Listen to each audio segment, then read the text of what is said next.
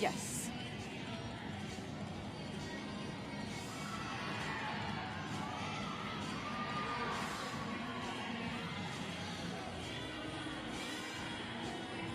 Do you want to do? Yeah.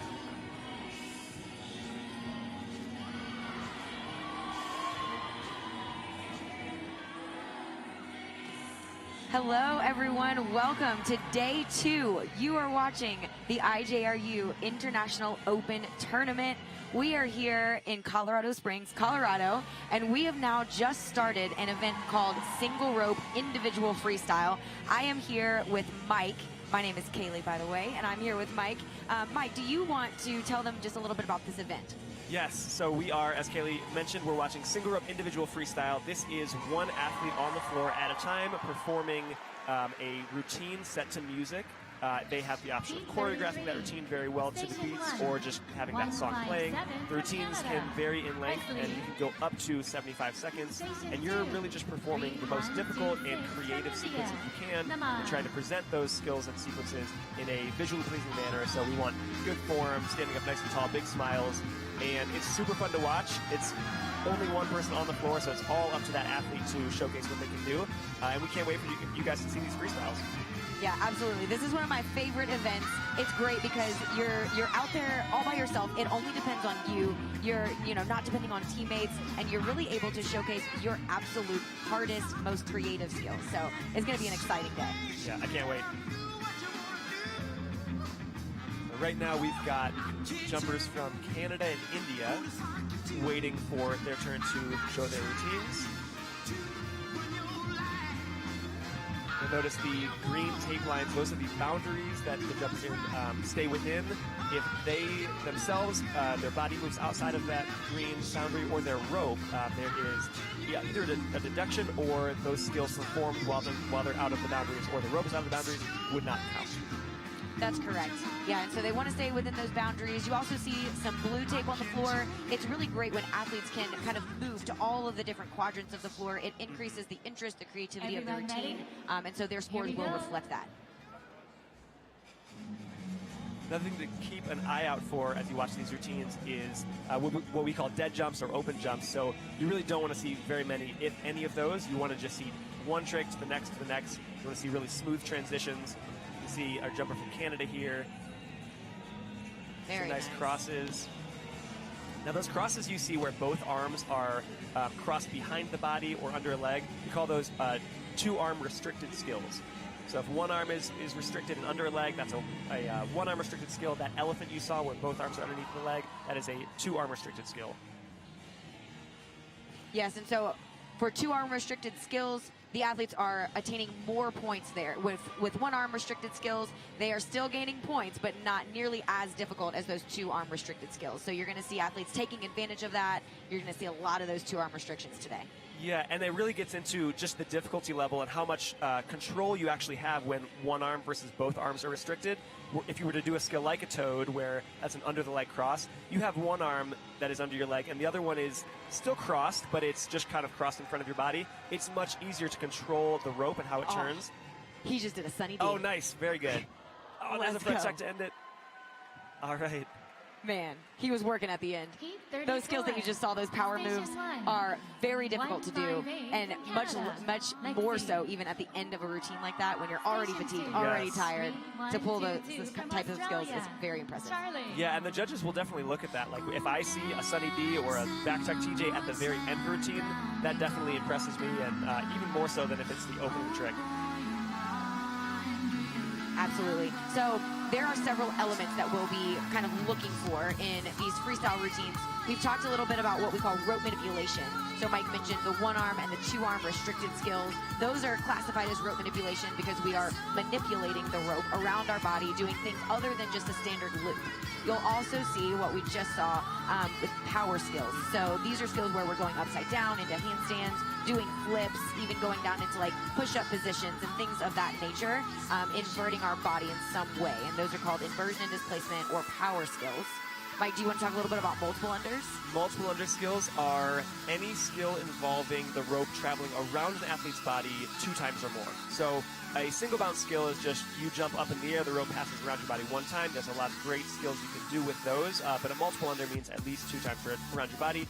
And for some of our younger and athletes that are kind of gaining their experience, maybe it's their first world championship, we'll probably see some more double unders and triple unders, maybe an occasional quad.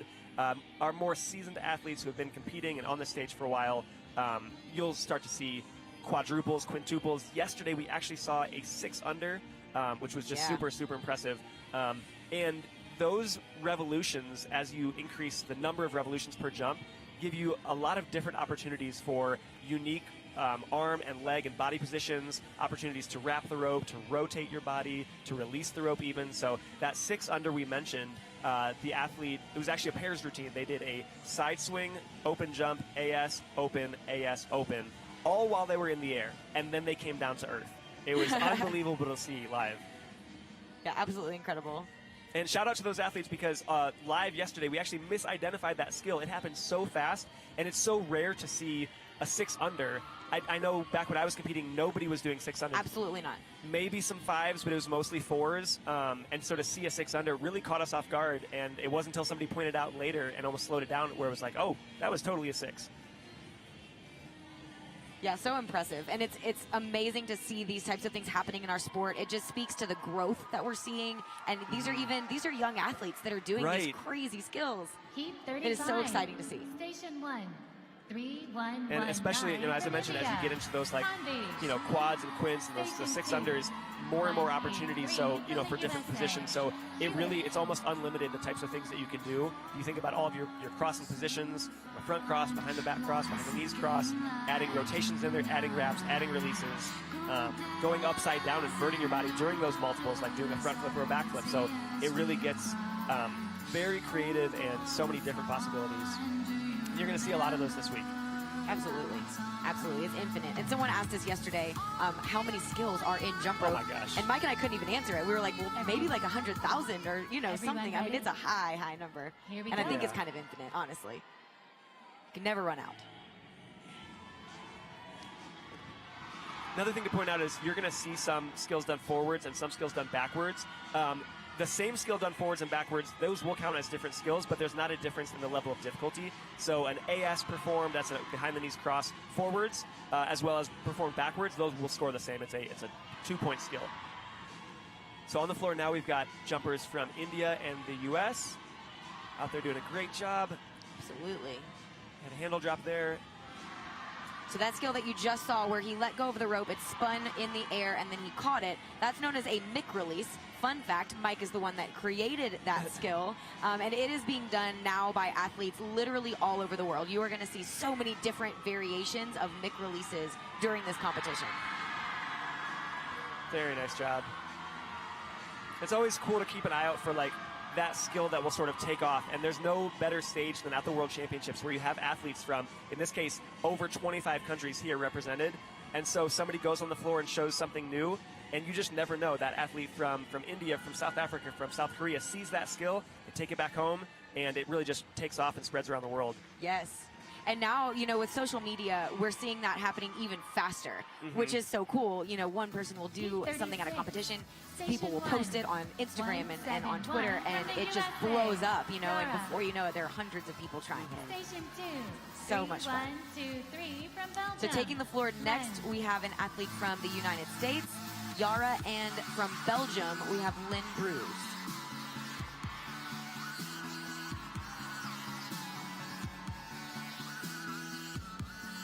Yeah, Belgium here with one of our larger contingents. They brought 132 athletes competing in all 3 of our different competitions. The IoT that's taking place right now, that's the International Open Tournament, which is an event that will run parallel to the World Championships, which will start tomorrow.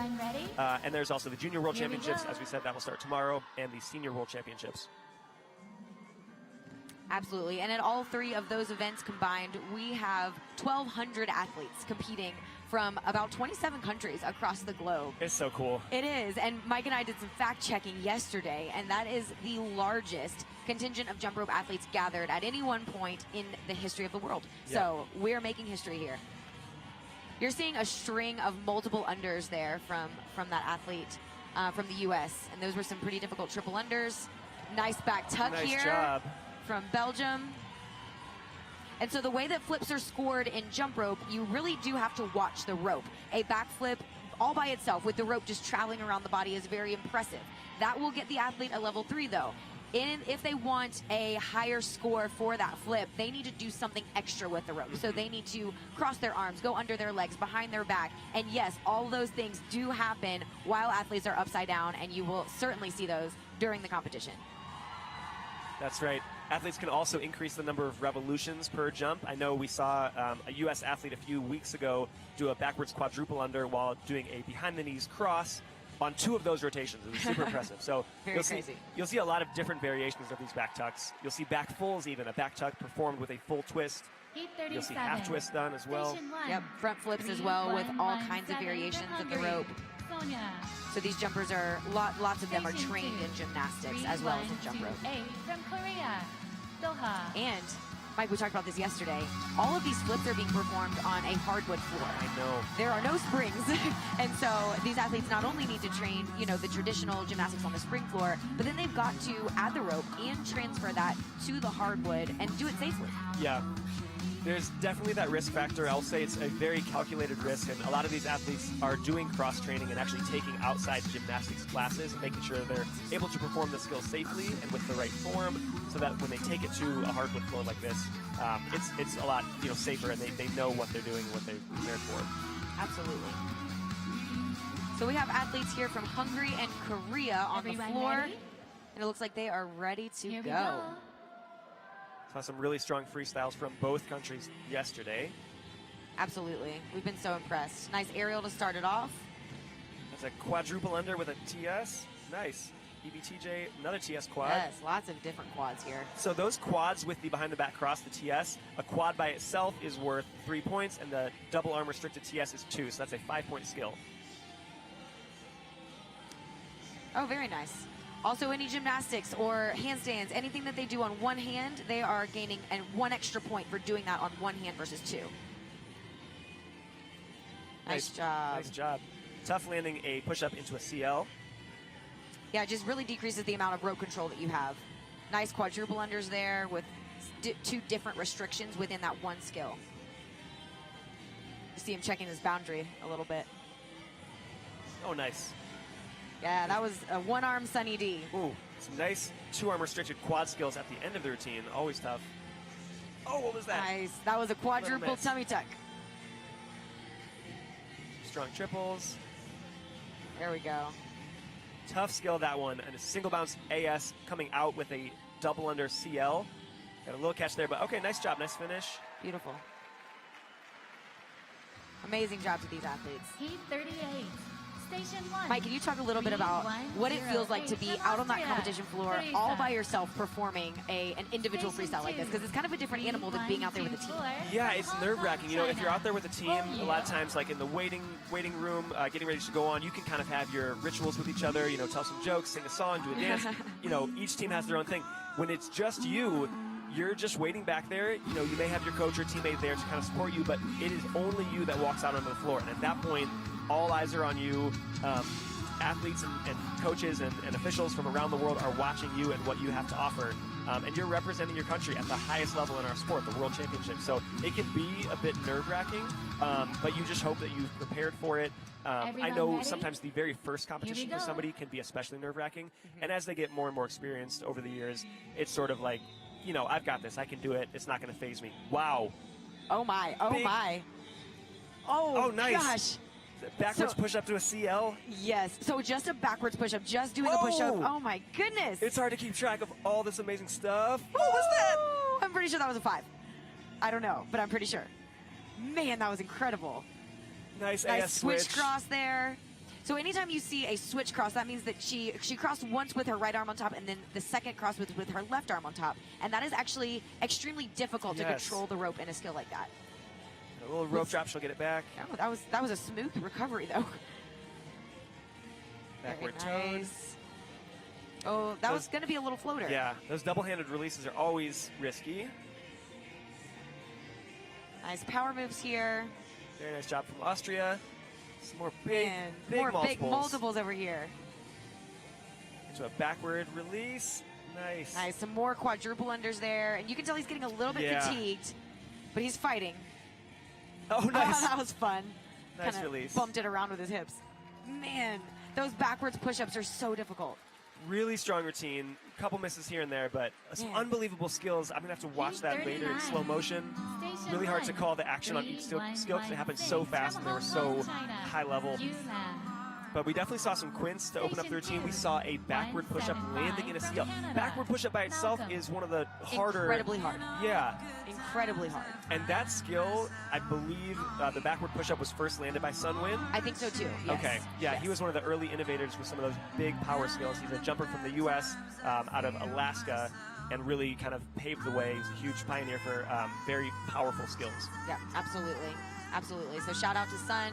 Your skills are still being done. Yes. I wonder how long ago was it, do you know, when he created those skills? I don't know. That's going to be a question probably for Sun or for Sean. For Sean, yeah. We'll have to do some fact checking there. Yeah. Everyone ready? Here we go. So on the floor, we have athletes here from Hong Kong, China, as well as Canada. Canada starting out with some power moves here. A nice weave combination, little catch there. Yeah, those are just so intricate and difficult. Okay, fun little okay, let's go. backspin. Nice. Pull through that Little- push-up. Ode to breakdancing. Those are some nice triple unders into another one of those Mick releases. Those are fun releases too. Yeah. Oh, wow. Okay, Big let's quad from go. Hong She's Kong. not playing around. Nice. Nice floater out of that cross. Oh, nice KN triple. There we go. So Seen these- a lot of those. Yeah, we have seen a lot of KNs. That's where you go over your head and under your leg at the same time. So one arm over your head, one arm under your leg. It's really tricky because you're pulling the rope really high off the ground. Right. Nice, some quadruple unders there. Nice EB toed leg wrap. And so when they jump or step through that rope and wrap it at the same time, that is also getting them 1 extra point per wrap. And rightfully so, because every time you wrap, that rope gets shorter and shorter and more difficult to jump. Some triple unders here from Canada. Going for those double restrictions, and he'll finish it out very Nice nicely. job. Nice job to Canada and Hong Kong. Heat 40. Station 1. And she looks happy with that. 3, I love these 1, moments 2 right from there with their Denmark. coach afterward. Michaela. Because you know that coach has been right there with them Station throughout the 2, year and the years prior, just training with them, 4994 from China. moving through all of the Okay, challenges one. that it takes to be a competitive athlete at this level. Yeah, very impressive. And you know, a lot of these athletes start extremely young. So we have athletes that are starting as early as ages 4 and 5. Maybe they have siblings on a jumper team, you know, and they're just kind of at practice hanging out. And then they start jumping competitively at age 6. So it's crazy. Yeah. Kaylee, when did you first start jump roping? I was 7. Okay. Yeah, and you were how old, 10? I was 10 when I first started, yeah. Yeah. A little bit later than some of these athletes now, but it's really cool to see that early start, and you can just tell they're having a blast. And then as they get older, that skill really take off as their strength develops, as they get a little bit taller. Yeah, the future is bright. I'm so Everyone excited ready? as I see young athletes Here pulling we these go. huge tricks. Yes, absolutely. The sport's in good hands. Here on the floor, you're watching China. See what he's got. And then in our other station, we have Denmark. Nice big quad, Yes. some EBTJ. Wow, nice. Nice into a wrap sequence, probably to breathe right before he gets back into these hard Yeah. quads. Those were EBTJ, AS quads, and CL quads. Nice big Nice. nice quads. Oh my goodness, all strung together. And so that's another thing that's important. The more tricks that you can pack in there, the more points you're accumulating. That was an underrepresented skill. Yes. It's very subtle. It's hard to see it, but he's actually switching from one leg over to another. With without no a- jumps Yeah. in between. She goes for some nice triple unders here, it looks like. Little tangle.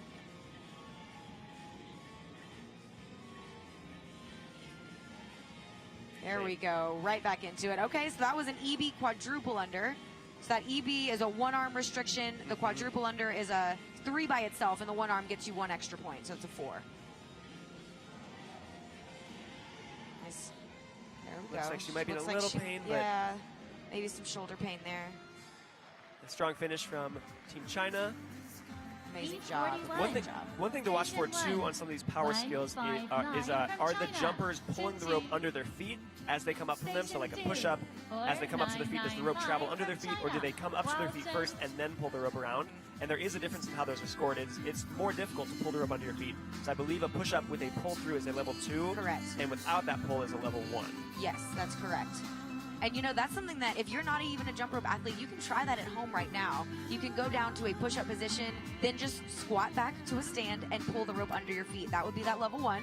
If you really want to get crazy, try to pop off of your arms in that push-up position and pull the rope under your feet before they touch the ground. Yes, sort of our version of a jump rope burpee. Yes. Now, Kaylee, we've got 2 athletes here from China. The one on the left right now is somebody you actually jumped with earlier today and did TJ with. Yes. Yes, so we became friends.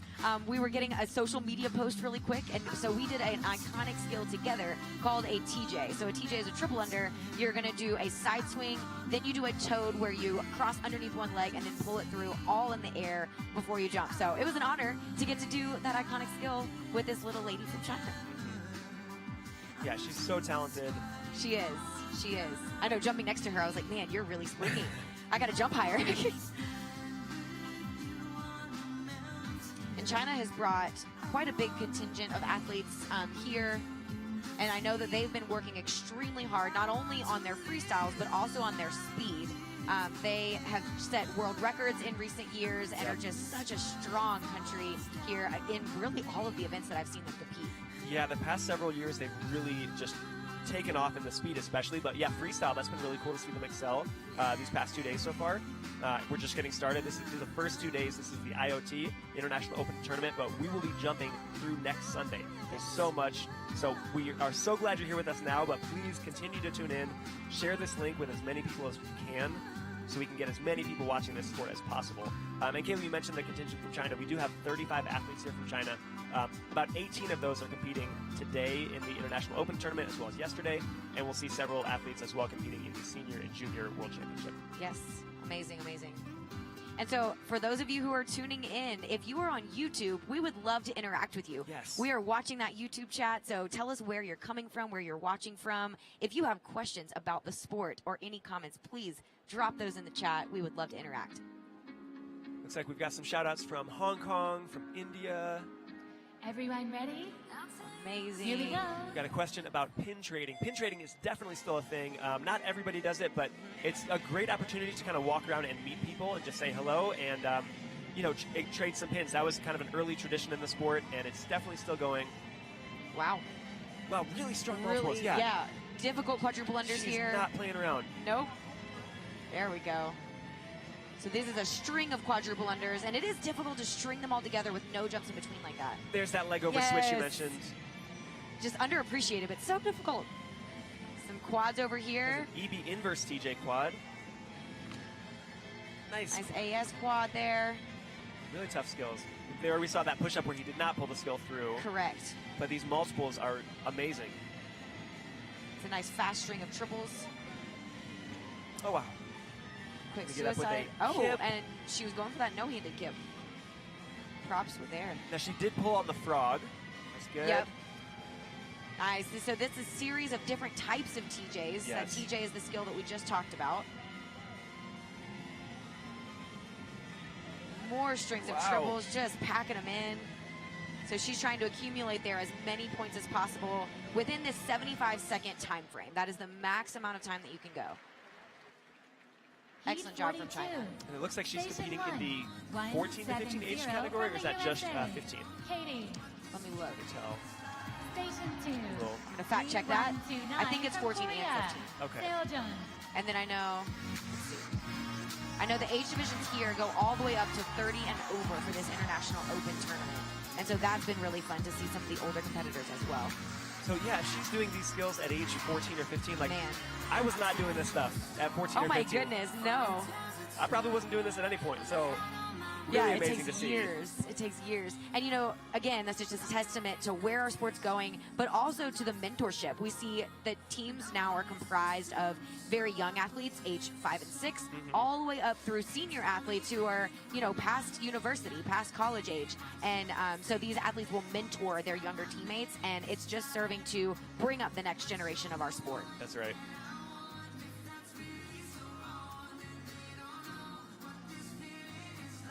So on the floor right now, you have Katie from the United States and then Shio Jung from Korea.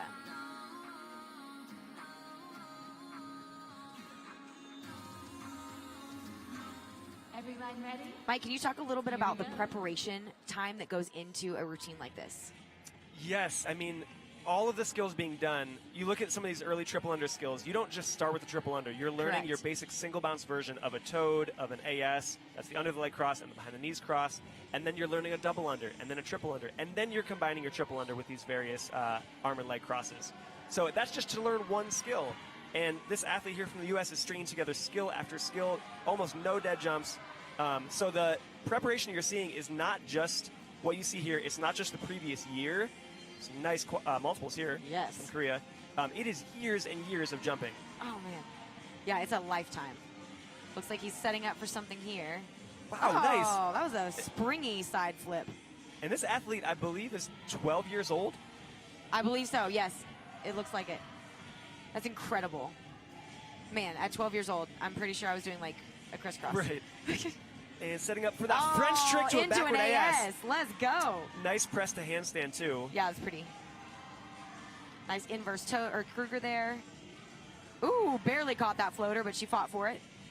Respect. Oh, nice. Nice. EK to a CL?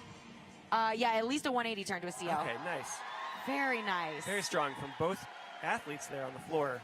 It looks like that was pretty clean runs all around because their coaches are excited. 4993 from China. And so you will see, as athletes kind of walk off the floor, you'll see the fatigue. These routines are extremely difficult. They last around 75 seconds, some a tad shorter, but around 75 seconds. And the only way I can describe it is 75 seconds of sprinting up a mountain and then do your hardest flip at the very top. Yeah. I mean, it's so incredibly hard. I remember distinctly a time when I turned blue at practice for lack of oxygen, and my mom was like, yeah, maybe now you should sit down. Yeah, now's a good time. Take a quick break. Yep. And these athletes aren't going onto the floor and doing basic skills for 75 seconds. They're not just jumping up and down. They are doing their hardest skills that they can do. So they're not, if they can do a quad AS, you better believe they're going to do that versus the triple under version. Yep. And it is just trick after trick of literally each one are the hardest tricks that they can do. So it is very, very tiring. 15, 20 seconds in, you're starting to get a little bit tired. And by the Everyone end, ready? to then be pulling some of these Here we big tricks go. we've seen at the end is so tough. Yes, so impressive. So here we have an athlete from China starting off with some strong releases already. Very nice. Yep. Nice. EBAS. Nice. EBAS quad. These high-level multiples are so impressive to see. They really are. It's almost like if you rewound the clock 6 to 8 years, you saw a quad would be like the highlight at the end of a multiple sequence. But now quads are the norm. Like you're just Yeah. seeing them You everywhere. would see these types of quads during the Senior World Championship. Yes. This is the International Open Tournament. It's And we're incredible. seeing huge tricks from these young athletes. It's incredible. Nice. So here we have an athlete from Australia showing us that he is not playing around either. So he's doing some backwards triple unders. Little mistake there.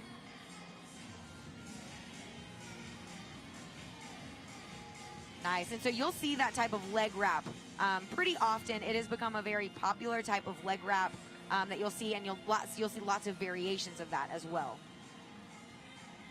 Nice TJ there. Oh, Nice finish. I like Excellent that finish. pose. Right on the music, too. And so choreography is something else that these athletes work very, very hard on. They will select their music and then spend hours and hours just kind of trying to figure out, okay, well, which beats can I hit? How do I hit them? How do I time up these skills that are already just hard on their own? But how do I time them up now to my music and make it look pretty as well? Make it look like I'm not tired. Right. And it's so much harder when you add that fact in. A lot of times you'll see an athlete who can do maybe really difficult skills, but to be able to consistently do those skills on beat if they deal with a mistake, to know kind of where to pick up so they don't miss the next, big hit. And so when you see a routine that's really well choreographed, you can really just appreciate all the time that went into that. Absolutely. We have some shout outs here from China, India, Hong Kong, Canada. Everyone ready? Shout out to Caitlin Simpson Yes, there. can't wait to watch Caitlin jump Yes, as well. so excited. And we're seeing now a jumper from Hong Kong with a big opening multiple. Wow. That was a quint for sure. That was definitely a Quinn. And he just landed that in a backwards CL. You can't do that. You gotta be kidding me. Oh, I love it. Wow. Oh my Big goodness. multiples. These are quads now. And they're all strung together, and they're all so hard. These are not easy quads. It's a Wow. EBTJ CL quad in there. I can't even keep up. Oh my gosh. Gosh. That trick looks like an elephant. I think it's something else. Man. And so he's turned with his back to the judges now, probably to show them what he's doing behind his back. They need to see the intricacies of his arms. He's like, y'all better not miss this. Now that's a great one-handed pull-through frog from Hungary. That's a 3-point skill. Some nice multiples. Yep. And again, all these multiples have those 2-arm restrictions. That was a nice jump through release. Oh, nice. And she caught it in an EB position. Yes. Oh, see, nice that is releases. Yes, and that is one of the more difficult releases. According to the rule book, that alone will get you a level 3. And also way harder with a long-handled rope. Yes, the absolutely. weight of it. Oh my gosh. Man, and we're back. He's still going. Like, I would be on the floor. Oh my goodness. Here we go. Some footwork. Catch your breath and end it. Yes. Really nice. Favorite routine of the day so far for me. Yeah, that one. Really that strong. one had me jumping up and down back here. That's incredible. In a few heats, Excellent job to both of these athletes. We'll have a short break I'm so for excited. Wow. I love jump rope so much. Yes. After heat 59, That routine's got me so we will have a amped short up. So break for hyped. the judges. Man, and it's just so cool. We mentioned it earlier, but jump rope is just never ending. Like you could sit here for 100 years and still be learning skills. Mm-hmm. Never. Yeah, it's a lifelong learning process. You're never done learning. Absolutely. And I'll even extend that to skills that you may already know. There's always an extra layer that you can add to learning a basic skill, a skill you've been doing for years. I firmly believe I still have work to do to improve my single bounce jump. And that's a skill I've been doing since day one, but I think there's things that can be done to improve, hand positioning and how high I'm jumping off the ground and making it look more effortless, let alone some of these big skills you're seeing today. Yeah, absolutely. Okay. Very India nice. Bringing those Multiples. hard multiples. Little fall out of that. Okay, Nice. nice. So here, some of these 2-arm restrictions. He's really going for these difficult. Ooh. He went for that Difficult trick twice. That's multiples. an EBTJ AS. Unfortunately, it won't count since he missed on it. There we go. Great height on these jumps, too. Yeah, and so that's something that these jumpers really train. The more airtime you can have, clearly the easier some of these multiples can be, and the more revolutions you can get in. Ooh. Okay, nice belch. It's that frog to push up. Yeah. So, Shout out to Scott Belcher, who originally landed that trick first. Frog to a push up. oh, going for a hummingbird there. So that's an EB, arm behind the back, into a wrap, into a 180 quad. Yep. And we see our jumper on the other station from Denmark, doing some nice multiples. You'll see some athletes jumping with a licorice rope, others with beaded. You'll also see a difference in the handles. Some are jumping long, some are jumping short-handled ropes. And a lot of it's just personal preference. Oh, nice. Oh, nice back handspring there. Good. Excellent series of double unders with restrictions. I like that wrap with the turn. Yeah, it was a nice transition. Nice finish. Right on the music, too. Yeah. You can just tell these athletes have practiced over and over. They know their music. And so we just mentioned Scott Belcher. Scott was originally a jumper with the Skippets out of Boulder, Colorado, coached by the legendary Richard Sandali, who is known as the grandfather of jump rope. Really helped start competitive single rope freestyle jumping and helped spread it to a lot of countries in the early years. Scott Belcher, that jumper who landed the Belch frog first, that's the frog down to push up, also landed the first kamikaze, which is a push up. You jump up in the air, turn that rope around your body, land back into a push up position. And he also did the first one-handed frog. Really? I believe it was first in double dutch, and then he took it over to a single rope routine. Man, I did not know that. That's awesome. Here we go. Jump rope history. Yes. Mike's like a storybook over here. Whew. Big one from China. Wow. Man. That's a so those quint, were quins. yeah. Those were quins. EBTJ Open AS, I Yo. think. Man. I think these are quads. Yeah. So nice. But they're just so fast. Little bobble. That's not going to count as a Ooh, miss. I love that. Little buddy A little jump. buddy bounce. Kip up. Oh, let's that was go. another quin. Let's go. Really strong. Just unbelievable. Wow, wow, wow. Okay, nice. These Those are some good quads. Yep. So EBTJAS there. And also, all of these are different. So a lot of them will look somewhat the same to the naked eye, but all of these multiples are slightly different because they don't get credit if they do the exact same multiple twice in one routine. Got a jumper here from Germany. Great, great suicide out of that toad. Yep. Nice little mic release there, and you'll notice she didn't catch her handle, so she made the decision to stop very quickly. Oh, that was nice AS to split. AS double under to split. TS triple under there. Nice EB toad leg wrap. And there's that hero finisher. Very nice. Nice. There we go. All right. She'll end it there. So one thing I want to point out watching the two routines, we had both athletes performing a mic release. One of the athletes, the jumper from China, caught that rope release and went directly into a wrap. Now, he didn't quite catch the rope on the handle, and that wrap immediately after the mic allowed him to get the handle back into his hand. We went over to the other station with Germany.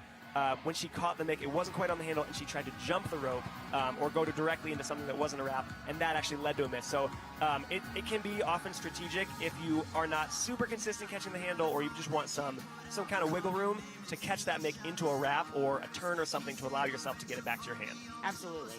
It's a good pro tip. Good pro tip. So we have a question here. How long is one heat? So one routine can last up to 75 seconds. Athletes do want to take advantage of that because you gain more points the more skills you can complete. Nice, starting off with some footwork here. From Team Austria. Yes. Oh, I love it. Nice. Oh, I like that. So she was underneath her leg in a skill called an elephant, went from backwards to forwards. Yeah, some nice direction changes there in that AS2. Good row control. Nice. So that's an example of one of those skills where she'll land the power skill and the handstand in that situation without pulling the rope under her feet. Nice one-handed frog there. Great job. And I think you'd be hard-pressed to see a freestyle today that does not contain some variation of a TJ. I've seen some variation of a TJ in just about every routine so far. I agree. One of those iconic ones. Very smooth wrap there. Oh, nice. That was a nice quad. Landed that EB quad with a front cross. Nice. And so anytime you see a cross out of a power skill like that, oh, that was nice. Very cool. One arm Sunny D. But anytime you see a cross out of a power skill like that, just know it is more difficult. So pulling off of your hands or pushing off of your hands and then crossing your arms before you land is pretty tricky. Very nice flip to end the routine. Good. Nice job to both of these athletes. Austria and Canada. 3106 from Australia. Gabriel. Great representation here. Station 2. Up next, we have an athlete from Australia and an athlete from Korea as well. So Australia has explained to us that they spend quite a bit of time on choreography specifically. So they spend lots of time selecting the correct music, and they're kind of known for that. Yep. And then after that, they do spend hours and hours working in the gym to choreograph specifically to that music to make it hit. Yeah, when I think of Team Australia freestyles, I immediately think of choreography. It's so intentional. You can tell, like, a lot of care has gone into crafting that routine around the music. Absolutely.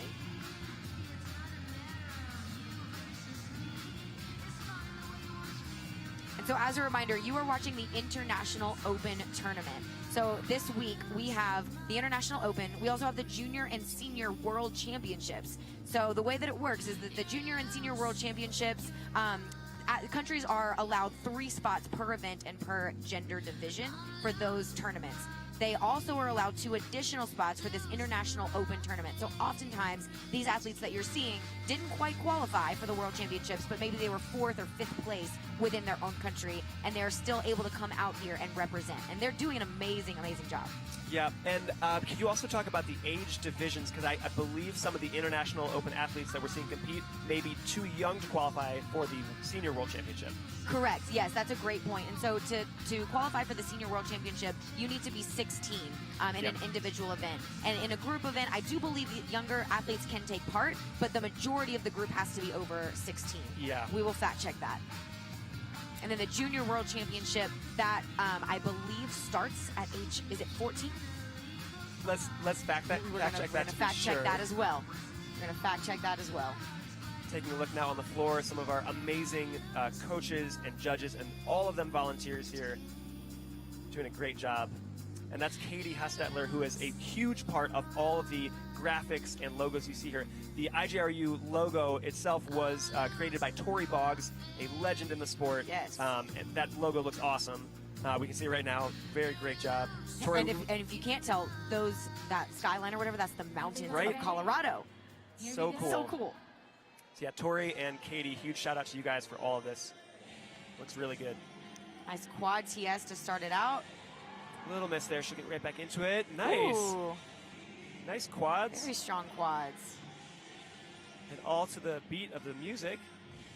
Oh, very nice. I loved that. Landing right into a leg wrap. Nice front handspring. Oh, yeah.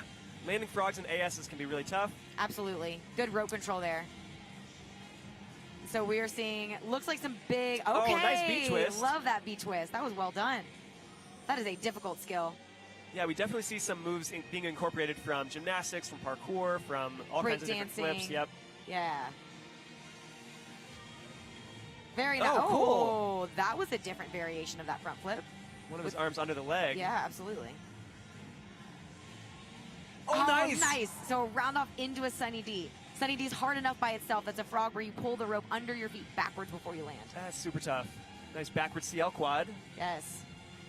Saw some switch crossing there. Very tricky.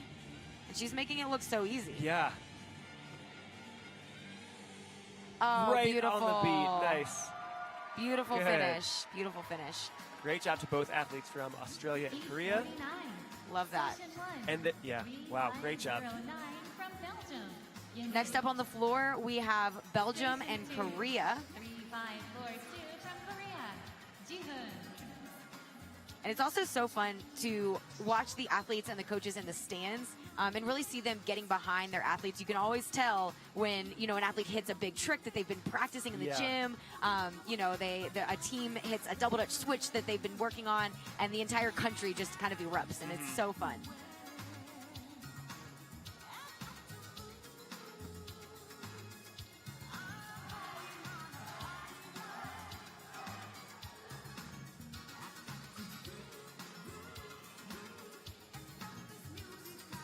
So we have a question about scholarship programs for jump rope in the U.S. I believe there is at least one that I know of through Everyone ready? AMJRF. That's the U.S. Here we go. American Jump Rope Federation. They do offer an annual scholarship to graduating seniors and anyone who is currently in college.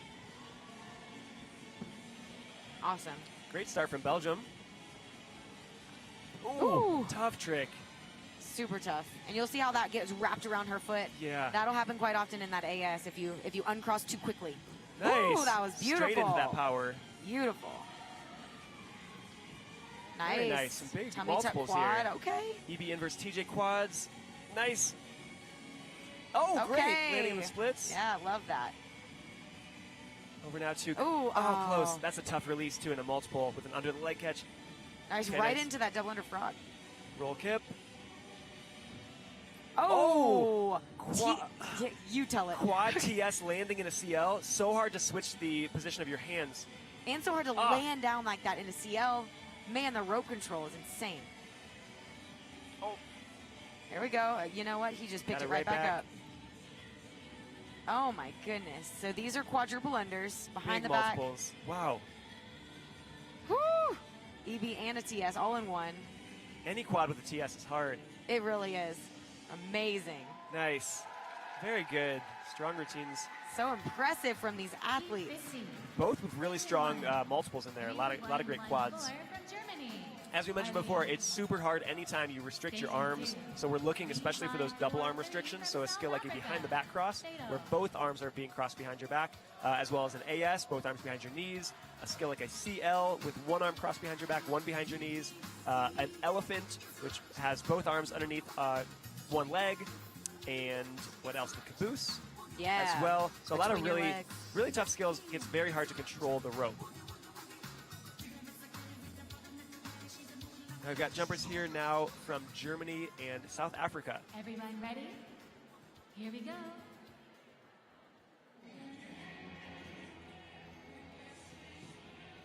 Nice start from Germany. We had a chance earlier today to jump with this particular jumper from Germany. Great press to handstand. Yeah, that was really beautiful. Oh, there we go. Come on, get back into it. Yep, there's that Mick again. Really tough to catch that into a jump. Nice EK Nice from EK. South Africa. Nice. South Africa's kind of known for their fun style. You'll see in some of their routines some footwork. Oh. Yeah, nice flips. There's that caboose. That's a 2-arm restricted skill. AS and CL, all 2-arm restricted. There we go. There's some footwork and a nice little smile there. So you look here in these multiples, he's wrapping that rope around his arm and then finishing in a side swing and a cross. Nice all in quad multiples. AS. Quad AS being a level 5 skill. 3 points for the quad, 2 for the AS. There you go. Nice job. And you can tell, you know, at the end of these routines, we've talked about that fatigue. It will make everything more difficult. Skills that you would never struggle on at the beginning will give you problems at the end. Amazing job, though. Oh, nice. Okay. We got a frog drop down to a roll kip. Very nice. Nice. And we mentioned the quad AS, a skill like that being a level 5 skill. I believe we max out the points at level 8. Yes, that's the highest I've seen. Yeah. That's the highest I've seen. And, you know, we are starting to see some skills that are pushing that boundary, too. We saw what would be a level 9 skill yesterday, which was Yeah. that Quint AS, or no, sorry, the 6 under AS. Yes. So 5 points for the 5 6 points, unders, yep. and then 2 for the first AS, 2 for the second. So unfortunately, that athlete's only being awarded 8 points for that skill, where really it should be 9. But, you know, in the past, we've seen the judging system, of course, kind of adapt to what the athletes are doing. And so I wouldn't be surprised if the judges' tablets next year have a level 9. I don't know. I don't know how quickly things like that happen. But if we start seeing enough of them, I would not be surprised if the program changes. We've got jumpers from India and China on the floor right now. Nice. There's a floater from China. Oh, Wow, some big quins there. Yeah. Okay. Oh, nice. That was love really that. fast. I love that. And, you know, that takes a lot of Oh. confidence. Oh, that was a nice roll kick to push up. There's a hummingbird. Very nice. That looks really easy. He landed almost upright. Yes. Woo, yes. Nice. These are very difficult ones. quads that you're seeing. They don't look difficult. There's a caboose. That's a 2-arm restricted skill. And a frog Nice pull job through. from India. And even a skill as simple as a frog, that handstand snap down where you pull the rope under before you land, it takes an incredible amount of core and upper body strength to be able to do that. That's right. So these athletes really train. They are certainly athletes. Nice, going for that quad there. Nice triples. There we go. So she'll try to recover quickly there. The longer you let a miss take, that's more time that you're not able to accumulate any points. Oh, nice finish. Yes. I always like those unexpected endings. Exactly, yeah. So much fun. Mike, did you ever have any like signature endings? I gotta think about that. There's some fun ones. There's sort of like a sumo pose one. Okay. The thing I love with, freestyle in general, but especially those opening and closing poses is just so much room to really do whatever you want. Like you can put the handles on your head. You can stand in any position you want to.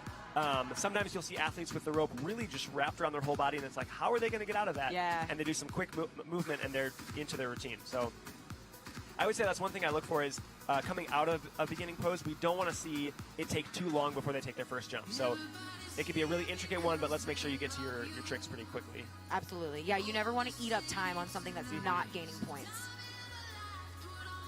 And if you are, it better be really creative and really cool.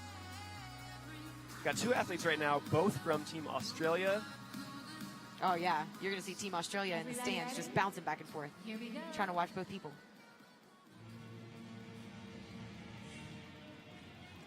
Oh, some strong quads here. That was a quad TS, so both arms behind the back, then behind the knees. Very strong. And so you're seeing a lot of quads now from female jumpers, which again, several years ago was kind of unheard of. Nice frog to AS. Very nice. We've talked before about how difficult that is to control. So there's that movement across the floor too that we talked about earlier. The more that athletes can move across the floor, the higher their creativity score is, their entertainment value, and those presentation points do go into their score. They can either detract or they can add to their score.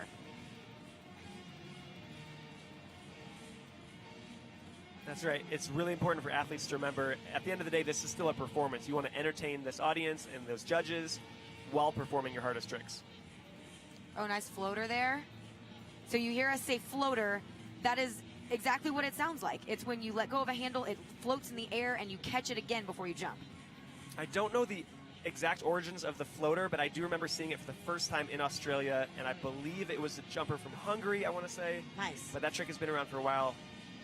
Absolutely. Oh, nice mix. Nice finishes. Good.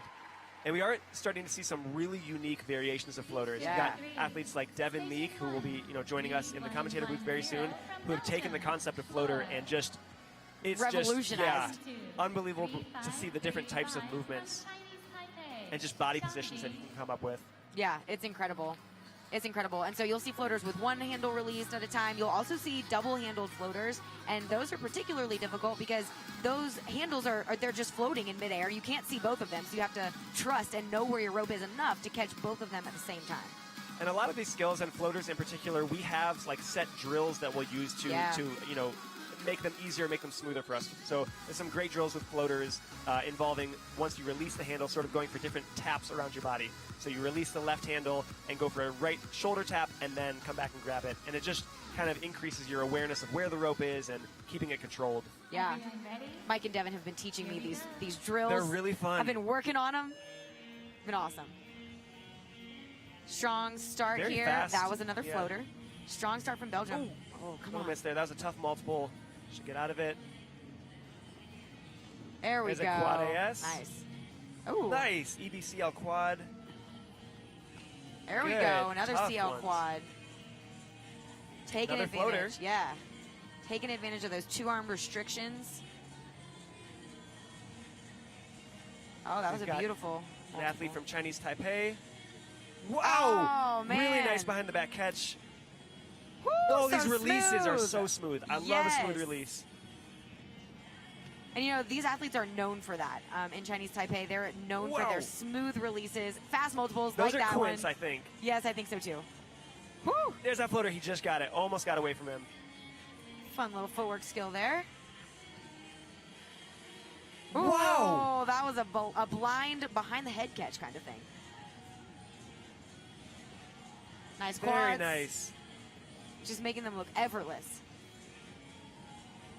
Back to Belgium for a nice EB inverse TJ. Oh, right on the beat. Yeah, in Very that right nice. there. Beautiful. Yeah, strong routine. Some of those all of those releases from the jumper So from, yeah. smooth. Canada, Stephanie. Just looks absolutely effortless, like the rope weighs nothing. 3539 from Hong Kong, I think he'll be excited with that routine, with that performance. Chinese Taipei with 9 athletes here this week. It looks like that was, they have one athlete competing in the IoT, the International Open Tournament. So I think we just saw that athlete compete. Yeah. And what a freestyle. That was so good. Yeah, what So a smooth. representation. And Amazing job. we'll see some more from Chinese Taipei throughout the week. They've got a few athletes in the Junior World Championship, 2 of them, and then 6 competing in the Senior World Championship. Yes. Everyone ready? On the floor, you are seeing an athlete from Canada. In station 2, we have Hong Kong, China. Oh, nice. Very smooth. Oh, that was a beautiful kick. Yes. Nice. Okay. Good triple under sequence. Nice Landing in and some quads. quads, too. Really smooth. Ooh, landed that in a caboose. Yeah. Nice double under frog. Yeah, I love that. So double under frog, that's when you take off at 2 feet and land in a handstand, but on your way up, that rope is going to travel around your body before you land on your hands. CL to push up, it scares me. That's a tough trick. Yeah, but she it's did super it great. risky. Hit. Oh. Oh, come on. Great air. multiples. Oh, big multiples Ah. there. Nice transition there. Nice. Okay. Little miss, Landing though. that, yeah, it was tough. But anytime you see them landing that in a backwards AS, Whoa! whew, That was a mid-quarter quint landing in a CL. oh my goodness. I think that's a quint. It Jeez. was. Ah! What are we doing? Oh my goodness. There's that. Was that, That oh was my a gosh. KN, but it was a different variation of a KN. I'm freaking out. Wow. I'm on the floor. Let's go. Oh. Oh, I love that. He released that, didn't he? Yeah, he did. He did a variation earlier with a CL landing. That one was with an AS. Insane. Super strong from both. Oh my gosh. That was a strong heat. Yeah. We saw a couple early misses, I think, from Hong Kong, but the finishing of the routine, that last like 20 or 25 seconds, was so good. Incredible. Man. Mike, what are we watching? I mean, this is the World Championship. Wait, seriously. I didn't know what I expected, but I was. But this is the IoT. I know.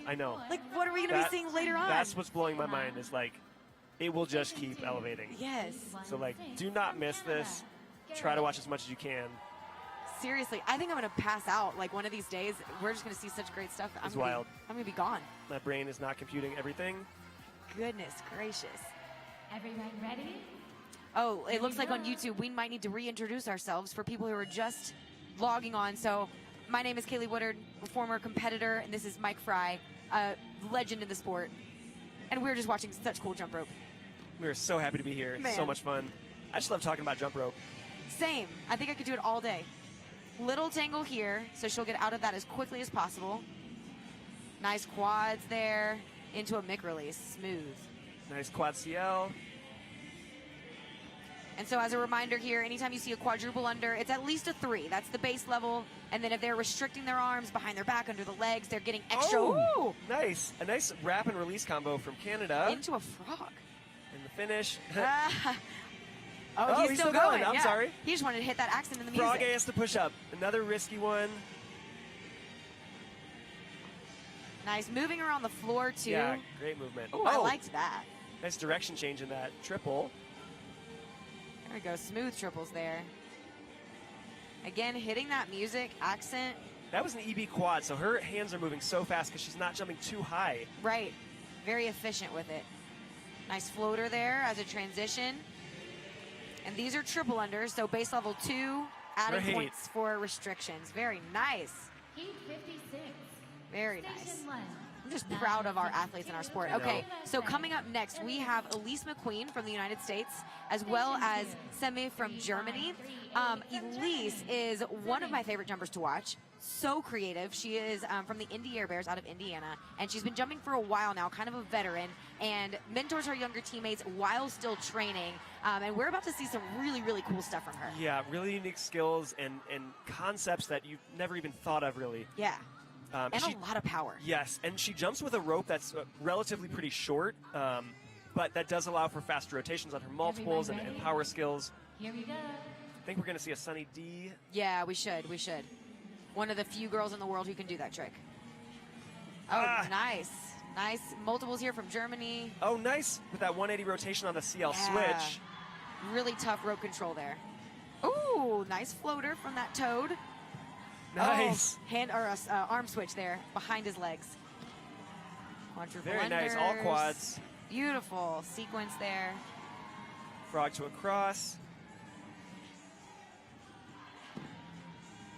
Oh, very nice multiples there. There we go. There we go. Let's see Got what some nice wraps here. great wrap. Straight into that frog. Okay, Oh, with a tough behind catch. the back catch. Such fast wraps here. Flowing so seamlessly. That was nice. Ooh, yeah. EB one-handed handspring. Yeah, and I think it was wrapped when she did it. Nice. Yeah. That was cool. I'm going to go Just try so, that. so quick. Little catch. Yeah, nothing huge though. Oh, there was a rope release in there. A and another subtle one. And yes, another one. yes, let's go. It's like 3 releases in 2 seconds. So smooth. And another one. Woo! Let's go. Let's go. Strong ending half for sure from Elise McQueen. Nice. About to finish that up. There's that with hero a ending. hero ending. Yes. Shout out Hero from Japan who created that release into the behind the back handle catch. Very precise skill to pull off. Yes. Yeah, I used to watch Heroes routines, and the routine was amazing. So I was enjoying every second, Right. but waiting for that ending. I know. When he It's would so hit that. satisfying. Yeah. And you know, other people can do it, but it's just never the same know. as when Hero did it. So good. Amazing heat. This next one coming up, we have jumpers from Austria and Belgium. We did have a question earlier in the YouTube chat asking about if people don't use beaded ropes anymore.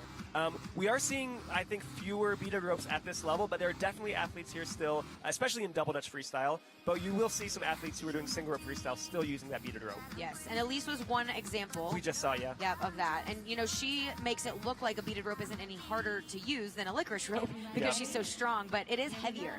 It is, yeah. So some of those higher level multiples, you know, quints even, are really hard with a beaded rope. Yeah, so it's absolutely. It's a trade-off. Nice Nice. quad AS. Good Very start. good. Two variations of a quad AS, different tricks. She was going for that double under TS there. Nice, triple under AS. She went open AS open, a little bit harder than a side swing AS open. Absolutely. Beautiful TJs Great there. TJs. Yeah, trying to keep those legs nice and straight. She might have been going for a one-arm frog there, but then kind of made the decision to go onto two, which, you know, is better than a miss, so good decision. Oh, beautiful kip up. Nice smooth multiples over here. Very strong jumper. Oh, great Webster. Nice. Yep. The Webster's kind of another skill that a lot of athletes are doing different variations of that front flip. Little tangle. Yeah, those misses can be really physically draining and also just mentally to just keep going, but that's a great AS switch. Yeah, he's pulling it back together. Great. Nice. Good quadruple unders there. EB AS quad. Okay, there we go. So some triples there, but they all had restrictions, and so he was still gaining lots of points. There we go, double under AS into a nice finish. Nice job. Good job. Austria here with 13 athletes, 4 who have been competing today and yesterday at the IoT. We'll see a few more throughout the week. 833 from the USA. Ryan. So we have a question here on YouTube. Have we experienced a lot of injuries in our career? I'll tell you about a quick one on mine. When I was younger, I actually thought that I just had tendonitis in my ankle, went to the national championships, competed in the national championships, and then found out that the whole time it was a spiral fracture. Oh, no. I know, right? So super blessed and thankful that I was still able to compete, but definitely had to rest after that competition. Jeez, how long did that recovery process take? You know, I think, but by the time I was all said and done better, it was several weeks after the competition. So not too bad, but... I do want to shout out really quick, we've got Ryan Rogers from the U.S. with a really strong inverse toe to a Webster, to a Sunny D. Big power sequence. Woo. Very exciting younger into jump. an EB. Whoa. Oh my goodness. Hummingbird to a Let's backward go. grab. A lot These going on. Skills are so hard. Oh yeah, So love very that. creative. Love that. Good. He caught that mic release on his leg. Oh, nice presentation point there. We have a tumbling pass. Good. Beautiful Round off back tuck. high back tuck. Ooh, nice. Oh, nice mic. catch. That was right on the handle from Hungary. That was a double under AS switch cross. She missed it, but then she did a similar CL. Right. Got that second one. TS switch. Very tough. Yeah. Quad AS. So strong. Excellent. Oh, quad CL. Let's go. Big smile, too. Yeah, she's making it look super easy. So Hungary is actually traditionally known for their crosses. They have great crossing skills. Nice triple under sequence. Ryan again with that presentation point. Oh, nice. That one-handed Sunny D to a wrap. All right. Love it.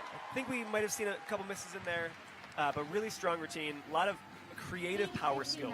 Absolutely. Yeah, he's one to watch. You know, he's a young jumper. He has just kind of come on the scene, if you will, and is crushing it, just doing incredible things. One to watch as he continues to grow and get older. And actually, he won, or came in second place, about a year ago at the throwdown, the Elite SRS jump rope throwdown, which is, if you can imagine like a breakdance battle, but with jump rope. And he certainly threw down and came in second place to another amazing jumper, Zach.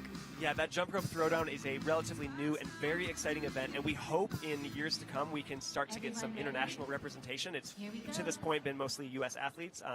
Big shout out to Devin Meek and Elite SRS for pioneering that event and putting it on. Yes. Oh, nice big quads. Oh my goodness. Little catch on the second one. That first one was nice. Oh, nice. EB double under frog there. Nice. Yes, go Hungary. Oh, yeah. Great catch on that make to an aerial. You got to be confident that you're going to catch that because you're upside Right. down when you catch it. Nice backwards triple sequence Landing into in a a push-up. push-up. Let's go. Super risky, too. You have to untuck at the right time. Oh, nice from Hong Kong.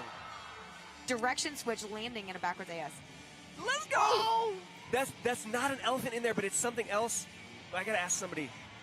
Oh, my goodness. Great floater out of that cross. Super strong heat right now. These quads look like they're so easy for him.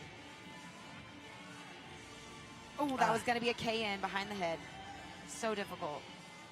Oh, nice. Ooh. Really so smooth on that release. Yeah, behind the back catch, too. Landing that into a backward AS and CL. Man. Anytime you see them landing behind the back like that or behind the knees, it is so difficult to control that. AS push-up, also difficult to control. Oh, nice. Great recovery out of that miss. It did catch, but she went straight into her ending split, which is super impressive. Yep. Yeah, Yep. and that's something to watch, too, is like how athletes recover from misses. Now we will have a 100%. You know, and these athletes, they practice their misses. They're going to happen in practice. And so rather than just stopping, you want to push through, you want to continue practicing and see, okay, well, how can I best recover from this so that if it happens in the court, you are ready for that. It doesn't throw you off. Exactly. And those misses, they can come at any point. You know, you don't want to only train for your big tricks and how to recover. You could miss on a single bounce. You could miss on a cross. And it's good to know the game plan. Absolutely. Absolutely. That was such a strong heat from Hungary and Hong Kong. It really was. I feel like we're saying that a lot because we have so many strong jumpers here. It's so exciting to see. And it's also great to just see all the countries in the room supporting their athletes. We have a lot of athletes here in the stands who are not competing today. They're just here to support their younger teammates, and they're waiting for the junior and senior world championships for their own competition. Had a really interesting comment on the live chat. It's cool how different countries have different names for the same trick. So we call it a frog here in the U.S. and in a couple other countries as well. In Canada, it's a donkey kick. People in Hong Kong call it a rabbit kick. So it's all the same skill, but just different sort of local terminology for that skill. And what's great, too, is when you get to an event like this, where there may be language barriers, we don't all speak the same language, everybody knows what a skill looks like. So if you do a handstand and pull the rope through, that is a frog, that's a donkey kick, that's a rabbit kick. We all know what that is. We can do it. I had a great opportunity earlier today to jump with Ha-Jun Woo from South Korea, and we did not speak any of the same words, but we just showed a combination, and we're able to learn it together. And, you know, recorded it. It was super fun. So That's awesome. Jump rope is its own language. yeah. Definitely universal language, yeah. Yeah, and it's a unifier, you know. Jump rope makes people smile, and so all you really need to do is pull out a rope, pull out a set of double Dutch ropes, and motion for somebody to come over, and you've made a new friend instantly. So fun. So is there a list of definitions and terms used to describe the tricks? So one that I know of is called Trictionary by Dylan Plummer. It's going to be somewhat of that. It's just kind of a bank of skills that will teach you the different skills, show you the different levels, and it's just a great resource. Mike, do you know of any others? Definitely the Trictionary. Generally speaking, I think YouTube and Instagram have become great resources for learning new skills, and a lot of times it'll be in the form of a tutorial where the title of the trick, and again, according to kind of where that jumper is based and how they learned the titles of the tricks, that will be listed. So it'll say, Marley tutorial or EB Toad tutorial. Yep. Absolutely. And so if you are new to jump rope, or maybe you've never tried it before, Mike and I kind of sent out this challenge yesterday, and we want to challenge you to do this today. Take 30 seconds, jump up and down. You can kind of bounce without your rope. You don't even need a rope. See how that feels. If it feels good, grab a rope, add a rope, and see if you can go for 30 seconds and see how that feels. If it feels great and you're ready for something exciting, now try to see if you can go as fast as you can for that 30 seconds and count yourself. Yeah. It's not easy, I promise you that. And if it is easy for you, just go faster. Right. Because we have athletes that are in peak physical condition, world champions, who for them it is still very physically taxing because they're just going so fast. So you work at whatever level, whatever speed you're at, and it will challenge you. Absolutely. Absolutely. And so later today, you will see our wheel freestyle. I think we have a quick award ceremony, and then you will see our wheel freestyle coming up later on this afternoon. That's where we have 2 athletes, 2 ropes, but those ropes are actually interconnected the entire time. And so it's a unique animal, something very interesting to watch. So please don't go anywhere. You definitely don't want to miss that wheel freestyle coming up later today. Yes, wheel, one of my favorite events to watch, and it's a relatively newer freestyle event. I think originally started in maybe 2011 for the first World Jump Rope Championship. And so, you know, 2-wheel has been around for a long time, but from that point where it was introduced to competition, we really saw the creativity skyrocket because people were just sort of doing it for fun or for shows. And once it became a competitive event, it was always, well, how can we push the boundary and how can we come up with that next new skill? So you've seen some really amazing, and you will see some really amazing skills from the wheel portion. Absolutely. Absolutely. Mike, you know, something that is happening in our sport now that is, I think, relatively new is that athletes are graduating from competing, or some of them are actually still competing, and they're making jump rope their job. Yes. We're going to talk about that, and right now we're going to send it to Sean Hamilton. Yeah, we are. Are you guys president. having fun so far? Oh, you can do better than that. You guys having fun so far? If you have been impressed by this amazing competition so far, let's make some noise real quick for all these amazing athletes. Give them a round of applause. We have seen some amazing athletes, and I have the privilege of presenting some of the most amazing athletes so far. Our community has not come together since 2019 to hold an in-person event. And I am pleased to be here to present to you all some new world records that have been broken already.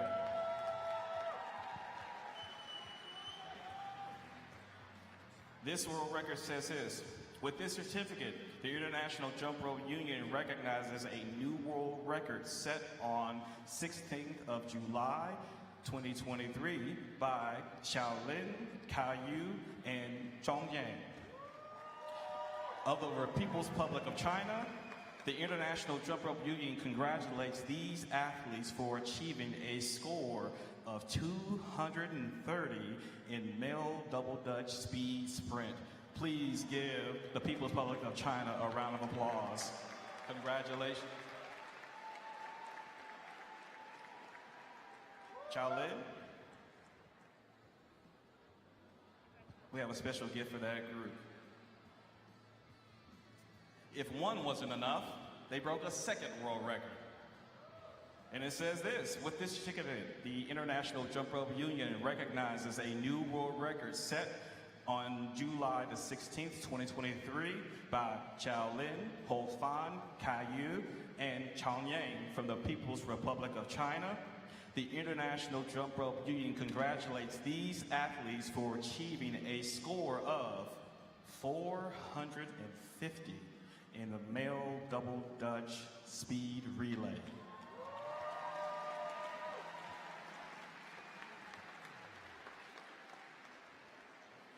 It's a small token of our appreciation. We congratulate you all so very much.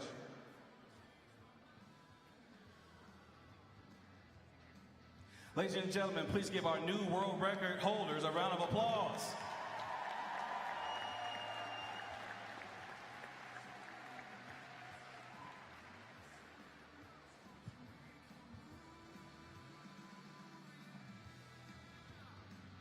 Congratulations, guys. Thank you all so much. Thank you all so very much. Wow.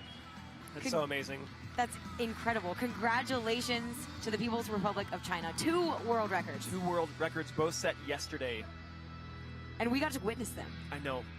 I mean, it was absolutely incredible. So, okay, we saw 460 jumps. That's total jumps. The record is 230 right foot jumps, equaling 460 total jumps in double Dutch in 1 minute. 1 minute. Yeah, that is wild. So we count the right foot. The score that was announced was 230, but Kaylee, as you mentioned, that is 460 total jumps taking place in 1 minute. That's it's unreal. So amazing to see it live and in person. Very little room for error, and they just crushed it for that entire minute. And then in their double Dutch speed relay, a score of, I think Sean said 450, which is actually 900 jumps over the course of 2 minutes. Yes, and switching. You know, like an athlete will jump for 30 seconds. Then there's that time that you have to take for that athlete to get out, switch with the other turner, and then the next athlete gets in. That's right. So none of those athletes actually have the full 30 seconds because your first athlete has to get into the ropes. So it may be a short, period of time, but it may be half a second or 1 second before they're actually in the ropes. And then there's the point of accelerating to their top speed. Same thing goes for your switches. Those take up time, so the switches have to be super fast. Yes, absolutely. Just such an incredible job. I have a feeling those won't be the last world records set, but unbelievable that they were set on day 1 of the IoT. Yes. And both records by the same team from the People's Republic of China. Man, yeah, that tells you they have been working. They've been in the gym for 4 years straight, probably, since we saw them last. Absolutely incredible. Yep, and so we want to be on the lookout for other world records set during our junior and senior world championships. I am almost going to guarantee that it's going to happen. Kaylee, before that presentation, you were asking a question about professional jump rope. Yes. Yes, so that's been really cool to see. We had some really early pioneers in the world of professional jump rope. We had Renee Bibo, who was really involved in Cirque du Soleil as a performer, as a choreographer. You've got Peter Nessler, who did a lot around performances at schools and churches around the country and even traveling the world, performing and teaching. And now today we've got several different companies. Kaylee, you and your husband Nick have a company, Learning the Ropes. We've got Devin Meek with We Jump Rope. He now works with We Flip Entertainment. I have a company myself in Los Angeles called Let's Jump LA. Who am I missing? We've got Flight Crew Jump Rope, run by a legend in the sport, Mr. Lee Reisig.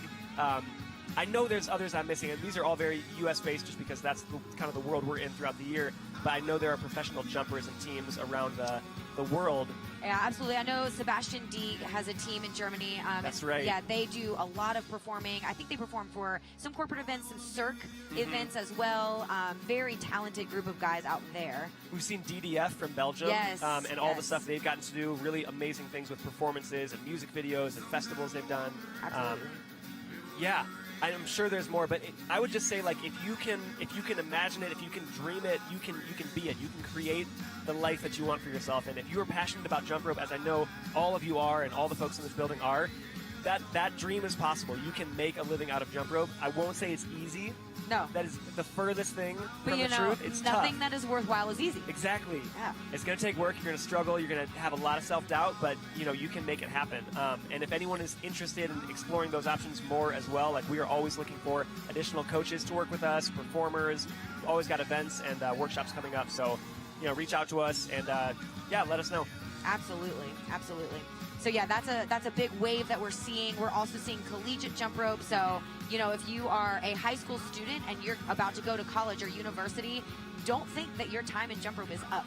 It is absolutely just getting started. You can jump with your college, you can start a team, and it is just such a cool trend that we're seeing now. That's right. And that's relatively new, too. I think for a while it was sort of, well, you compete through, your primary schooling and secondary, and you graduate from high school, and occasionally you'd have a few jumpers stick with it through college, but not very many. You're now seeing a lot of those jumpers. Maybe they're even done kind of performing and competing, but they're staying involved with the sport. They're coming back to be a judge, to be a volunteer, to help out with the music and things like that. To help out with logos and branding and all these things, social media. So in whatever way you want to, stay involved in the sport, it doesn't have to be professionally. Please stay around because we need your expertise, your passion for the sport. This sport is driven by so many passionate former jumpers and people who maybe were parents or coaches, and we need you guys. Absolutely. We have a comment here on YouTube that I love. Said, we are differentiated by countries but unified by jump rope. Yeah, I like that. Yeah, absolutely. Talking earlier about how jump rope is such a unifier, and it puts a smile on people's faces pretty much instantly. Instantly make new friends. Nick and I experienced that. We just kind of brought some double Dutch ropes, and we went downtown in the place that we were living, and we were just like, hey, man, let's just see what happens. We'll just start turning them and see if anyone wants to come be friends with us.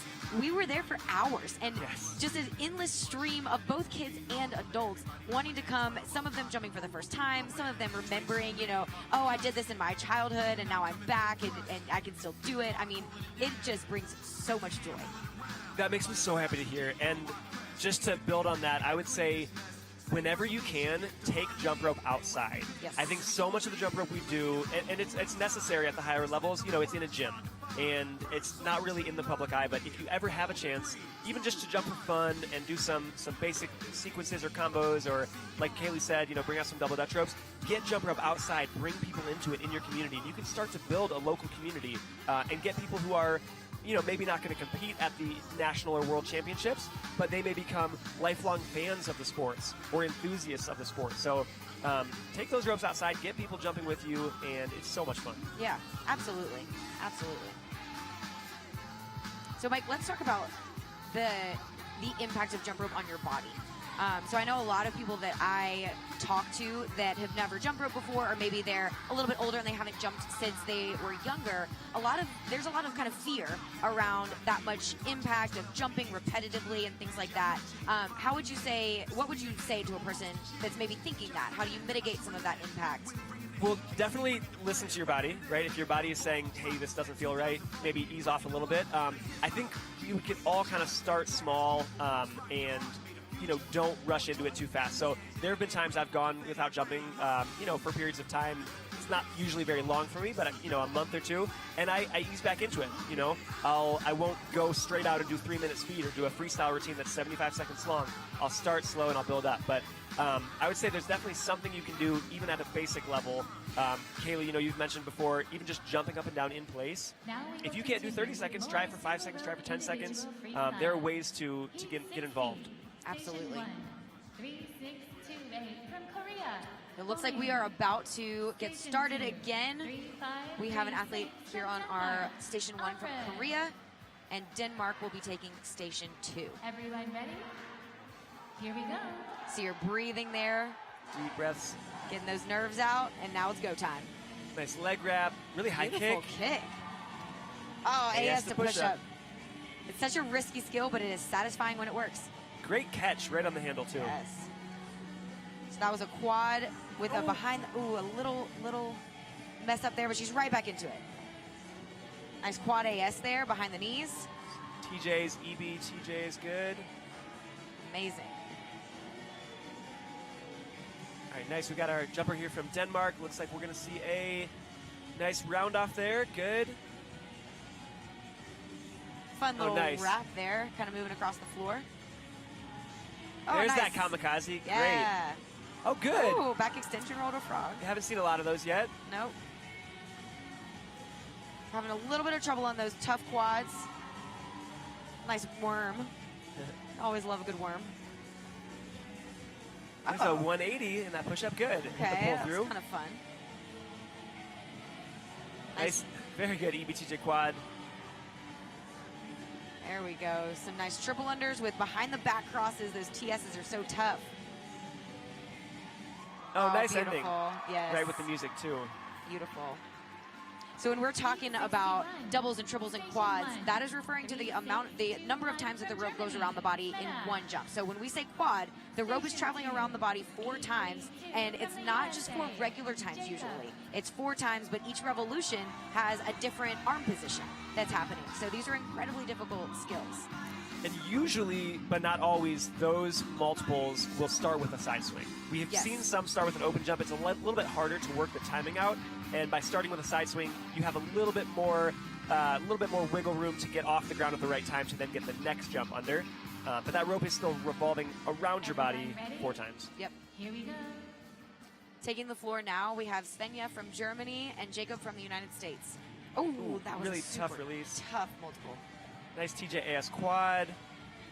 Nice string of quads. He's Great packing height. them in. Nice direction change there. Hit off his calves. Good standing back tuck. Some handle switches in there. Very fast. These triple unders. Oh, that was a subtle cool. mick. There's that French trick to a backward EB. Here we go for a round off back tuck with a cross. With a cross, which is deceptively hard. It throws me off to do anything upside down other than just standard loop. Oh, Nice great. frog split. That's tough. Right on the music, too. Nice wrapping sequence. Another floater out of that EB. Nice series of triples all under her leg in different ways. And landing in a leg wrap. Yeah, backwards split. Super tricky. Very nice. Sequence of triples again. It's like a tummy tuck inverse toad? That's what it looked like. Yeah. Yes, with the worm again. Okay. Nice back handspring, backward TJ. Beautiful. Great job. Beautiful. Amazing job from both of these jumpers. Heat 62. I loved watching that. Station 1. 9, And so another thing to keep in mind, you are seeing several skills that might, to the naked eye, look very similar to one another. But all of these skills are very different, and the athletes don't get credit if they do the exact same skill twice. Now, on the floor, we have Camille from the United States and Gabrielle from Sweden. Camille is one of those jumpers that I am glued to. Anytime she's jumping, I can't take my eyes off. She's just so smooth, so powerful, and I think her creativity is maybe what my favorite thing about her is. Yes, Camille, one of my favorite jumpers, so creative. We saw her freestyle at the American Jump Rope Federation Nationals a few weeks ago. She's one of 3 Ellis sisters here competing. Got Camille, Lauren, who you'll see later in the week, and Renee. But Camille, so creative. Again, you'll see some new skills you haven't seen. And such a great big sister. You know, you can tell she kind of takes care of her younger sisters. Yeah. Yes, Nice. yes, that's kind of signature. Oh, Woo! nice. Little miss there, but she's getting right back into it. Nice. Beautiful. Oh, great. Right into that leg wrap. Also signature for her. So fast. Yep. There was a wrap, and she got out of that very interestingly. And so smooth. Oh, that was cool. That was a wrap into a multiple. Oh, yes! love that. Love the build up in that trick. Beautiful. I mean, just Great double under so frog. Smooth. Awesome. We have this jumper here from Sweden, absolutely crushing these multiples. Oh, tough. Quick tangle. You get that handle back. Nice backward TJ. Getting into that frog with a backward jump, always tough. You want it to catch your feet. Lots of opportunity to catch your toes there. Nice awesome Annie. Another skill that we'll see so many variations of that awesome Annie this competition. Ooh, smooth. And you see there, he went into a wrap right after he caught that mick, and he was able to pull his handle back into his hand on that wrap. Ooh, nice flip. Almost hopped out of bounds. Yeah. Very nice. Excellent job from both of those competitors. And when he did that flip, his handle was caught behind his back in that hero pose. Yeah. That was very nifty, and he didn't let it fall. Such an incredible job. Coming up, we have 2 jumpers from Germany, Melina and Simon.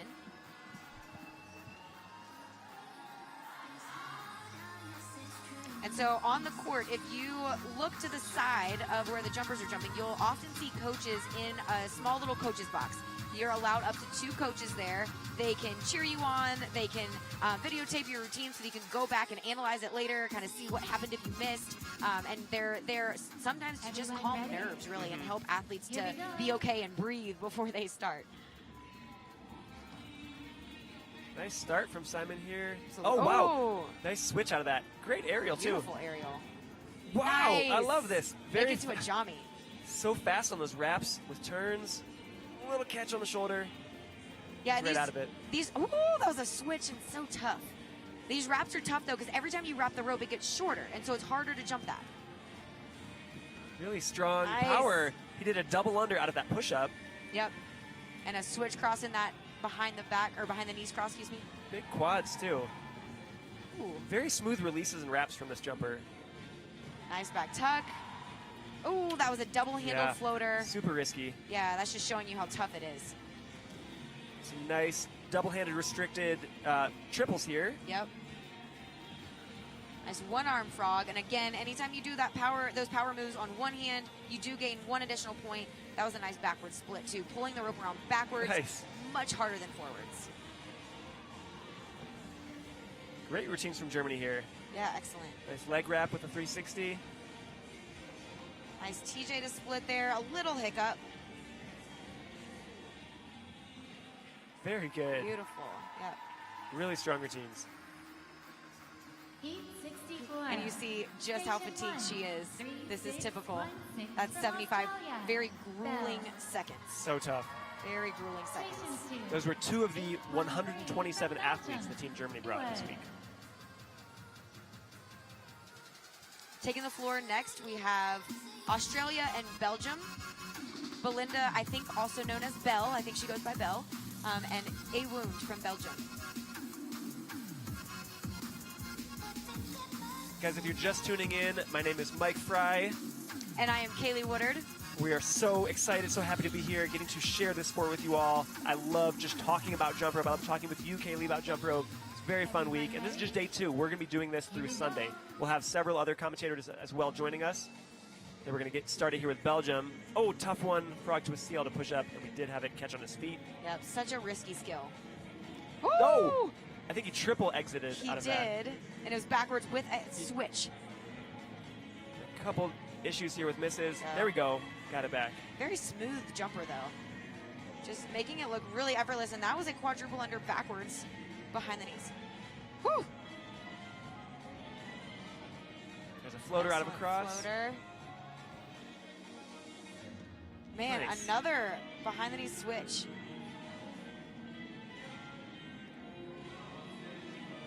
Oh, nice, and right to the Excellent. beat. Oh, no. Let's get back into it. Yep, and she'll find where she is in her music. Nice for a handspring to kind of move her across the floor. And she's got a nice mix here of multiples, power skills. She's kind of doing it all. Really smooth, too. Yeah, very smooth. And that's typical of Australia. They really work on that. Nice fast triple unders there, trying to pack them in. And nice, she caught that Nice. Mick into a wrap, so it allowed her to get it sort of back in her handle. We've talked about that. Great finish. It's a pro tip. You're at all iffy on your wraps, or excuse me, on your releases. Catch them in a wrap. You can pull that handle back into your hand. Amazing job from these athletes. Up next we have an athlete from Switzerland as well as South Africa.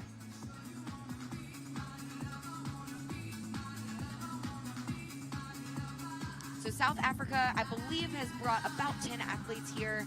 Some of them competing here in the IOT, the International Open Tournament, and then we'll also see some represented in the Senior World Championships in a few days. Everyone ready? Here we go.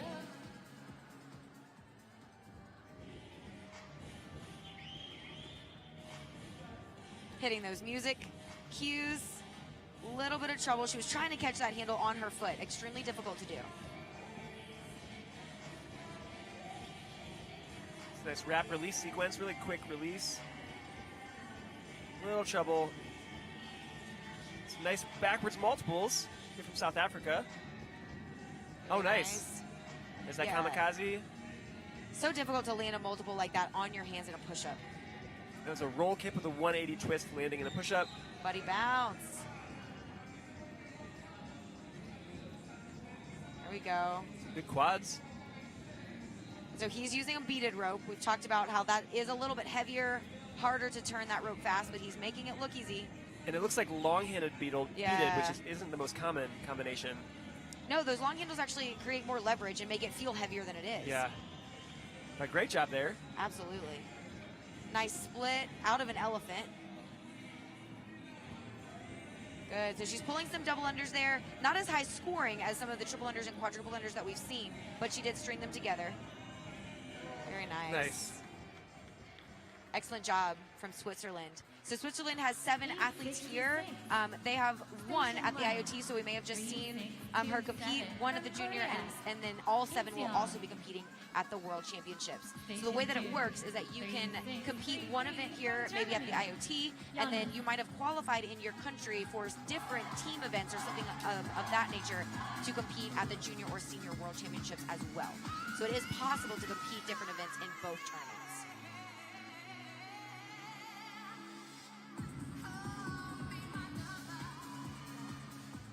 I've got a comment from Stephanie Bowman, one of our U.S. jumpers. Yeah, the judges have a really tough job of identifying all these skills. Yes, shout out to our judges. Oh, quadruple under TS to start it off.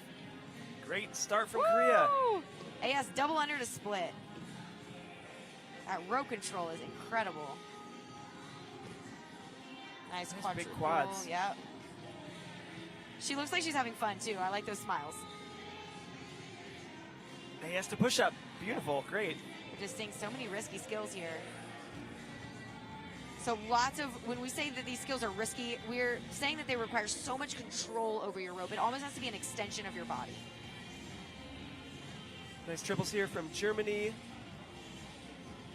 There's a caboose Woo! switch. We haven't seen a lot of those. Fun one. I think that's a weave Yes, switch. it was. Split, pulling that rope around backwards. There we go. Okay, so he was going for a very different type of TJ there. Little tangle. But he would have gone around the outside of his leg instead of the inside. Nice release there. Double under AS.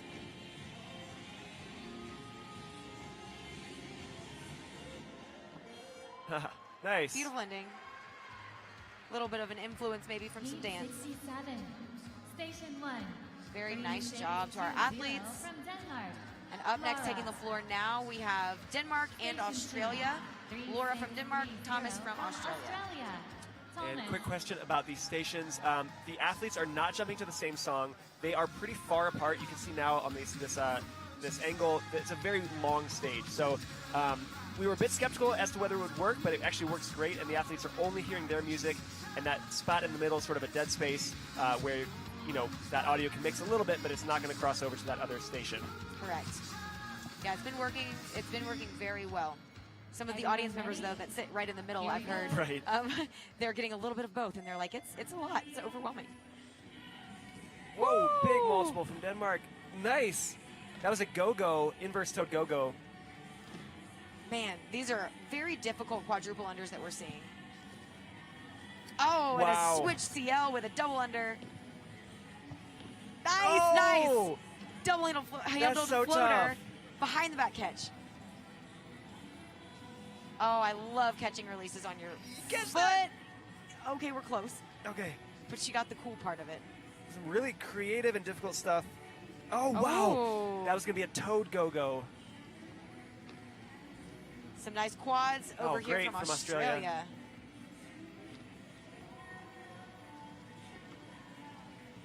There we Little go. miss there, but he's back into it. Quad CL.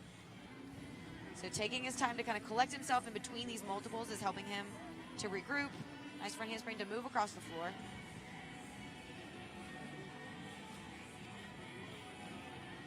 TS triples. There's that one-handed frog. Nice string of triples there. Very nice Great ending. job. It's like both of them ended in the same type of pose. 68. Very nice. It's like they planned it. Station 1. 3, 6, And it's 1, 7 especially from tough at this Australia. level. If you're doing freestyle events, you can't only specialize in multiples or only in strength. You really have to be a well-rounded jumper and have high-level skills in rope manipulation, in strength, in your multiples to really score super high. Absolutely. So these next two jumpers that we have on the floor are both extremely talented. We have Jasmine Hawkins from Australia. I know I watch her quite a bit on Instagram. We've interacted a little bit, and she's just such a good, nice, sweet person and such a talented jumper. I know that she works probably harder than anyone. I mean, she works hours on end. Yeah. Thomas from Canada, probably one of the most creative jumpers that we've ever seen. Just innovative, does new things all the time, and is always pushing his own boundaries. Thomas has a really interesting two-handled rope release in his multiples. Yes. So we hope that we'll get to see that today. But yeah, always brings some really interesting skills. Absolutely. Everyone ready? Here we go. You might see it here. Starting off with some backward. Yep, I think it's about to come up, hopefully. Strong multiples to open it up. A lot of restrictions. Nice right on the music, it seems. That AS out of a push-up, really tough. Nice, landing that Nice. multiple right into a wrap. Excellent, just fast routine. Trying to pack as much in there as he can. Remember, these athletes get scored per skill. So the more skills you do, the higher potential score. Nice, some Very quads nice from and Jasmine. triples there from Jasmine. Beautiful front handspring. Quad AS. Two-handed That's a nice release. one. Yeah, that is risky. Beautiful. So catching that make not right on the handle, but she was able to re-grab it during that jump, which is super difficult. Ooh, Oh, little very trouble close. on that double under frog. Tough skill. Nice quad there. Good, trying to keep that pace up for the end. Nice release to that catch. Nice, love it, beautiful. So excellent job from both of those jumpers. Station 1, 362. Coming to the floor now, we've got Xin Hanglo from Hong Kong and Marcel from Austria. Station 2, 3632 from Austria. Marcel. Hong Kong, always a super strong group for their speeds and their freestyles. We've seen them really excelling in recent years. Yeah, it's been really exciting to see them progress, not only in freestyle, also in speed. I mean, just incredible jumpers. We have a question on YouTube. Are there point benchmarks in order to qualify for Worlds? No, you simply need to make it in your own country. Now, some countries I know will institute a benchmark. Maybe they'll compare scores to previous World Championships, but many countries will take their top 3 athletes in each division.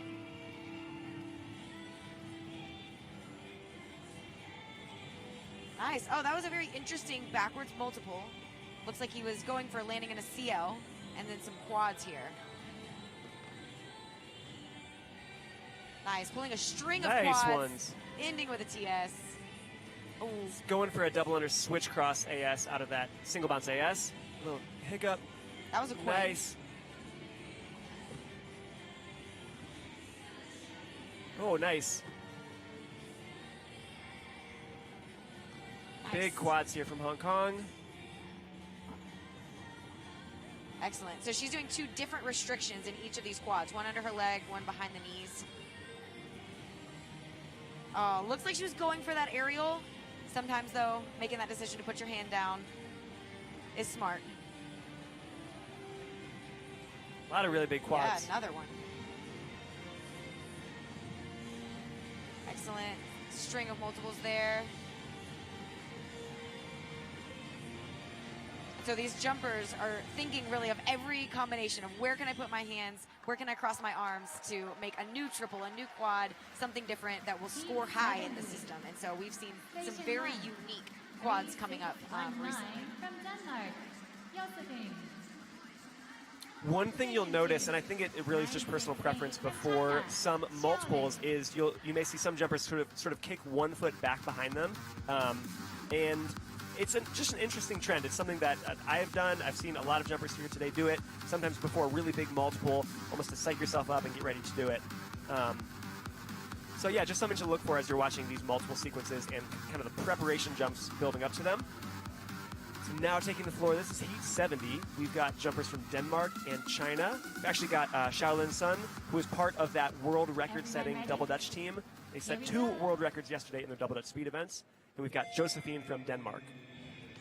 So big multiple to start off from Shaolin. Little miss, but there's that cross floater. Woo, nice quads Very there. fast on those, and no dead jumps. That was a quid. Wow. Oh, I love that. That turn right into the suicide flip. Nice kip up. Woo. Another quints. Just making them look so smooth. Nice Oh. direction change there. So you can see his speed training too and how fast his rope is moving. That was a nice double under frog here. Really smooth. AS to push up, making it look really easy too. Some nice triples here from Denmark. Ooh, and a quad. And I just want to reiterate, several years ago, we did not see girls doing quads like this. We saw girls doing very simple quads, but mostly triples. Nice. Quad TS? Yes. Anything with the TS impresses me. I know. Landed that push up in a front cross, which Kaylee pointed out is a +1. Yep. Oh, that's fun. Really cool release. Love that. See, that's what we mean. The creativity is endless. We've never seen that exact release before. Nice And ending too. yes, very nice. Love it. Heat 71. So, Mike, we talked about this just a little bit yesterday, but some routines we see and they're very difficult, right? But then other routines we see, they might not even be as difficult, but they kind of have that it factor. They just pull you in, they suck you in, they make you want to watch them. What makes that difference? For some routines that I watch, it's the choreography. It's you were so intentional about picking the right song, a song that fit you speed-wise, a song that you took extra effort to look for specific beats to hit. It could be the smile, the way you're presenting tricks. It could be just how smooth it is. Sometimes you'll see a sequence that is not the hardest, as you said, but it is done so smoothly, and they make it look like it's the easiest thing in the world. And yeah, as you said, those routines can really pull you in. Yeah, absolutely. Oh, nice. Was that Great. That was a quad, but the first Yeah. one might have been a quin. I think that was a quin. Yeah, I think so too. Because we're going EB Open AS. Correct. Great start from Germany. Nice double under Man. frog. Just great jump height out of these athletes. The air that they're getting is incredible. There's that super smooth release. I love when they're that smooth. That was definitely a quin. So he's pulling that rope. He's going under his leg and then pulling it under on the exit 3 times. Oh, great. Oh, I love that one. Really cool TS turn. That was an interesting go-go. Behind the back, and then she crossed under her arm and in front of the body. Awesome job here. See both athletes doing some great multiples. And some footwork over there. Love that. Ooh, finishing up with a nice sequence of quads from Germany. There's that elephant from Canada. Nice crossing sequence. Excellent. And the finish. Nice. Nice. Frog with a cross. Oh, and Super. a hero finish. Yeah, that was one of the smoother hero catches that we've seen. Yep. Really smooth. 3524 from Denmark. Amazing job to both of those athletes. Moving on to the floor now, we've got Denmark and China. Looks like Chongyang from China and Ida from Denmark.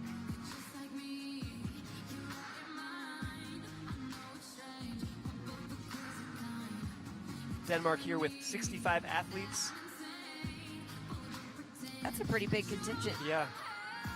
It's amazing. Good job, Denmark. Pulling all of those athletes together. So talking about that it factor too, you know, I think one more thing that can bring that on is interacting with the audience. Yep. Being able to be confident enough with your skills that you can look at the audience, interact with them, and interact with your judges as well. Woo! Big multiple. Wow. That first one was a quin, and these are quads. Very difficult quads. That was a quin too, I think. That's a quin as well. Man. EBTJ AS. Oh, AS Frog, so difficult. Nice round up back tuck. That's, I think, another quins. quin. I mean, he's like, why would I do quads when I can do quins? Right? Nice side flip there. Very difficult quads on Nice that. movement on the floor for him. Yes. TS switch from Denmark. Really tough skill. Whew. Nice. So that was a big multiple landing in a push-up. You really have to practice that for safety reasons, right? You have to have a strong core because if anything's loose or weak, then landing on those wrists, you're going to have too much impact. Nice right on the music there with these multiples.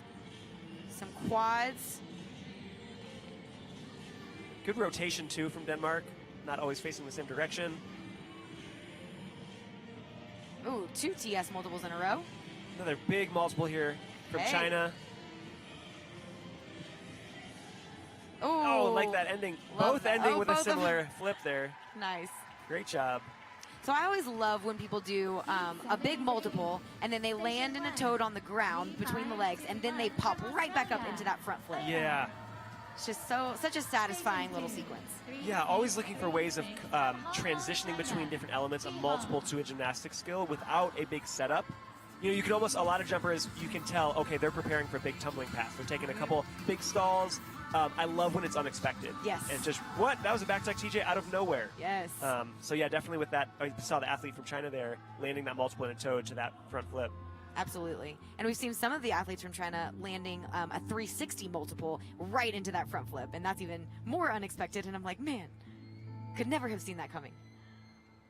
Yeah, and that definitely really stands out for judges, too, who have been sitting at these judges' tables for, you know, the entire day. And at this point, you know, now 2 days, you want to see something that you haven't seen yet. You want to see something that's kind of going to jolt you out of watching routines all day because it's hard.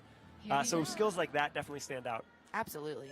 On the floor, you are seeing Hong Kong, China. Nice. Looks like a sunny D to a CL. Oh, man, that backwards push-up's so difficult just by itself, and wow. That's a quint. Yep, Very floaty, effortless Webster.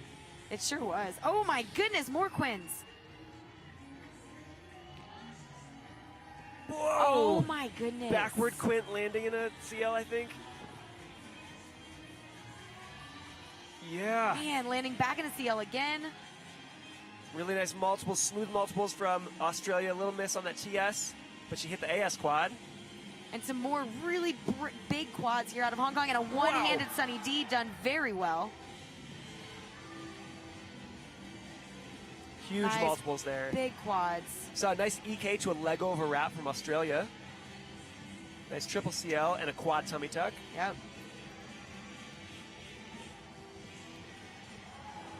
Very nice. So some backwards multiples here from Australia into a rotating forwards one. Oh my goodness. Very nice from Hong Kong. Great Smooth ending. endings from both. Yeah. Great job. That was a nice heat. Station 1. Yeah, I enjoyed both of those. 531 from India, Yogita.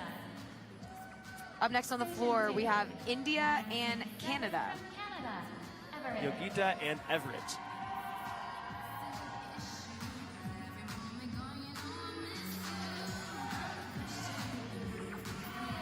You see the athlete from India sort of prepping for what looks like might be a flip, as well as doing a release. Oh, yep. Oh yeah, into a leg grab. Everyone ready? And sometimes it's just good to get those jitters out. Yeah.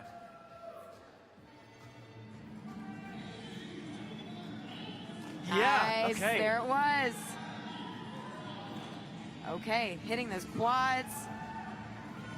Nice big multiples. Very nice.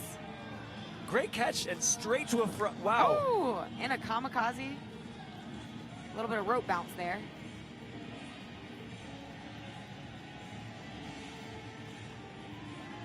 Nice job from Canada with that AS behind the knees cross. Big double under frog. Sequence of them.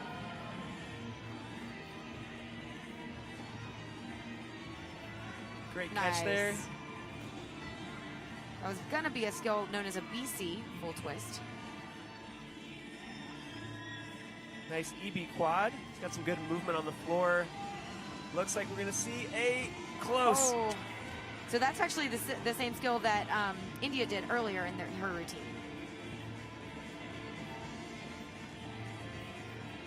Nice quads here. Woo. Oh, tough release. Going for a triple under on that release. Anytime when you release and catch the rope in the same jump, in that same multiple, super difficult, and that ending was, she attempted a very difficult skill. Yeah. A handspring with a whip. So you do a front handspring, and as you're popping off of your shoulders, before your feet land, you have to pull the rope all the way around and underneath your feet. Station 2, 3640 from Sweden, Svante. So the event that you are watching now, you're watching the IoT International Open Tournament, and you are watching single rope individual freestyle. So one jumper performing a max of 75 seconds to music, choreographed routine, and they are trying to pack in as many difficult skills as possible, but all while making it look smooth, easy, creative, and all while smiling. So it's quite a difficult task that we're asking. But these athletes are doing a great job. We're asking a lot out of them. We did have a question. Is the routine handed over to the judges in advance? It is not. That's not something we do. I believe in figure skating that's the case. With these routines, the athletes have planned them meticulously. They are choreographed, but in the moment, they're able to make adjustments or add tricks, remove tricks, and the judges are judging in real time. They've never seen the routines. Yes. On the floor now, you're seeing Svante from Sweden. Nice big quad AS and quad EB. Nice multiple landing in a push-up position. Again, very difficult.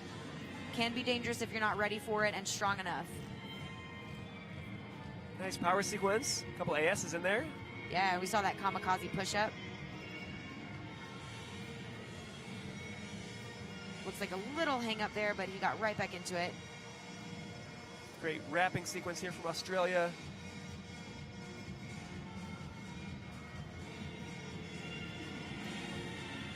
Nice CL Nice. triple. Love seeing wraps in multiples too. Absolutely. And you know, it's a great way to get that +1. If you wrap and jump the wrap, it gives you a +1. Now, front crosses don't normally count in multiple skills. They don't usually give you a +1, but if there's a switch cross, Correct. you'll get a +1. Correct. And you know, a front cross in a power skill does give you that +1 because it is much harder to pop off of your hands in a handstand or a push-up and land in a cross versus an open jump. All right, nice. Nice. It looks like he was going for that hero catch at the very end. Didn't quite make it, but he was going for it. So that's another example of one of those skills that is becoming kind of prolific. Like everyone wants to do the hero catch. Yeah. See Jasmine there with her teammate Taylor. So these athletes really are supporting each other. It's just one of the many pieces of culture that we have here in jump rope. Not only do teammates support each other, but you'll also see in the practice court, you'll see different countries interacting with each other, even teaching each other different skills and helping each other before they step out on the floor to compete against one another. So it's a very unique and very cool culture. Now, very exciting heat. We've got Pak Hung Chung, who was our actually 2021 virtual world champion. Yes. Really big multiple to start from him. We've got Kate here from the Team USA. Some Oh, really some nice quads. Very fast rope there.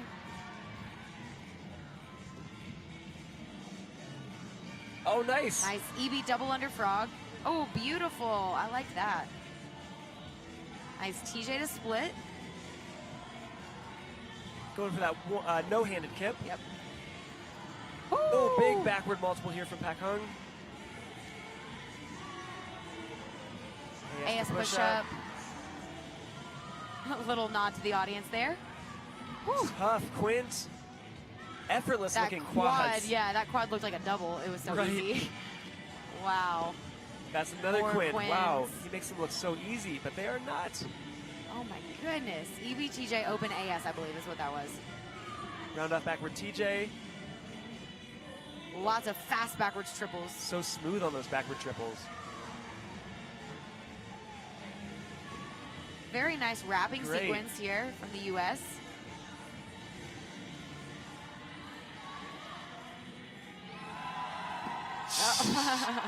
Love it. Very committed to that ending. Love it. Really great stuff there from the US and Hong Kong. Yes, extremely impressive. Those multiples know. from Hong Kong. Oh my goodness. As you said, like the quads kind of look like doubles. He's They barely really jumping, and it's just so fast and efficient wrist motion.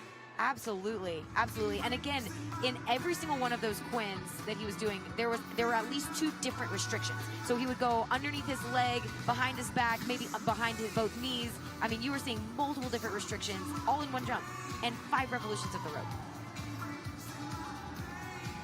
Taking the floor now, we have athletes from China and the US.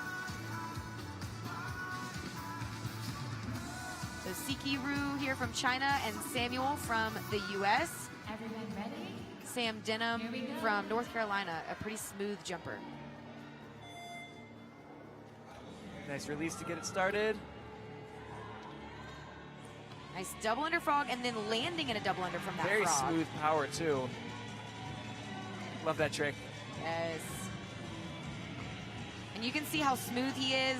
That just indicates the level of strength that he has to be able to control these skills like this. Nice sequence of quads, under the leg, wrapping, Nice. Great turning. rotating. Nice Yo, release, great let's multiple go. there. Super smooth. Beautiful. Having a great time out there. Very nice. Quads Nice. here from China. And moving across the floor as she's doing it. Nice. There's that flip out of the toad. Quick little fun bounce on her booty. Always a crowd pleaser. Some triple unders there, and it looks like she's setting up. Yeah, some more big quads. Nice. EBAS quad on that last one. Oh, With and the head catch. Nice ending from Sam. Looks very happy with that. So double-handed release, and then you stick your head through the loop and hope that it catches. 78. Very difficult. Station 1, 3528 from Hong Kong. Amazing job to both of these athletes. Taking the floor next, we've got Hong Kong, China, and Korea. From Korea, Jongmin. So for both of these countries, we have been seeing absolutely incredible multiple unders, and I don't think that it's a coincidence that we're seeing great, fast-moving multiple unders and really high speed scores. And we've mentioned before that speed training is actually a great way to get better at your double, triple, quadruple, quintuple unders because you're working on that wrist speed, you're working on that rope speed, and it does transfer into your freestyle. Here we go. Very creative beginning pose. I like yeah. it. Using the telescope. Wow, big multiples. Excellent quadruple unders. Good movement around the floor, too. Yes. Landed Ooh. that in a T-toed, I think. Yeah, on one leg. Oh, nice. I love Yeah. that. Wrap straight into a double under frog. Such amplitude there. Like new combos we've never seen. Nice sequence there of quads. Was that an elephant? Yes. I think so, yeah. Very smooth. Oh, smooth release. Little trouble there on his wraps. Oh, that was a mid quad AS. A little trouble on the landing. Nice release there. Nice, yep. Great quads. Oh, my good. goodness. Just like 4 or 5 in a row.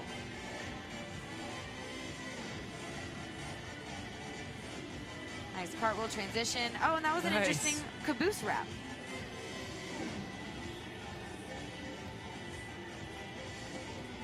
Excellent wrapping sequence. Nice French trick there. Oh! Oh, I think he was probably trying to bring the rope around on his head.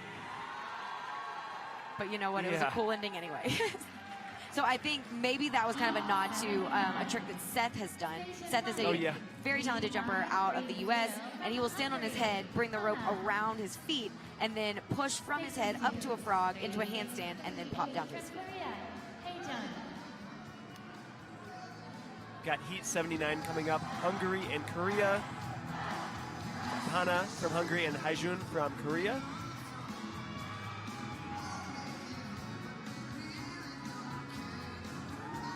Getting those first jumps out, it does help with the jitters. First jumps on the floor.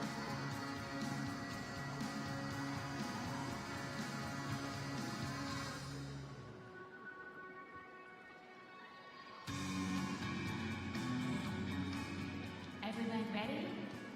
Here we go. All right, it looks like we are ready to go. Starting off with some big quads, all in sequence, and then landing in a double under frog. So he landed that sequence on his hands. Oh my gosh. Oh my goodness. Oh, Nice he's just all beach over the twist. place. Let's go. Wow. Big quads. Straight into a double under frog. Yep, again landing on his hands. Yeah. Man. So smooth. Wow. Easy looking Oh, that was hummingbird. so tough. Hummingbird straight into a back handspring. Right. That should not look that easy. Man. Into a nice wrapping sequence. Just so smooth. That release so smooth. Here from Hungary, that was a quad TS. Oh, nice. With a switch. Great Yeah. switches. Another switch. Anytime you see those hands switching like that, such difficult rope control. Nice. And so she's moving her rope very fast here on these triples. TS switch. Wow. Very technically difficult skill. Another technically difficult Lots skill. of great switches here. Yes. Big tricks here from South Korea. Woo. Smooth release into his finish. Let's go. Awesome routines. I mean, that might have been one of my favorites. All right, guys, I'm going to sign off for now. Devin Meek is in the building. I'm so excited for you to hear from him. Devin Meek, one of the legends, one of the most creative minds in the sport right now. Here we go. We'll pass it over to Devin. Absolutely. Devin Meek, one of the best. You are in for a treat to hear some analysis from this jumper. Devin, welcome to our stream. Tell us a little bit about yourself. How long have you been in the sport of jump rope? Oh, I've been jumping for about 17 years now.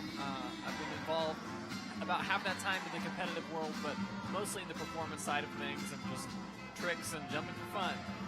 And so far today, I've been watching and I've been so impressed. I'm really excited right now. Let's see who we've got on the floor. We've got a Johnny who I know is going to throw some big skills. And then we've got Hai Tung from Hong Kong. She's starting off her routine with some backwards multiples. Oh, big quad. Big quads all day today. Absolutely. The over-the-head cross, too, has been way more popular this year than I've seen in the past. It is, and you know that's so difficult because it shortens the rope when you reach that far over your head. And yeah, raising your hand, the higher your hands are, the higher the rope is going to go. So when they're reaching up behind their head, they really have to tuck in a little ball to get through. There goes a Johnny. Ooh, nice behind the back. Oh.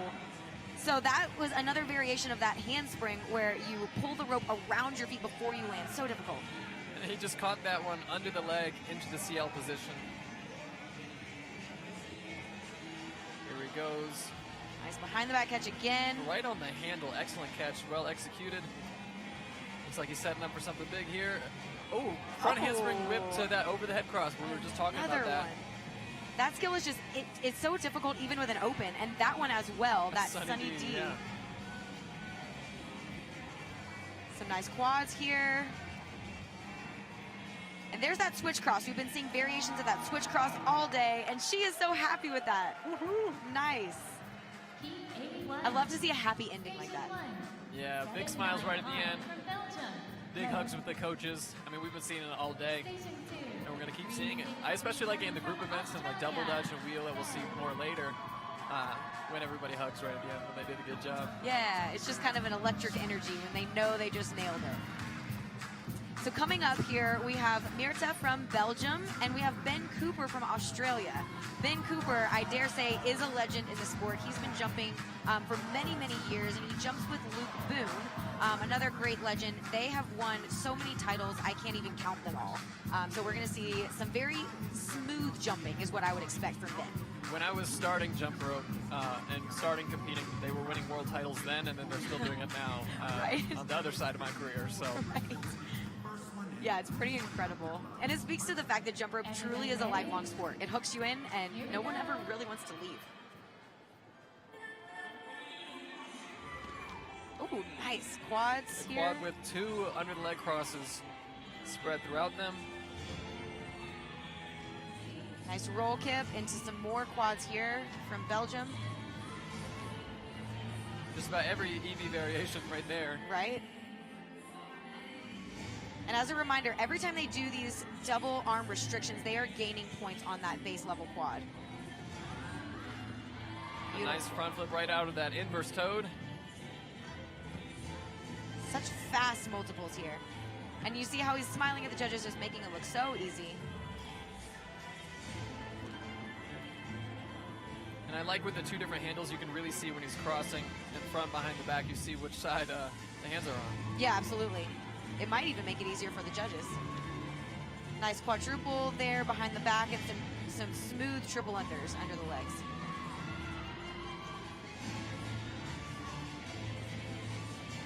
Nice quads here.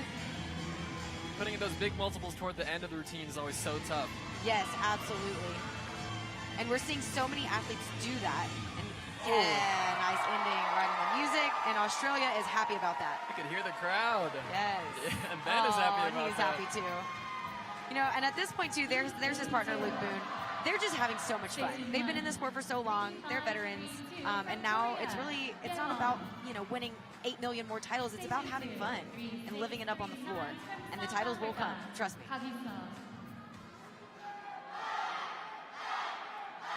Nice. We got some chants here from the crowd. People hyping up their countries, getting excited. And you've seen a lot of people hyping up each other even from different countries. I mean, the community has been so great this year. Absolutely. Yeah, Devin, we were saying earlier, if you walk into a practice gym, you're going to see countries helping each other on skills right before they walk out to compete against one another. That is one thing so unique to this sport. I mean, these athletes can finish their freestyle and walk off the floor and then start teaching what they just did to the other guys. So. Oh, very nice. Beautiful back walkover. Now backwards TS. Great catch into that other TS. Woo! One hand. Ooh. Oh, little miss there, but that was beautiful. Those kicks were really high, too. Yeah. Looks like she... Oh, okay. Let's go with these quads. Excellent. Fast quads here from South Africa.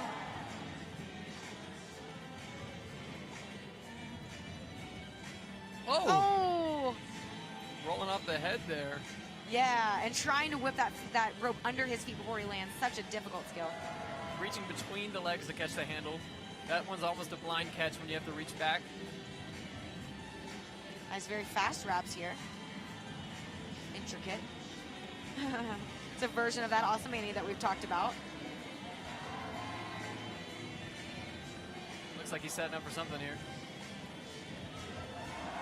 Nice. Oh, nice. Toed to a front flip there. That's flipping out of that restricted position. Yes, which is another way to add points. Oh, Nice beautiful. split. Beautiful ending. A great performance here. Absolutely. A lot of style in that routine, combined with the hard skit tricks. We got a little bit of both. We did, and you know, that's a great example. In many of these athletes' routines, you'll see kind of elements of dance, elements of gymnastics, and a lot of these athletes are trained in those different elements as well. So they're trained in dance, they're trained in gymnastics, and then they add a rope and put it on a hardwood floor.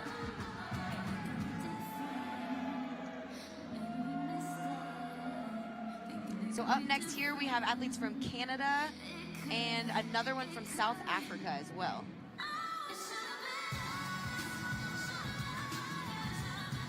Have you guys already talked about why a jump rope floor looks the way it does? You know, we have, but I think it's time to talk about it again. Here we go. Yeah, as you can see, especially on those aerial shots, you see there's those 4 boxes within one larger performance space. During the routine, the athlete has to hit each one of those boxes before the end of their routine. Absolutely. And you'll also see those green boundary lines. Anything that happens outside of those boundary lines does not count. That was a very interesting entry into that frog. So powerful. Nice, a toed double under into push-up. Great fast double unders and crossing here. And remember, guys, the more tricks that these athletes can pack into this 75 seconds, the better, because the more tricks you do, the more points you can potentially acquire. Right, it's not all just like an average of your hardest Correct. skills. There's a bit of a sum going on there, so if you can just do more skills, your score will be higher. Nice power sequence here from Canada. Kind of mixed in with some rope manipulation. Always love to see that. 3 revolutions on each of those jumps there. Excellent. And you can see here the... Oh. There was a shoe loss.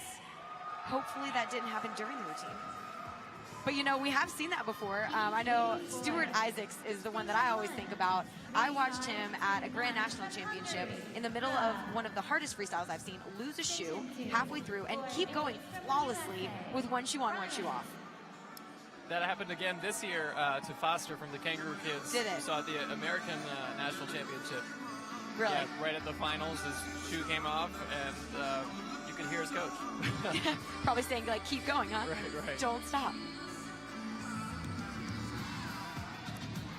Athletes here on the floor from Hungary and the United States.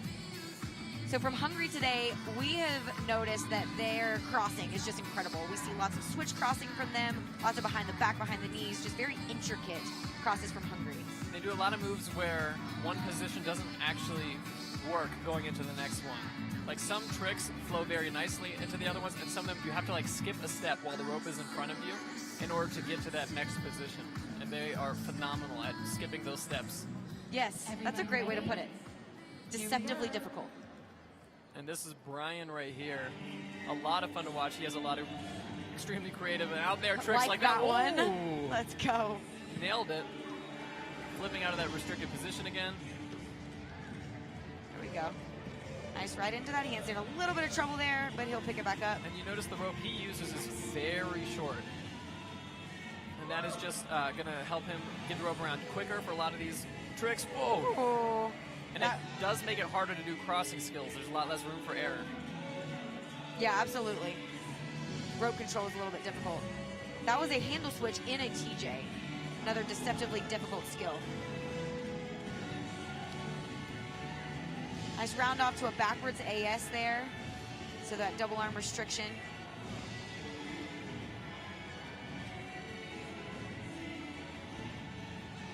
More multiples, winding up something big. Oh, Oh, that was fun. a direction change between the legs. Nice triple unders here. Oh, and I hope we're going to get to see a signature ending coming up. I think he's gearing up for Here it. it is.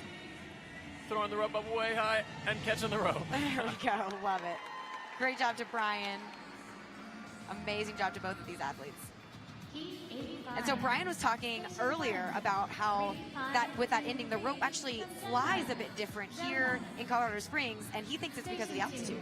And he's not the only one I've heard talk about that. Yeah. Earlier when I was downstairs with the athletes warming up, Luke Boone was also saying that he feels a difference because the air is so much thinner here, and they're so precise with a lot of these movements. Yeah. They can feel the difference as the rope cuts through the air. It's kind of a pro and con, right? You've got less oxygen to breathe, but thinner air for the rope to Yeah, move. the rope will move faster. Yeah. If we could just have the best of both worlds. Up next, we have athletes from Denmark as well as Hong Kong, China taking the floor. Looks like he's warming up some of those quads that Hong Kong has been giving us today. Even these warm-ups today, while I was sitting down there beforehand, I would see somebody do their warm-up skill. I'm like, yeah, I got to go watch that routine. I'm running across the floor to go see it. Right. But the crazy thing is, it's happening for so many different athletes. I feel like I'm yeah. just bouncing back and forth. Can't get enough. And for the viewers at home, just in general, over the last decade or even less, maybe 5 years, the level at which multiples are competed has skyrocketed. And a lot of these, like, 4 variations, these quintuple unders and beyond, I mean, that was unheard of when I was starting my jump rope journey. Oh, absolutely. And now most of these routines have quads, and then many of them have those quint variations that it is just absurd. It is. You know, I was talking to an older jumper not too long ago, and he remembers when a triple under, if you could end your routine with a simple triple under, you were like the GOAT. I mean, it was, you know, a ridiculous skill. And now look. Yeah, and I mean, some of that has changed too with jump rope technology over time has changed, right? The actual material that the rope is made out of and the way that it's put together, that does make a difference. You'll see a lot of these athletes are using these licorice ropes with longer handles, the longer handles, of course, helping them with those crossing skills, right? You get a little bit more reach there when you're going behind the back and going under the legs. And then that licorice cuts through the air a lot faster than what a traditional beaded rope might do, or even those cloth ropes before that. Absolutely, yes. And then you'll also see some athletes still opting for that beaded rope. A lot of times those are your athletes that maybe specialize in different skills. They might not specialize in multiple unders. Maybe they enjoy power skills or rope manipulation a little bit more.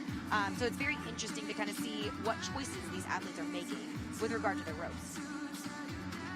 Devin, what do you prefer, beaded or licorice? Beaded rope gang, I always say. Okay. I love using the beaded ropes. I think they show up so nice. And then, of course, that's just the style of jumping that I prefer. Then they have all these tough multiples. If I was competing again, like these guys, I would have to use a licorice rope to be able to hang. Yeah. Got to hit those quins.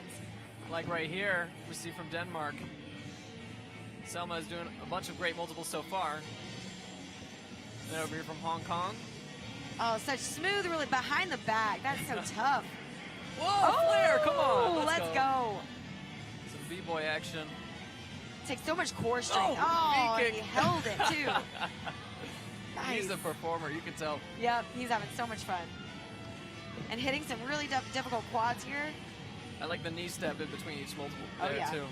Kind of Extra steez. his wind up. He's just got such a smooth style. It's effortless. It looks like he was trying to travel Extra on walk, that. yeah. Yep. Nice behind the back cross there into a floater. So a floater's another one. We've seen so many variations. People are being so creative. Oh, there's one right there. Yeah, let's Good go. call. And the floater is just a distinction we make for a certain type of release skill. The other common one we'll see is Mick, where the handle flies next to them and keeps spinning in a circle with the rope. And then the floaters are the ones where they just sit up in the air and float until they grab it again. Yep, literally floats. And Devin is kind of a king of floaters. He's done such cool variations. Floaters where I can't even begin to imagine how you know where your rope is in space to catch it. Maybe it's all luck, probably not. I've just been lucky a long time. Right. Up next here we have jumpers from Korea as well as Canada taking the floor. And Sam Ferris, another one who's been in the sport for a long time. I know he mentors and coaches his younger athletes, and he trains himself as well. Everyone ready? Here we go.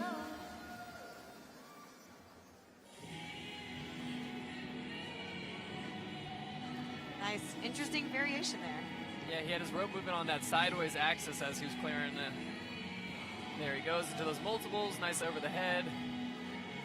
And then there was 2 degrees of that. We call that one a tummy tuck, where you're crossing over the other arm and then under the leg.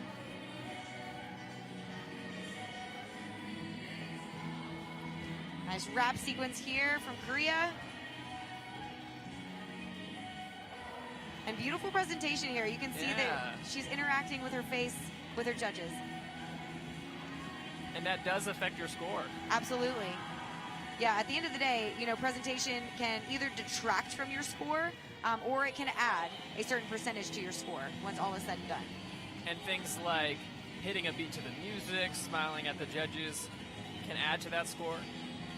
And if you are completing tricks with poor form or falling over, that can hurt your presentation score. Absolutely. Here goes Sam. I like that release he did a second ago. Yeah, he let it kind of rest on both shoulders, grabbed it, and then pulled it under in a multiple under.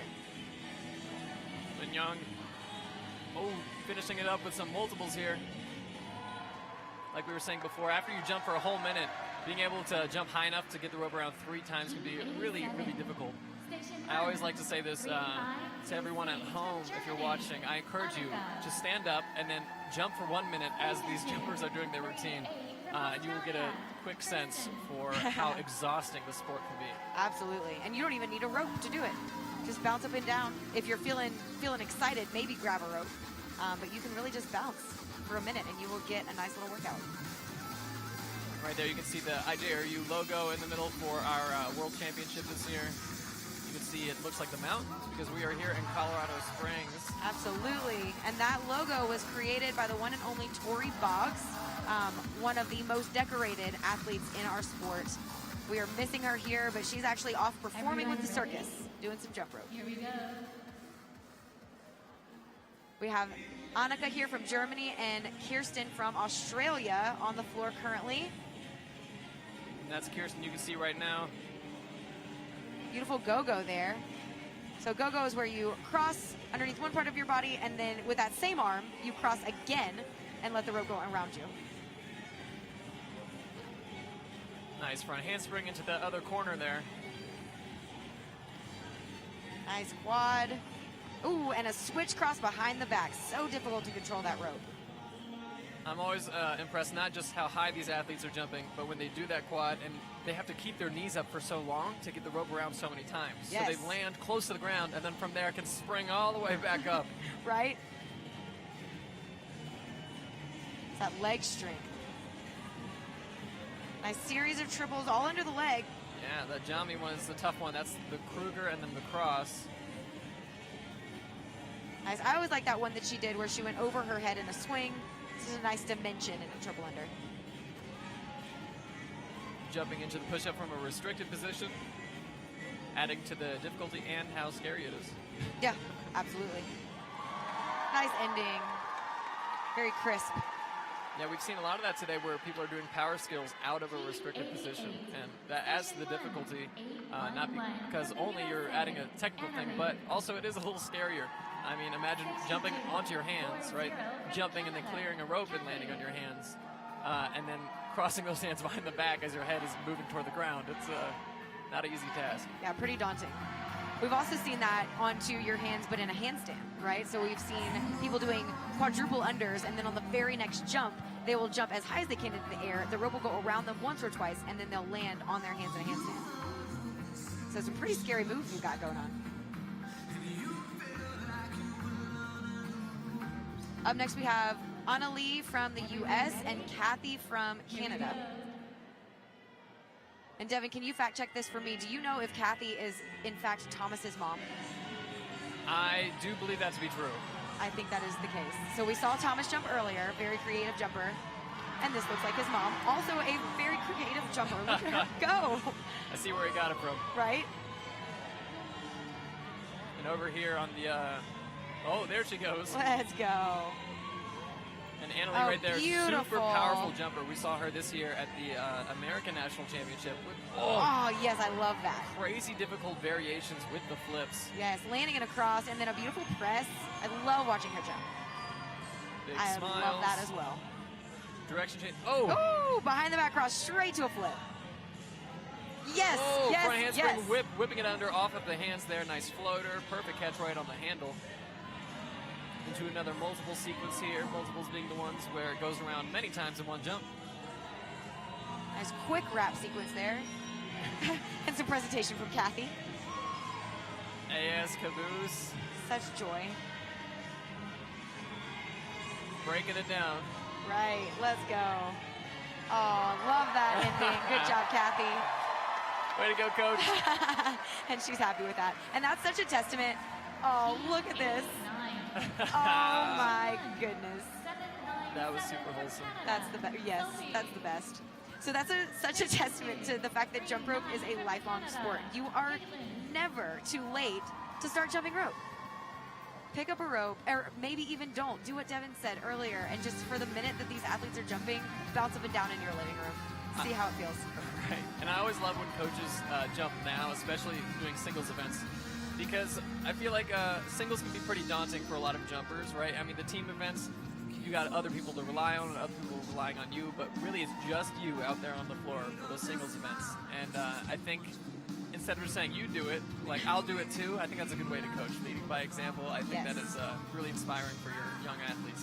It absolutely is. And that's a great segue into this girl that we're seeing on the floor right now. This is Caitlin Simpson. She is a coach. She has also been a competitor for many, many years. But I know that she is leading by example right now, competing right alongside her athletes. Great wrapping here. She added a double under in the middle of that sequence there. Oh, Yes. many multiples. Right. Oh, Nice. I like the axis of the rope, which you raised up really high there. So we have the rope release. Oh. Nailed it. Perfect catch. Look at Right her. into that round off. You can see the experience there because that was a risky skill. And over here we got Sophie, also from Canada. Nice front handspring. Kip up over the rope, Strong kip there. connecting it with that frog. And a one arm. And remember, you do get an extra point there for doing that power skill on one arm. She had a nice release, tucked back there too. She did, yes, subtle. As many of you from home are probably thinking, yeah, there is a lot of stuff happening at once there. It is an extremely hard task to judge. Absolutely. All of the judges for this event have to go through a special training just to be able to judge this event. Nice. Releases here Oh. from Caitlin. And an ending. Very sharp. Yeah, really unique too. I've never Yes. seen that before. Yeah, I love watching her jump.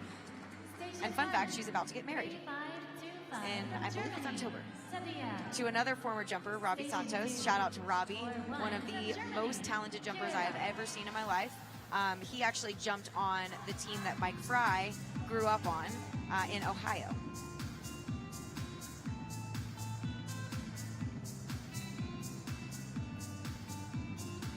Amazing job to both of these athletes.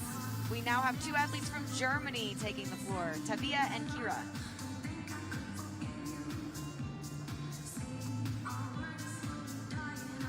And it's really interesting. I've never been to a jump rope competition where they did this, but both of these athletes are competing to music, right? And so they have two different songs playing at the same time. And it works really well. I didn't know that this could be done. Absolutely. Yeah, I think several of us were skeptical and a little bit nervous about it, but it has worked very well. Yeah, one of the most impressive parts of this event so far. Yeah, seriously. Shout out to our music people. I think Kevin down there is manning our music station. Here we go. All right, let's get it, Germany. Here we go. Oh, Nice. Quad to start it off. Several four of them. quads. All those with under the leg variations. Ooh. Landing in the push-up. That's what we were talking about, Oh. crossing behind the back and then landing in the push-up position. A terrifying trick. Absolutely. Nice split. Ooh. Oh, jumping. What a cross. That was backward too. She jumped high enough from that split to get the rope all the way around her in a cross position. So no hands. That was amazing. Changing Oh, the direction. nice. I love that skill, that backward Sunny D. And that was those switch crosses we were talking about earlier. Yeah, such difficult rope control there. Another switch from an AS to a CL. Very nice. Under the leg release, switching the handles there before she caught it. Yep. That's another one of those like really subtle things that the judges have to be aware of. And remember, they've been sitting here for hours watching this stuff. Nice unique release there out of her multiples. And a strong triple under sequence. Ooh. Double under landing in the AS, then a switch cross. Right. That one's super tough because you have to control the speed from that really, really fast turning triple under and then slowing it down to give you enough time to switch the cross there. Absolutely. Heat 91. Hugs. So they are happy with this. 794 from Belgium. Maya. It is such a good feeling when you finish a routine that you've been working on for probably years, right? Because we haven't seen these athletes in person now in about 3 or 4 years. So you've been working on this routine for years. You go out there, you have one shot, and you absolutely nail it. There is no feeling like it.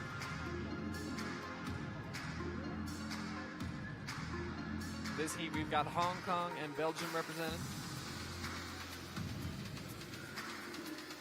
Getting a few of those skills out of the way. Oh, I love that. I've been loving all the cheers today. Yes. I think Canada has had my favorite cheer. Can you guys hear it from up here, do you think? I don't know if we can hear it. They might be able to hear some of it.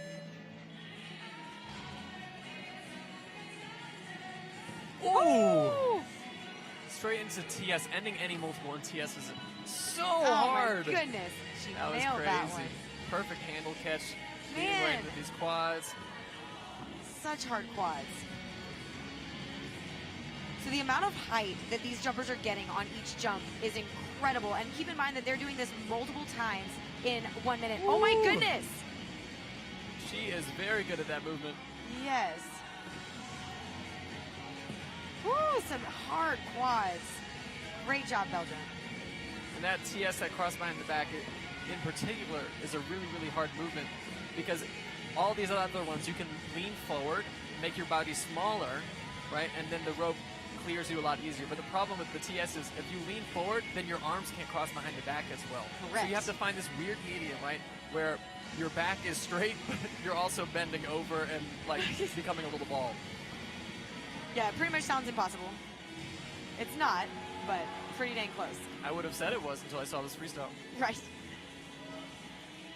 Yes. Nicely done. Right on the music. And we've seen that that's a pretty popular ending now. People are loving that front flip into a crab position and making sure that they land right on the beat of the music, which is impressive because it takes so much practice to time that up. Devin, when you create a freestyle routine, what's your process? Do you choose your music first and then create it? Do you create it and then match your music to it? So when I was competing, there was way less emphasis on music. And actually, when I started, they didn't use music. Good point. So I definitely started with a different process where I would just put together all my favorite tricks. If I'm being honest now, I'd probably do the same thing, just put together my favorite tricks. But if I was competing to win, I would start with the music, and you'll see a lot of these athletes will do that. They'll start with the music, they'll find a song, and then they'll choreograph the routine to that song. Absolutely, and that is a smart way to do it. So it looks like that was our final heat of individual freestyle.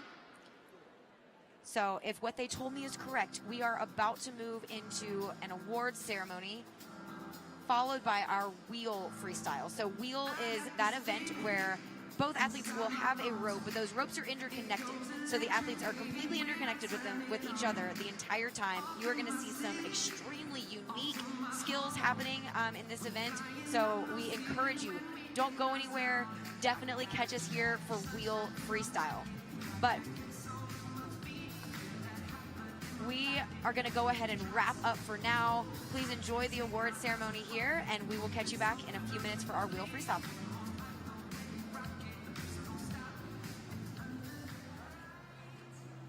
On the floor, we'll start with double Dutch pairs freestyle, mixed 12 to 15 division. The bronze medal goes to Australia, Charlie Hicks, Henry Hicks, Isabella Roddick and William Roddick. The silver medal goes to Belgium, Matisse, Net, Farah and Elise. And the gold medal goes to Belgium, Anna, Stea, Roos and Emma.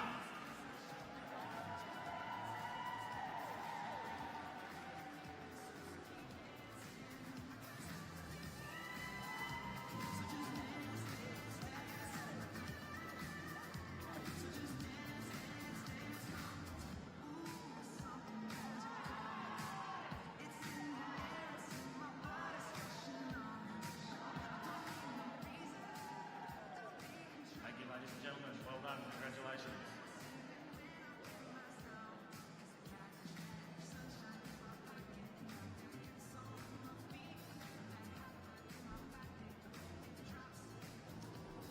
Double Dutch pairs freestyle, 16 to 18 division mixed. The bronze medal goes to the USA, Alison, Tabitha, Seth and Trenton.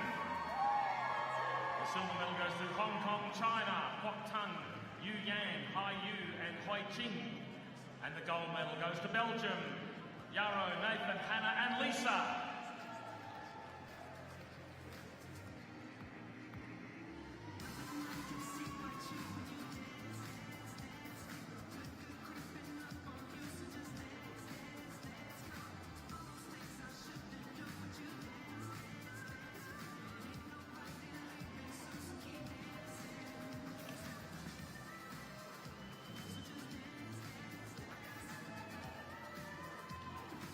Thank you very much. Congratulations.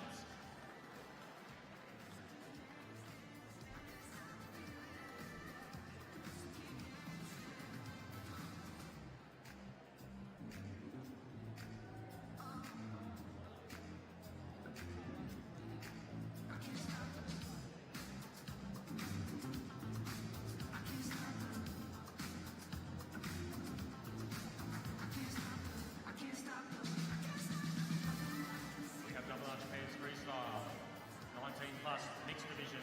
The bronze medal goes to the USA, Jacob, Casey, Connor and Jeanette. The silver medal goes to the USA, Zoe, Noah, Caleb and Olivia. And the gold medal goes to Australia, Christian, Lyric, Rebecca and Thomas.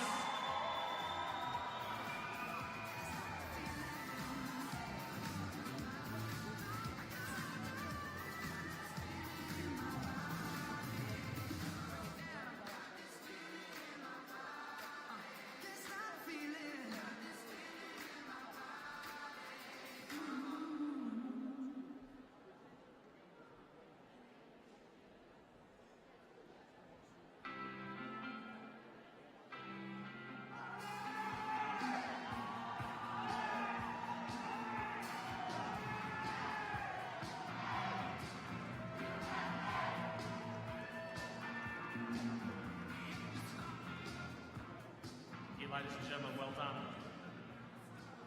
Next on the floor, we have double Dutch pairs freestyle, 16 to 18 division male. The silver medal goes to Hong Kong, China, Qing Yang, Chi Hin, Ho Hin and Qing Yao.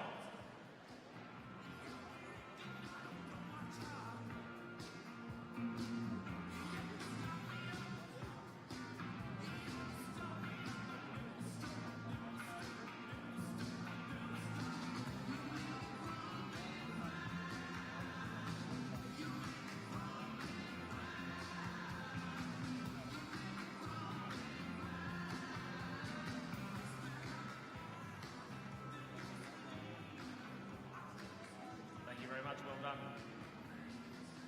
Double Dutch pair freestyle, 19 plus male division. The bronze medal goes to Hong Kong, China, King Wang, Chi Kin, Zi Lok and Yu Wang. The silver medal goes to Hong Kong, China, Pak Ki, Chi Xing, Xi Yu and Wei Qing. And the gold medal goes to Hong Kong, China, On Man, Ho Ying, Ti Yao and Su Qin.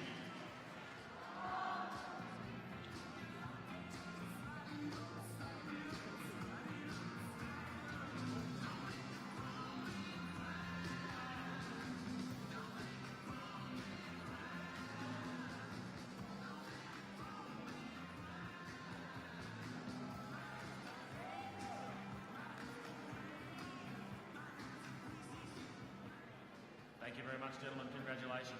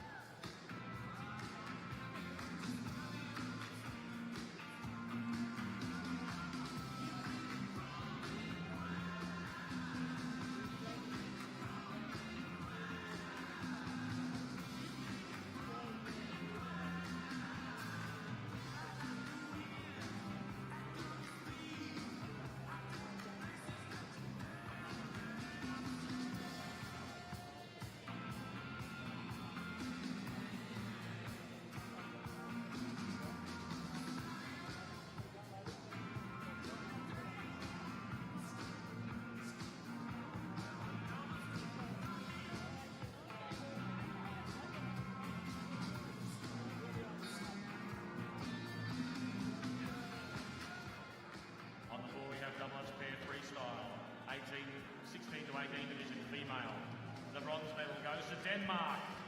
Ellen, Rebecca, Selma and Astrid. The silver medal goes to Germany. Leah, Lily and Tabia. And the gold medal goes to the USA. Sophia, Addie, Ella and Ava.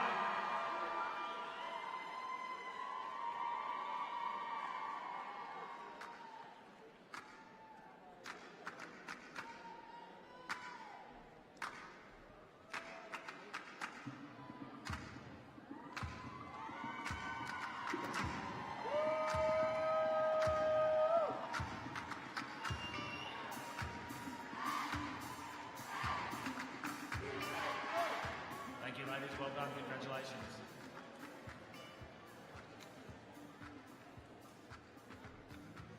We move to double Dutch pair freestyle, 19 plus female division.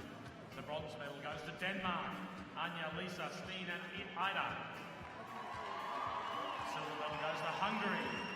Barbara, Boglaka, Eva and Lilla. And the gold medal goes to Germany. Rafaela, Sophia, Sophie, Annika and Anna.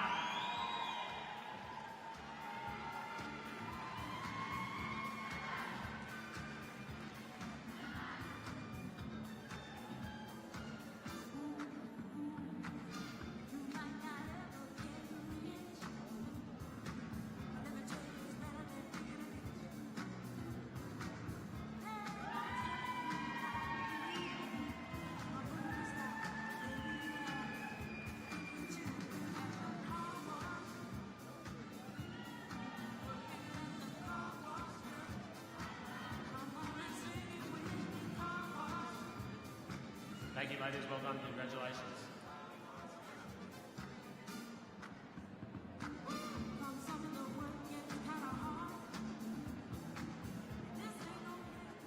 Next on the ball, we have double Dutch pair freestyle, 12 to 15 female division. The bronze medal goes to Hungary. Bernadette, Lara, Sarah and Zliki. The silver medal goes to Denmark. Carla, Freya, Murray and Anna. And the gold medal goes to Belgium. Janti, Louise, Moon and Fleur.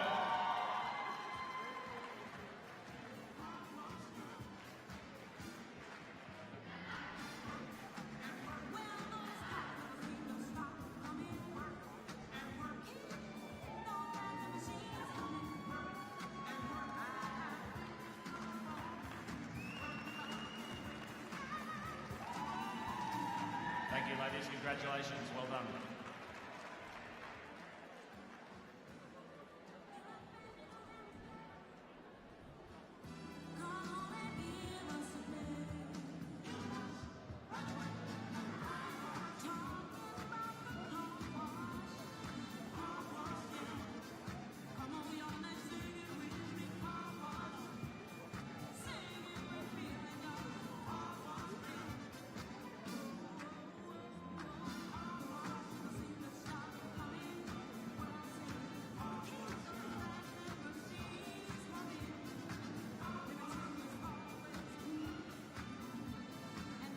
That concludes our medal ceremony for the time being. Our next event will start at 1:15.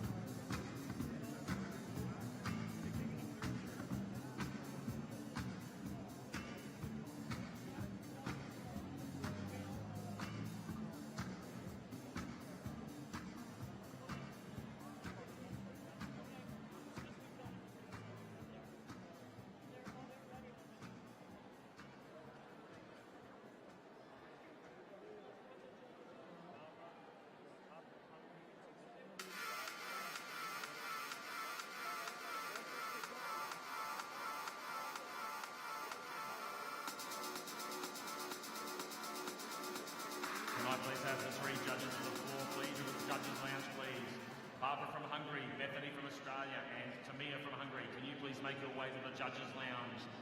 We require your assistance there now, please. That's Barbara from Hungary, Bethany from Australia, and Tamir from Hungary. Please make your way to the judges' lounge. Thank you.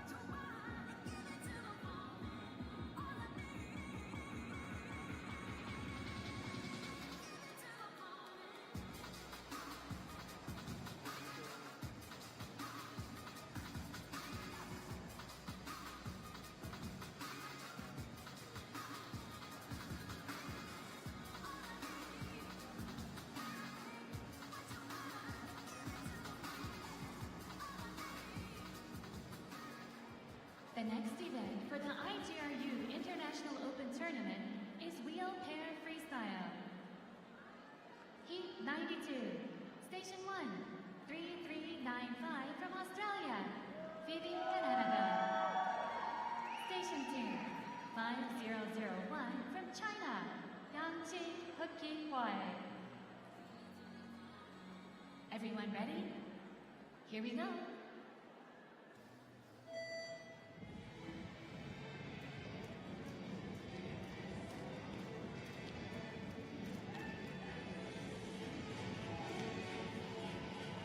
Hello, everyone, and welcome back. We are at the International Open Tournament here in Colorado Springs, Colorado, and the event that you are watching right now is called Wheel Freestyle. So with this event, you are seeing two athletes, each with their own jump rope, but those ropes are interconnected. So these athletes are literally connected to each other with their jump ropes for the entire event, making it extremely unique and so much fun to watch. So we're going to have a lot of fun watching this event. My name is Kaylee Woodard. I have been a competitive jumper for 26 years now, and I am here joined with Hannah. Hannah, can you tell us a little bit about yourself? Where are you from? How long have you been jumping? Of course. Welcome, everyone. I'm so incredibly excited to be here, and so incredibly excited to be here with you, Kaylee. Yes. My name is Hannah. I'm from Hungary, and I've been jumping for, well, I think a little more than 20 years now. So I've been involved in the sport for a long, long time. I'm a back-to-back European champion and also a world record holder, and I don't know, I'm just like really, really passionate about sport. So Absolutely. So you're going to get some great perspective here from Hannah, and we're just going to have some fun watching jump rope. We both love it so much, and you're going to see some amazing things today. So like we said, this is Wheel Freestyle, and this is our International Open Tournament. So this week, you are going to see our International Open. Then you're also going to see our Junior and Senior World Championships. So this is our first tournament of many across the next 7 days.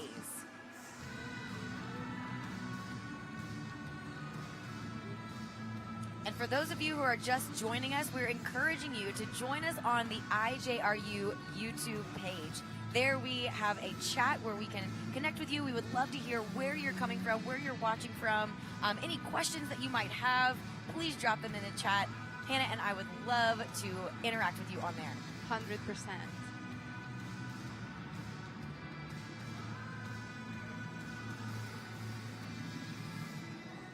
So on the floor now we have Canada and China represented.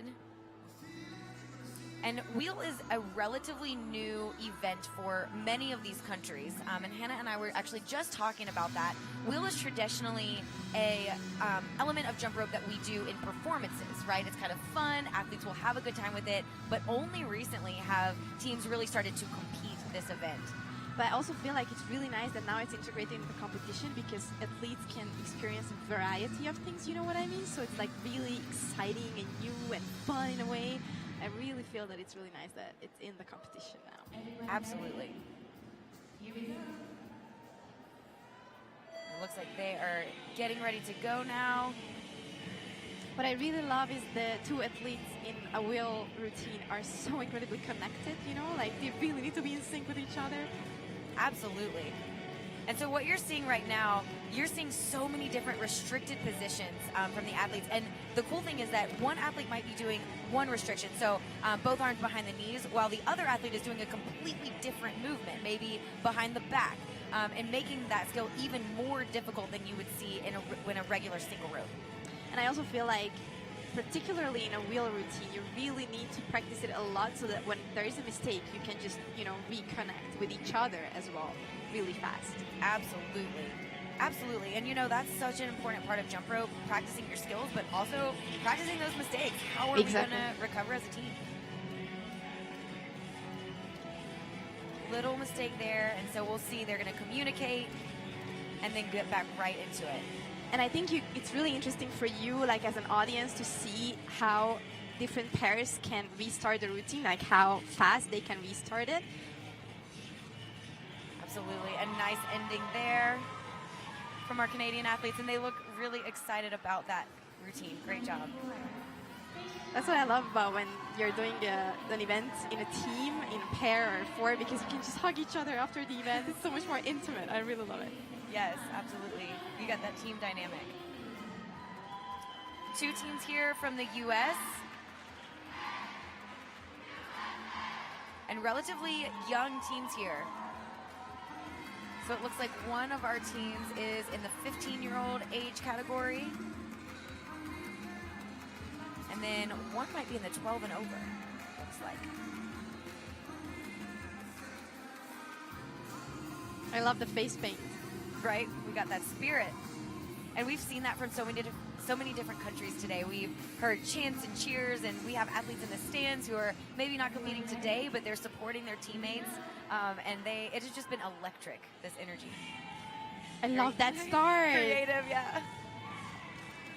Nice. So that was very nice. A little hiccup, but he did a double under while she was on her hands. Love that. Little handle switch there, which you'll see quite a bit in wheel. Switching the handles and then going from forwards to backwards. And watch out, when the 2 hands are restricted, then that counts as an extremely difficult move. Absolutely. So elements that you should be watching for. What you just saw was a rope release. That was kind of like a little floater in wheel. So we will see Mick releases where the rope will spin. We will see floaters like that where the handle just literally floats in the air. And athletes can gain points by doing releases combined with other skills within that one routine. So that's one element that you should watch out for. Also, multiple unders. We've been talking about multiple unders today, where you jump up and the rope goes under your feet 2, 3, 4, even 5 times. You'll see that in wheel just like you do in single rope. Hannah, do you want to talk a little bit about crossing skills in wheel and how difficult they can be? Absolutely. I think also the changes of the direction of the rope, that's in wheel is very, very tricky. You know, when you're like in sync and suddenly you change and then you cross. Like, you just need to pay attention to a variety of things together. Absolutely. The U.S. very excited about those routines. These athletes in the stands.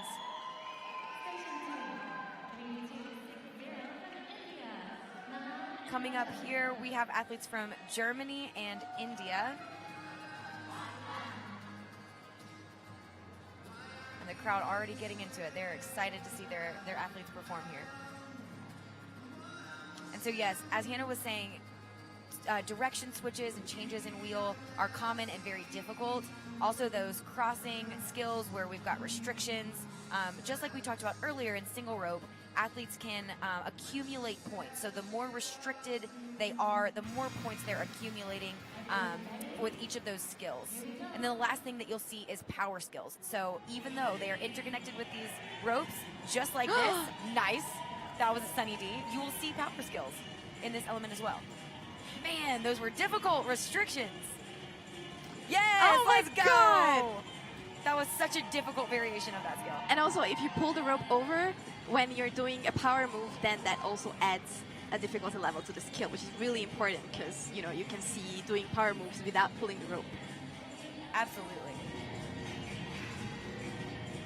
That's a nifty scoop. A little bit of lack of communication, it looks like there, that caused that mistake, but they'll get right back on. And so that was a variation of a TJ. Nice. The creativity you can bring in. Oh my God, this routine is amazing. Woo. Oh, wow. Oh, that was so tough. So a backwards CL in wheel, incredibly difficult to control that rope. And releases are interesting because a lot of times, like what you just saw, one athlete will release the rope and the other athlete catches it. So if it's like, if Hannah is controlling the rope, I have to go and catch the rope that she's controlling, making it even more difficult. Oh, look how excited they are. They're so happy. Oh my God. Oh. Yeah, they should be happy. This was an incredibly amazing routine. Congratulations. Awesome. That was amazing. Congratulations to these athletes. That is what you work for. Those moments. Those moments. Oh my God, yes. Hugs all around. Oh, I love it. So Hannah, did you ever compete wheel freestyle? No, never. In team show. Okay, And that was fun. That's the closest I got to wheel. there we go. But I love watching it. I love the dynamics of wheel routine. Absolutely, and it's just skyrocketed. The difficulty that we're seeing in wheel has skyrocketed. Oh my god, yeah. I feel like everything is skyrocketed. And That that's is the true. fun part of jump rope. Endless creativity. Yes, it never ends. It never gets old. So athletes here from Australia. Nice and clean. Multiple unders there. So we saw some double unders, some behind the back crosses, some under the leg crosses here too. You can sense the focus these girls are having while doing the routine. Absolutely. So important in something like wheel. Nice frog together.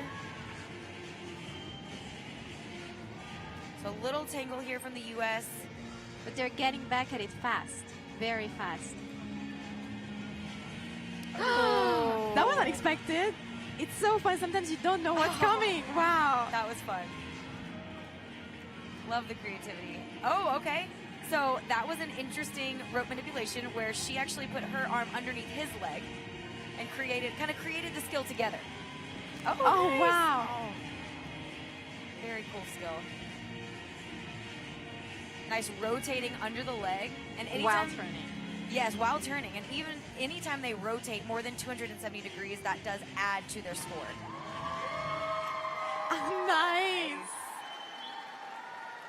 Love that. Great endings there. Excellent job to these athletes. And they look excited about that. So athletes coming up from Hungary and Australia.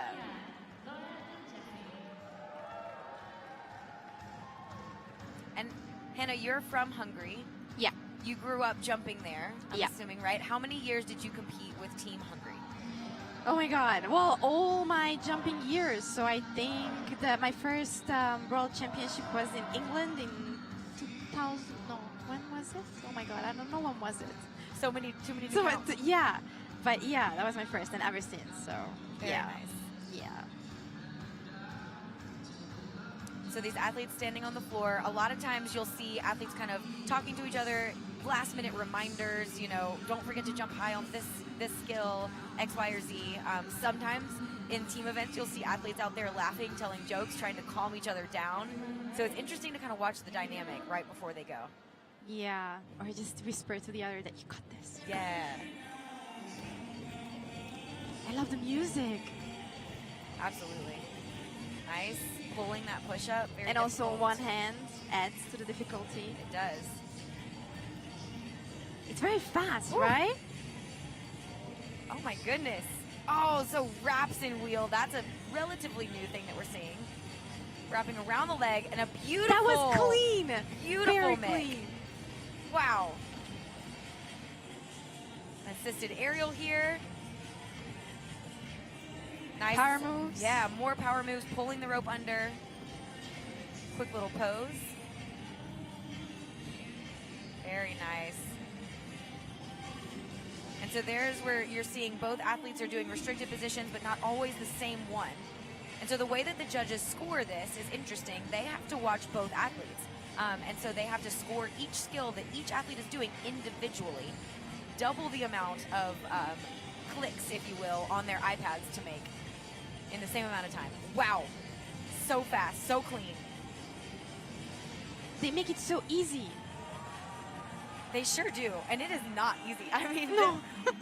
so she trapped that handle underneath her leg and then caught it again before she jumped. That was great. That was great. They don't seem that happy though.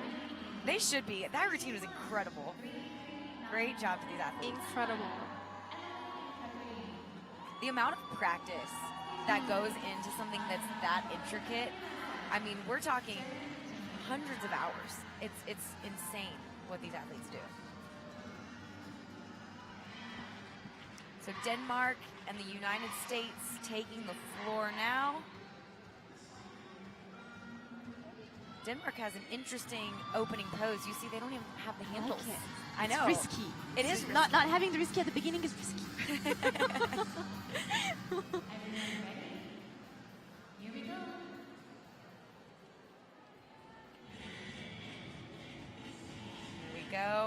Oh, nice. Immediately starting off with a handle exchange. And some multiple unders there. So this is scored just like single rope. A regular double under is a 1 point, triple under 2 points, quadruple under 3. And then they can add to that by doing these restrictions, releases even in the middle of multiples, etc.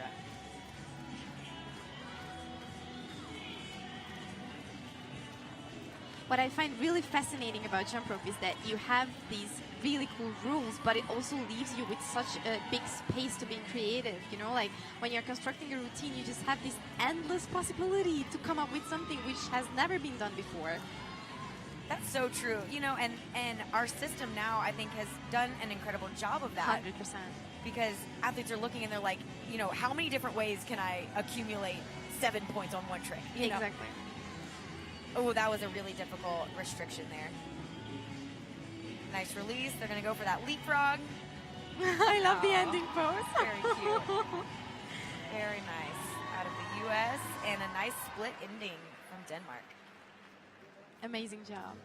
Heat 99. Station 1. Excellent. High fives from teammates. Very nice. And so something that you'll see in this event, traditionally in wheel, the ropes will be going in an alternating fashion. So one right after the other, but then sometimes they'll kind of bring the ropes together for just a few jumps, so they're going in synchronized fashion, and then right back to that alternating. That switch back and forth is actually really difficult. It takes some skill, some rhythm to really master that. So Some brain work. yeah, absolutely. So keep an eye out for things like that. We've got Hungary and the United States. So right now you're seeing the U.S. doing some pretty difficult restrictions. We have a little hiccup there.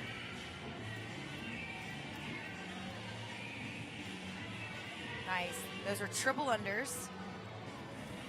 I love the smile. Right, having fun. Ooh, nice triple under there with a restriction behind the back. And a direction. That was, yeah. Yeah.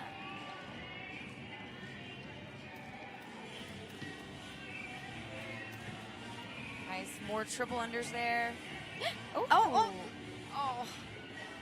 That was a very cool concept, Yeah. going for that floater. Oh my God, goodness. That was amazing. See, that's what we're talking about. Little things like this, just creativity that we never knew we had. And you know what's also amazing is that, like, you really need to keep your focus not just during a difficult skill, but after, so that when you finish, you're like, sometimes you just release yourself and then there's the mistake. So, like, Yes. it's really important to keep the focus throughout the whole routine. Absolutely.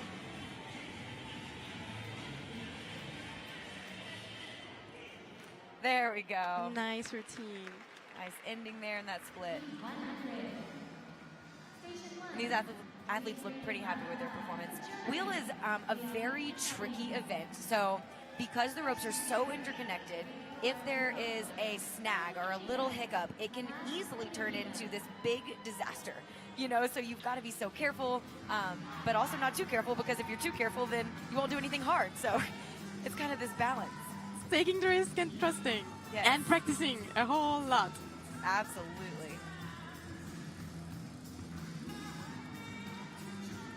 So we've got athletes here from India and Germany on the floor. Here we go.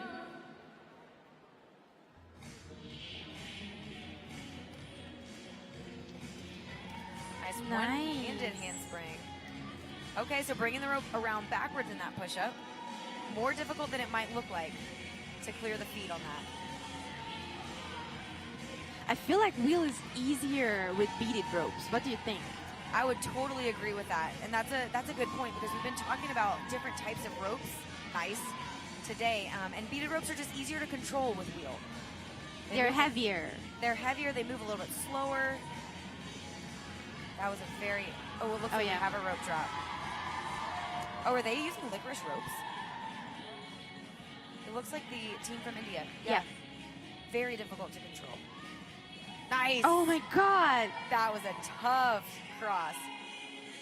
So Leonie, one of these German teammates here, is the third sister of a series of sisters who have jumped for many years. Luisa and Maria are her older sisters. Nice. Oh my god.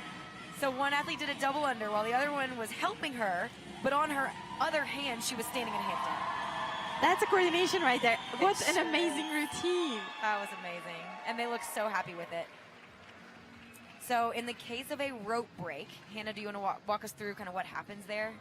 Okay, so you need to stay still until the judges confirm that there's a rope break, and then you're going to be able to redo the routine. Yep, absolutely. And so sometimes this whole rope break thing works in the athlete's favor. If it wasn't the best run and the rope breaks, it can be a good thing because you get another try. It wasn't your fault that the rope broke. But the worst is like at the end of a great run, and your I rope got breaks. goosebumps now because I had those moments. Like, oh my god. Oh, Yeah. just not a fun time. I know. Coming up next, we've got Canada and Australia. And so Australia, typically known for just their cleanliness, their choreography, musicality, and so we're going to hopefully see that transferring into this new wheel event that, again, is new as a competition event for most athletes around the world. It was introduced in 2011 at the World Jump Rope Championships as a competition event. And so since then, it's gained popularity. People have been training it a little bit more, or actually a lot more, but it's definitely still new to some countries.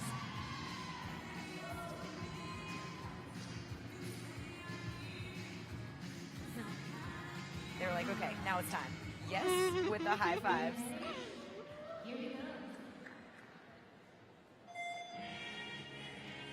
I love they're it. having fun. I love it. And so presentation does count. So at the end of a routine, we have a scoring system that will either detract or add a certain percentage to your score based on what the judges have marked down for presentation, which includes things like technique, creativity, Posture. smiling. Yeah, posture, absolutely. Nice. Wow. Helicopter with an aerial.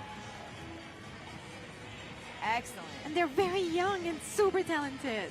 Ooh, that was cool. Nice buddy scoop there.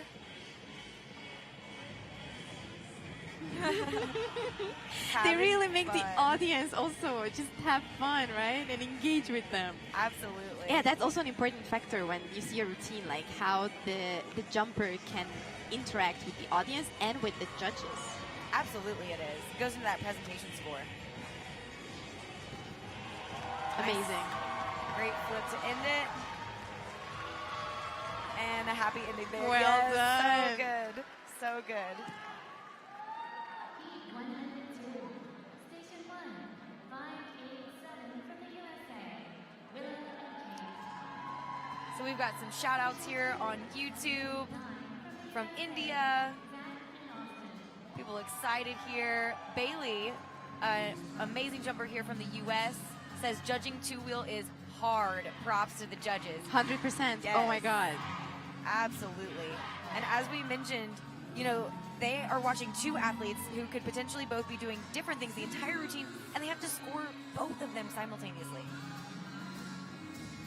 Our judges are the heroes. They really are. And guys, they're here for 8 days straight judging these routines. Crazy. I can't Crazy. even imagine. I have so much respect for them. I do too. That's a lot of brain power. Hannah and I just get to sit up here and geek out over jump rope and have some fun. Exactly. We love our that. job. Yeah. So two teams here from the United States. Cute. That's a little heart shape there. Oh, that's creative. I love that. Starting in a cross there. That's actually very difficult to start the ropes in that position. They're really on the beat. I love that. Yes.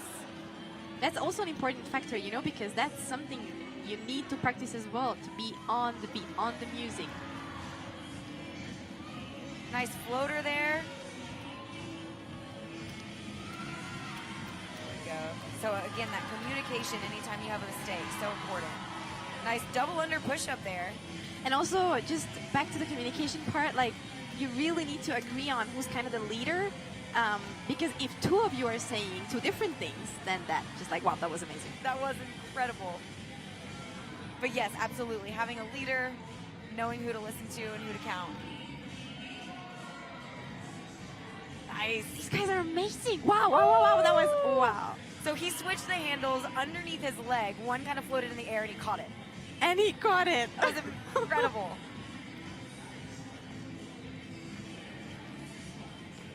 Oh, a little snag there, but you know what? They pulled it through They right pulled it. into that pose. That was a really nice routine. They had was. fun. And well done, well done. It was also amazing. Awesome job to these athletes. Station 1, 589. Excellent work there. Excellent work. And you know, this is what I love about jump rope. Like, Hannah and I now have seen probably 10 new things that we have never seen. We've both been jumping for over 20 years. So the fact that in 5 minutes we've seen 10 new things, I mean, that's incredible. Mind-blowing, mind-blowing. It is. And it's kind of like, you know, will we ever stop seeing new things? And I think the answer is no. No. Teams on the floor now, we have the United States and we have China. So from China, we have been seeing some absolutely incredible multiple unders in the single rope events. We've been seeing quadruples and quintuple unders where the rope is passing under the feet 4 and 5 times in one jump. So it would not surprise me if we see similar things here in wheel. We're gonna have to check it out.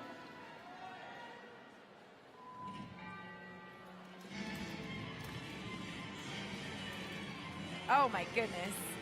Some of those Wow. crosses underneath the leg and elephants and inverse toads. Oh, And they caught and it. Simultaneous floater and we- that was a correction. That was something there. this is, yes. Oh my god. So that was a Sunny D, a frog pulling the rope around backwards, incredibly difficult. Nice fast crosses and multiples there from China. I feel like Chinese have such an amazing control over their ropes, Yes, right? Like they really know what they're doing when they're moving the handle. absolutely. And you know, that just comes from years and years of practice. Of course.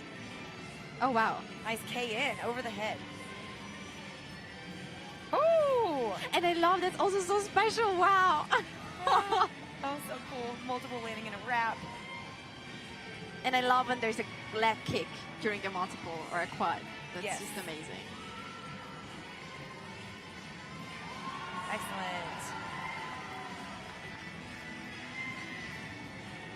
So many fast multiples here. And so it's interesting, you'll see one athlete kind of staying on the ground doing 3 fast movements of the rope with a restriction, and then the other athlete is actually in the air for all 3 of those rotations. So it's one multiple and one crossing skill happening. Again, judges, great job for handling all of that. And athletes, great job for being able to do that. Yeah. Yeah, imagine just one skill like that. You need to practice it for hours and hours and hours. Just one. And a wheel routine is packed by tons of skills. Tons of skills. Absolutely. Hearing some chants here from the crowd. Getting into it, we've got a team here from the U.S., Jacob and Connor. These 2 jumpers are extremely talented. And then we've got Lara and Sarah from Hungary as well, some younger jumpers. We've been seeing some great things out of Hungary. Nice. Little rope drop Quick there. fix, quick fix. There we go. I Nice. love the facial expressions. There we go. That was a Oh, nice nice. save. That was almost a miss. Oh, nice. So that was a quadruple under. That was a nice pullover. Oh my goodness, I love that. I thought it was a mistake at first, but then it wasn't. They planned that helicopter.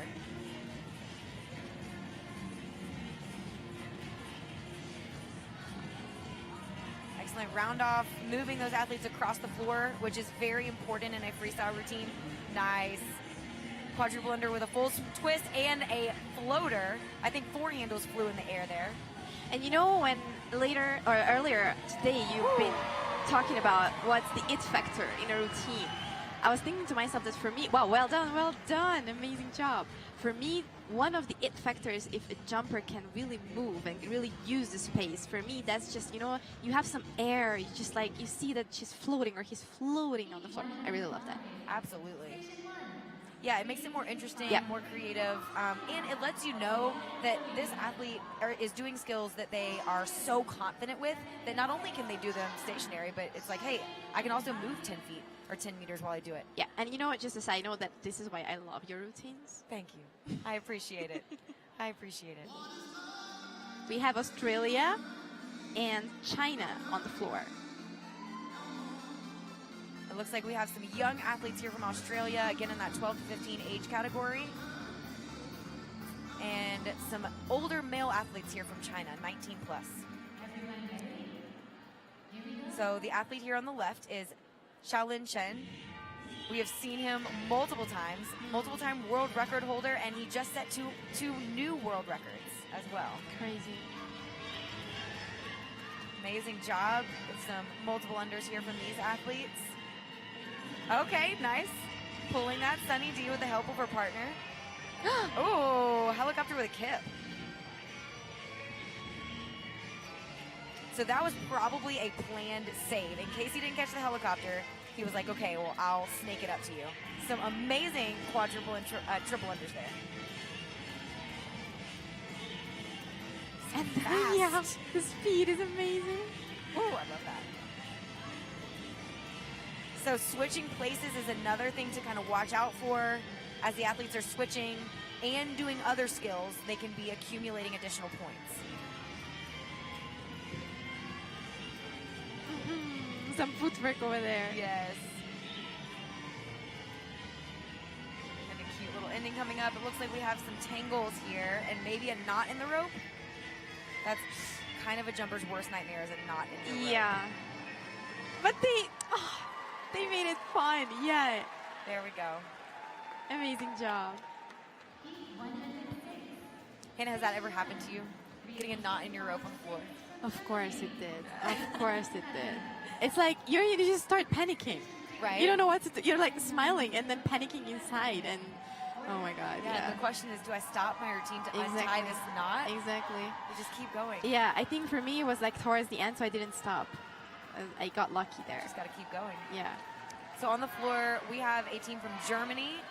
In Station 2, we have a team from the United States, kind of a special team here. We have Porter Ballard, who is probably, well, not even probably, he's one of the most talented jumpers I've ever seen. Yeah. Absolutely incredible. And his coach / friend, Britta, who has been jumping for so long, one of the best humans I know. I love her personality. Yes. It's just shining the room.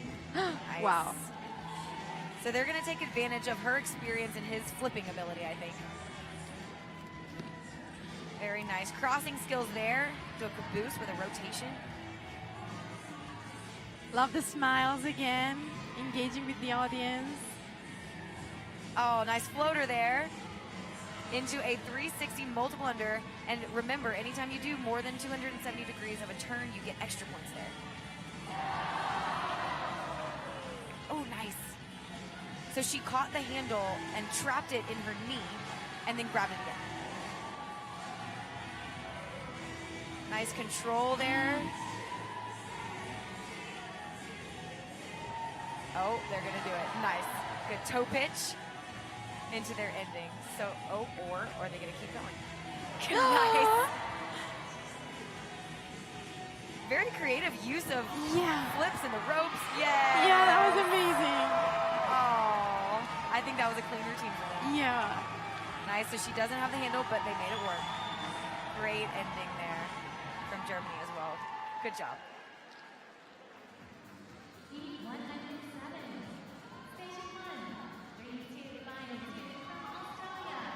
Hugs from teammates there. And I love seeing pairs like that where you can kind of take advantage of different skill sets. And it just makes you be even more creative. Because we know, okay, well, maybe both of us can't do the round off backflip, but I'm really good at releases and you're really good at backflip, so how can we make them do it together and make it really cool? 100%. That jump rope is so complex. Like, you really need a lot of skills, but it's so nice that with time you get to know your own strengths and you get to play them, and then you get to know the other strengths, and so you can just really make it work together. Absolutely. So we have Australia and the United States here. Everyone ready? Here we go.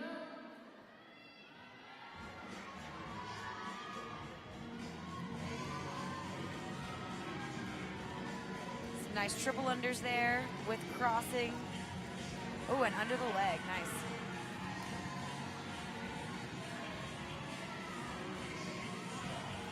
Pulling that frog. In this event, you have to be perfectly synchronized if you want to pull a power skill like that together. But like perfectly. Perfectly. Millisecond perfectly. Absolutely. Adds a whole new layer of difficulty. So that was actually a great example. These girls were doing the same skill, the frog, and pulling it together, but they were off by about a millisecond, and it did cause a mistake. So the margin for error is actually 0. Oh, such a difficult skill behind the back with a rotation. Nice. There they go. They did it again. Oh. There we go. Got some communication there under the leg with a floater. You'll notice, yeah, she didn't have the handle, so they made the decision to kind of pause. Probably wise. Another just really difficult.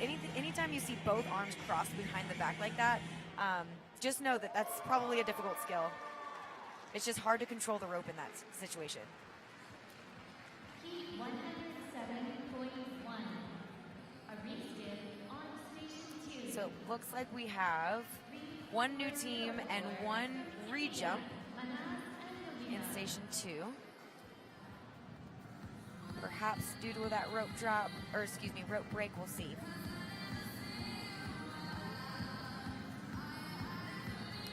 YouTube, we have some shout outs here to Britta and Porter.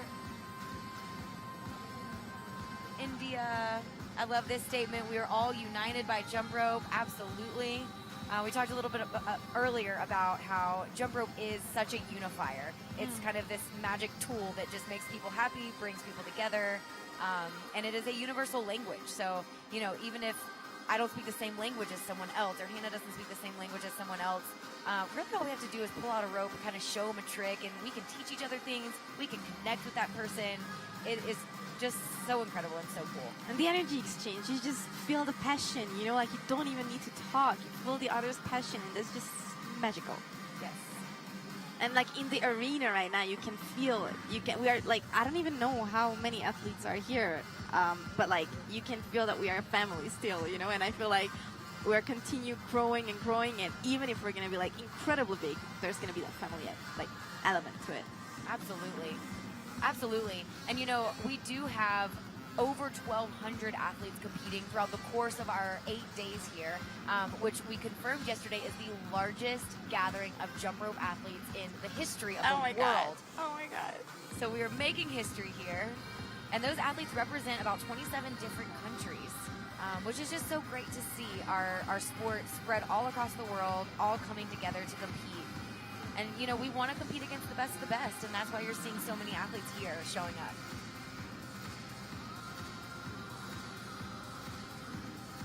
Hannah, as you look back through your time in jump rope, do you have a favorite place that you have gone to jump, like a favorite travel experience? Or I think it really is influenced by, you know, like by the competition or the, oh my God, but I would say Hong Kong is one. Okay. Yeah, because like we had a world there, and also I've been there to teach and coach through primary schools and elementary schools and also high schools, and it was just such an experience, you know, like seeing those kids extremely happy, but like happy, like, oh my God, that just filled my soul. I feel like for my whole life, basically. Like I'm still just like remembering it, and I feel the joy what those kids were feeling then. So I think that would be. And yours? That's amazing. Similar experience actually, but mine was in South Africa. And yeah, I remember the energy and just how happy those kids were, and all you had to do was teach them one skill, and they were overjoyed. Yeah. Overjoyed. There we go. So this is our re-jump. Team from India. And remember, they are using licorice ropes, which is really rare in wheel because they are more difficult to control. But they're doing it. They did that. So that was a TJ. It was a quadruple under. One person did a TJ under her leg, and the other one did a full rotation. Very difficult. This can be an example of how a rope break can serve you. True. Because like they missed that trick at the first. That is a try. great point. And you know, sometimes, do you think it has to do with maybe getting the jitters out on the first run? Yeah, 100%. and just like talking through again, like, oh, okay, right there, I think we would need to do that and that. Yeah. Yeah, slow down maybe, Yeah. speed up. Nice movement there around each other. Seeing that leg wrap. A little bit of a hiccup there. So another important thing in wheel is to not rush back after a mistake, because you can actually cause another mistake. Oh, yeah. Oh, I think I saw what they were going for. Nice. Nice. Nice, congrats. Very nice. So yeah, great rope control there with those licorice ropes. And again, it's not common. It's so difficult to control those ropes because they're so light. So 2 teams coming up here from the United States. We have 1 young team, 12 to 15 years old, and then 1 team of older athletes, 19 plus.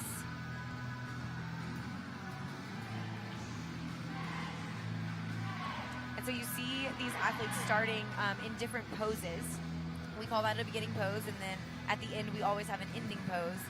These don't specifically count toward your score, so like you don't get difficulty scores for your beginning and ending poses.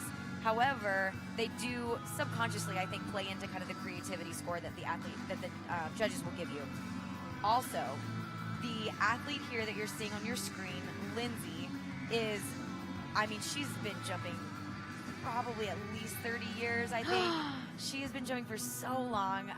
Grew up on a team called Skip It out of Colorado here, so pretty local. And her coach was a legend, known as the father of single rope in the United States. Oh my God. Richard Sindali. Oh my God, you can tell the grace, you know, like Yes. the grace by, like, oh my God, yeah, it's amazing. Very smooth, very poised. And you know, she's always jumped like that too. Oh, nice floater. Okay, I like that. Floater into a handle switch too. And Nice. the speed. And watch out, yeah, you see, that was a perfect example of the direction switch when they're like together and then suddenly apart. Correct. That's really, really difficult. Oh, nice. So she kind of trapped that under her arm and then grabbed it again before she jumped. Oh, nice. Nice. Good Take save. it. So that comes from knowing your ropes. Looks like they were going for a cool release there. Some power moves together. Oh, that was actually a very difficult skill they were going for. Nice. Oh, what a nice wrap. There we go. Splits together. Triple under. No, Oh, and a nice nice. ending. Excellent. And you can also see the difference in the rope lengths, right? Like some pairs use really long ropes, and I feel like long ropes are easier to kind of like manipulate with wraps, for example, and maybe with releases. But for example, with powers and multiples, shorter ropes are easier. But I feel like with shorter ropes, the risk of having a mistake is also easier because you can get tangled. Absolutely. Absolutely. And so a lot of the things that we have talked about with single rope hold true here. For example, what Hannah is talking about here with a short rope, anytime you wrap a rope, it becomes shorter, right? So if you wrap it around your body and then you try to jump it, you've got to jump that much higher to get over that rope. And the same thing is true here in wheel, just making it that much more difficult. Athletes here on the floor from Canada, and they just did a go-go cross where they crossed their arms and then they crossed them again and still jumped the rope. Nice rotation skill. Nice behind cross. the knees cross. So it's a double restriction. That'll get them a level 2 there.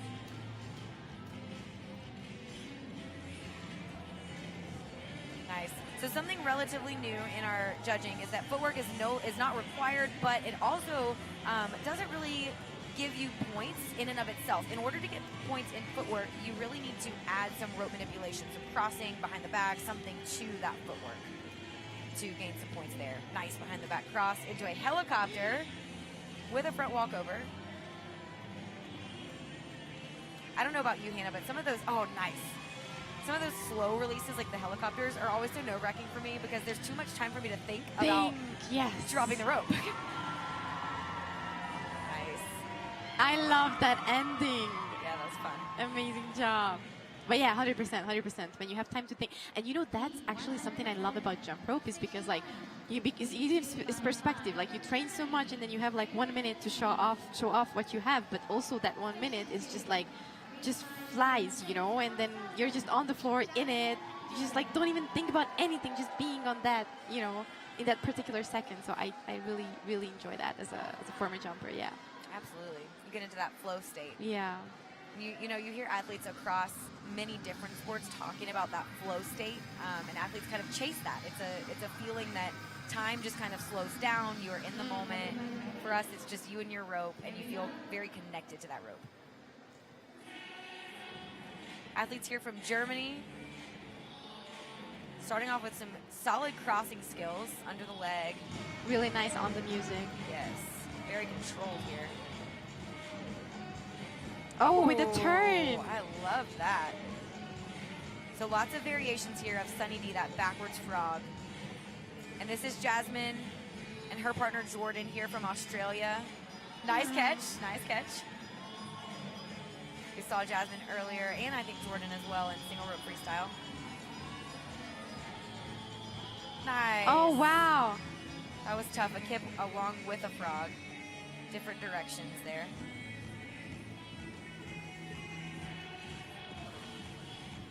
Oh, that was fun, and they're going to switch ropes. Very difficult, actually. You got to line up those ropes perfectly and then hope that you don't hit them with the roll. That was cool. Behind the back cross with someone, the other partner is turning. Nice, another variation of that Sunny D. Oh, that was going to be really yeah. cool. Oh, nice, and they're happy about that.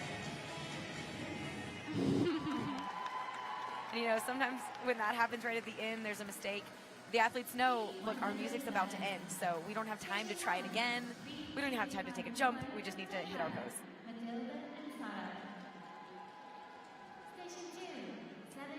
So we have Matilda and Sarah from Denmark in Station 1. And in Station 2, we have Alex and Haley from the U.S. I'm expecting to see quite a bit of gymnastics out of this U.S. team. And for Denmark, for me, Denmark is also, they're really focused and really controlled, you know, like I think you'll see how they move the ropes. It's very controlled and very like well thought. I really like that. And you know, there's something to be said for that too. That goes back to having really solid fundamentals. Oh yes, 100%. Which is so important. Yes. Yeah, those details, how your wrist moves. Here we go, Matilda and Sarah.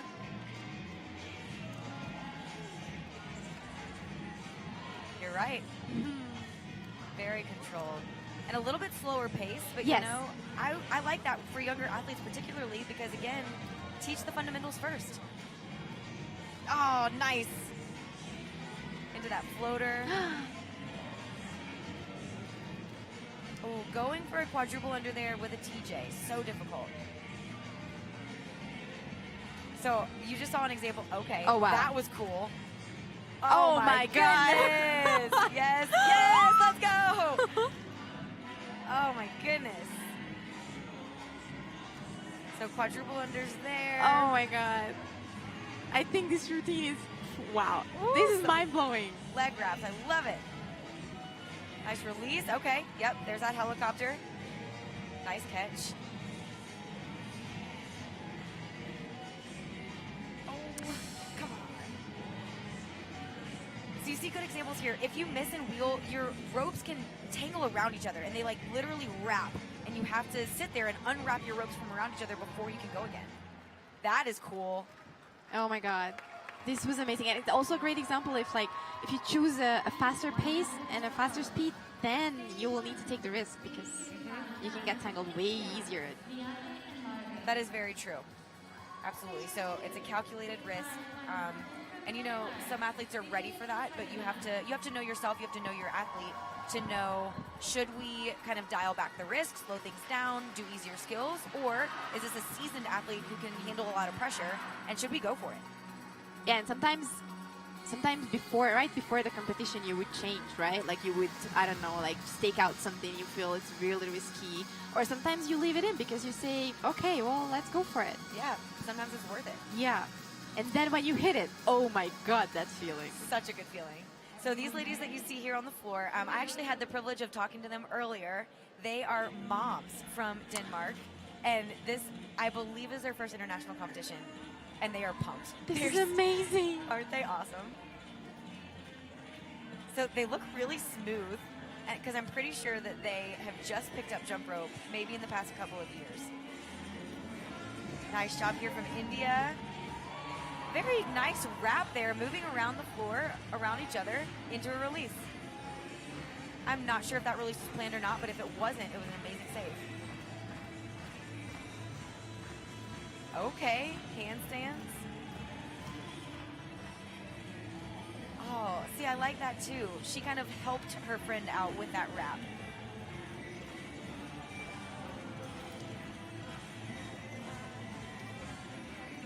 Awesome crossing skills here from India. And it looks like this team from India is actually using beaded ropes. Uh-huh. Yes, helicopter. Oh, go get it. They seem so happy. Oh, wow. Behind the back. With a turn. That was cool. Yes, ladies. Yes, ladies, with the floater. That was awesome. Oh, they should be so happy about that. Oh, that was a cool pose, too. Well done. They look so happy. And so this is another great time to remind you, it is never too late to start jumping rope. I'm pretty sure these ladies just started. And so if you're watching this maybe for the first time and you're thinking to yourself, oh, I wish I would have started, when I was younger. It's not too late. You could be in your 60s or 70s or 80s, and it's not too late. Start now. For the less than a minute that these athletes are on the floor, just bounce up and down, maybe in your living room, wherever you're watching. You don't even need a rope. Just see how it feels, kind of get your body ready. And then once you feel comfortable, add a rope. You never know. You might get hooked, and this could be your new sport. I love that. Athletes here on the floor from Hungary as well as Germany. I love the start. That was cool. There we go. So exchange of that handle into the wheel formation. And again, in that wheel formation, the inside handle is switched. So that was awesome. Oh, beautiful front walk over there into a floater. Nice leg wrap there. I love that skill. Yes, and into another restriction by the other athlete at the same time. Nice quadruple under. Oh my God. Yes. Series of doubles, all with restrictions. I love that wrap.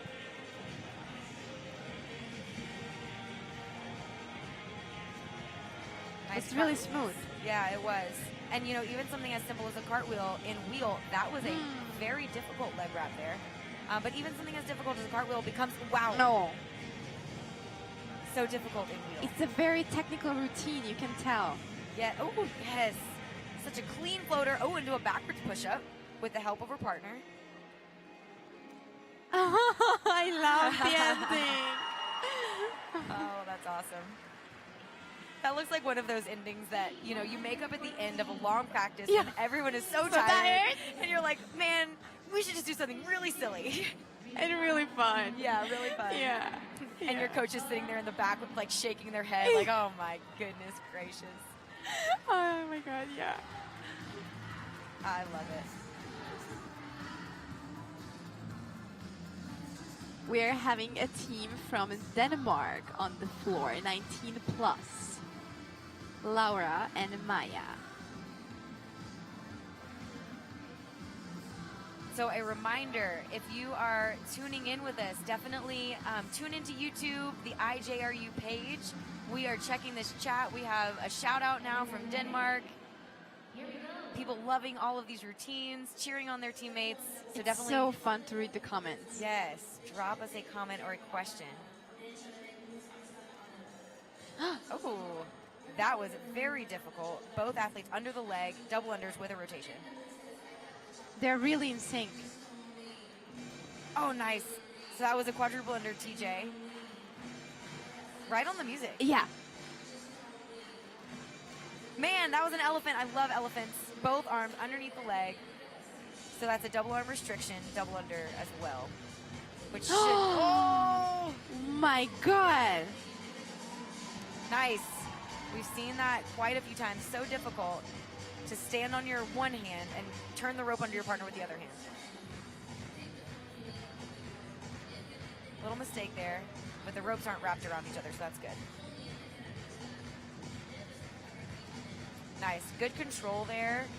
Oh my God, that was amazing. Great catch right on the handle.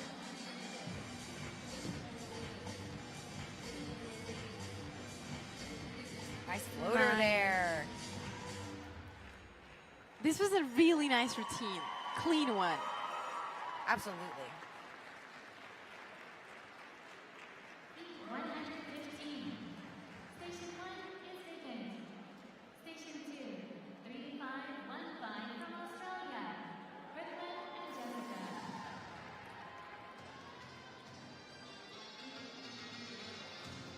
So as a reminder here, we are in Colorado Springs, Colorado.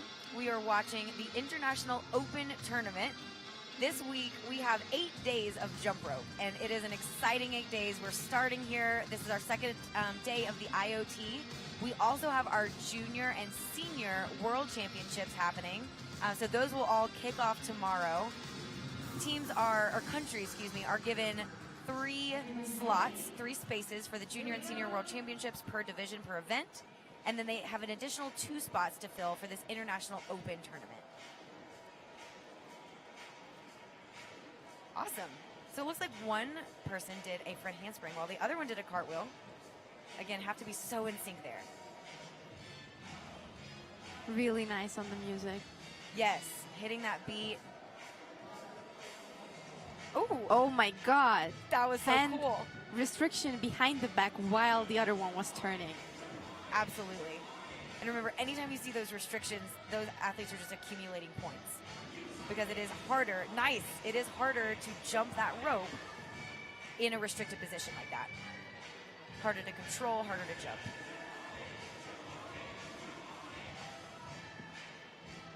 There we go. Oh my God. Under the leg. Yeah, Release. And she caught it. That was amazing. Okay, so wrapping around your partner's arm as you rotate around them, that's different. And so such unique things coming in this wheel competition. Wheel is a relatively new event that just got introduced to competitions back in 2011. So relative to our other events, it is new, and new things are being created every single day in Chinese wheel. Station 2, 784 from the USA. Riley. Amazing job from Australia. Now we have a team coming here from the US. Older athletes here. We've got 19 plus age division, Riley and Sydney.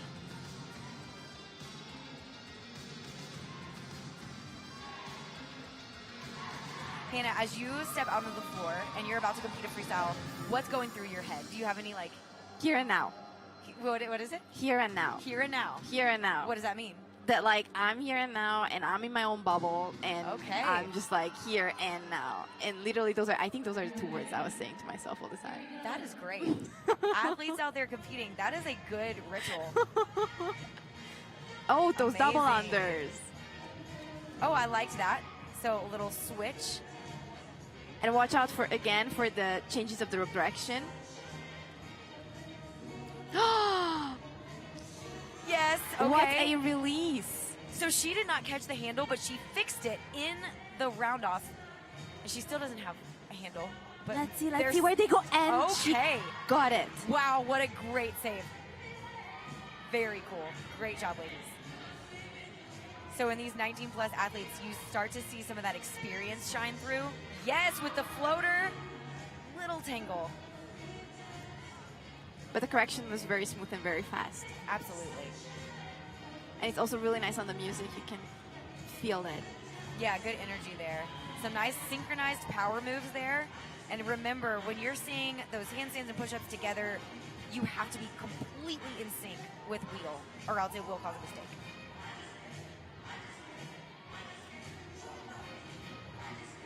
There we we go. Okay, yep, there we go. Good communication to get those ropes moving again. A nice ending move. Well done, ladies. Very nice.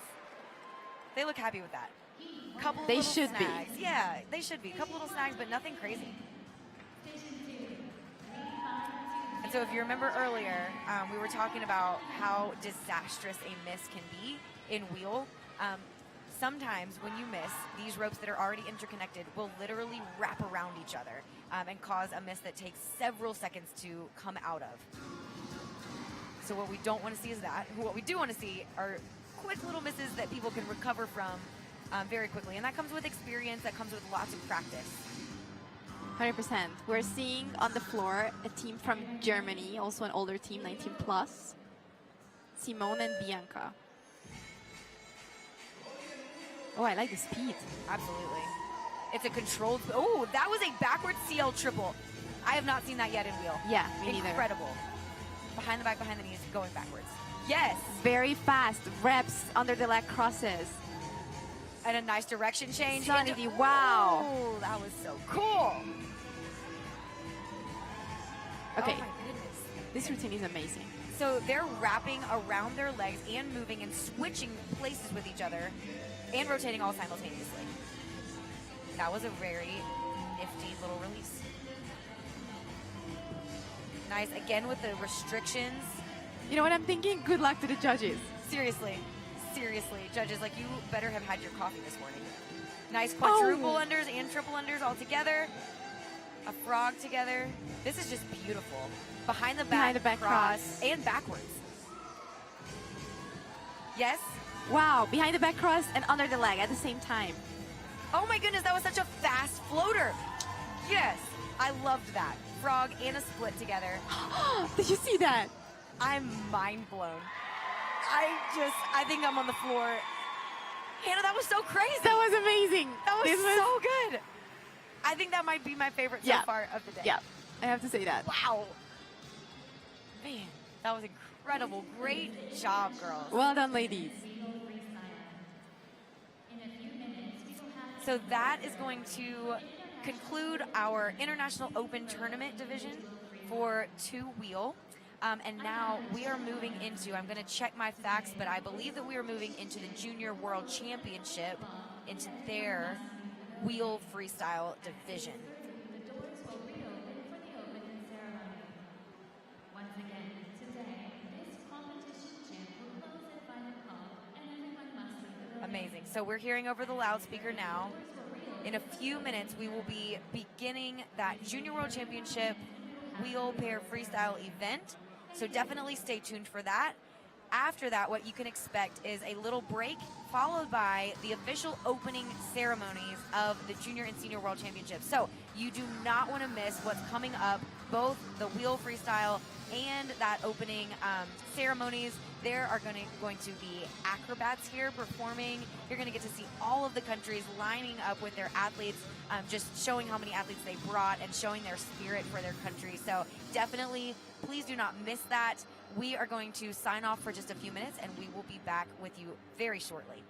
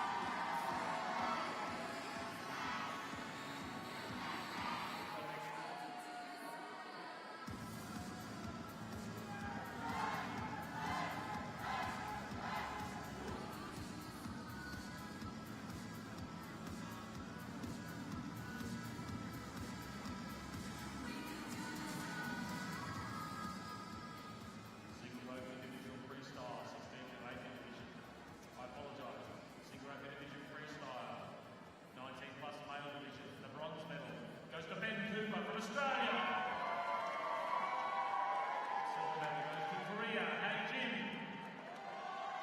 And the gold medal goes to the USA, Samuel.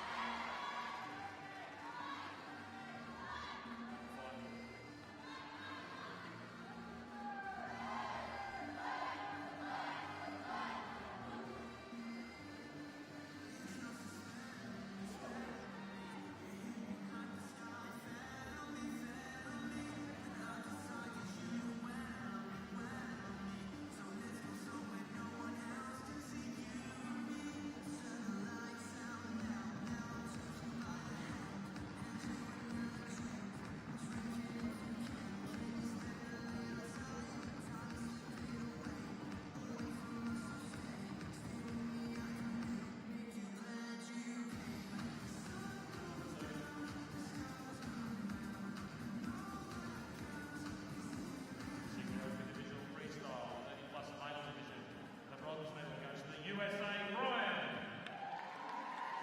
Silver medal goes to South Africa, Chiswani.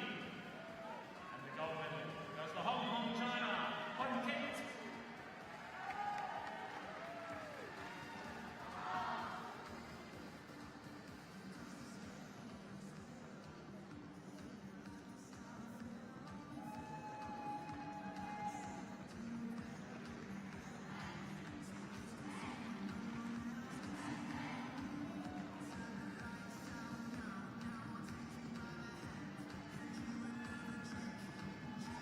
Thank you, gentlemen.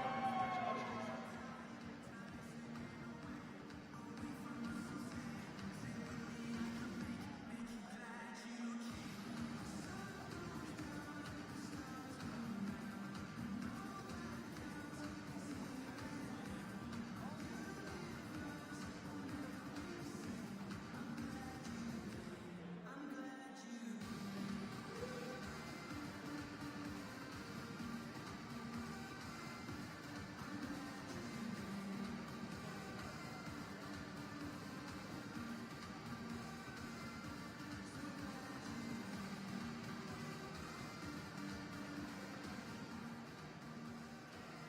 We now move to single rope individual freestyle, 30 plus female division, the bronze medal, and on her 30th birthday, from Germany, Kira. The silver medal goes to Australia, Kirsten. And the gold medal goes to Canada, Caitlin.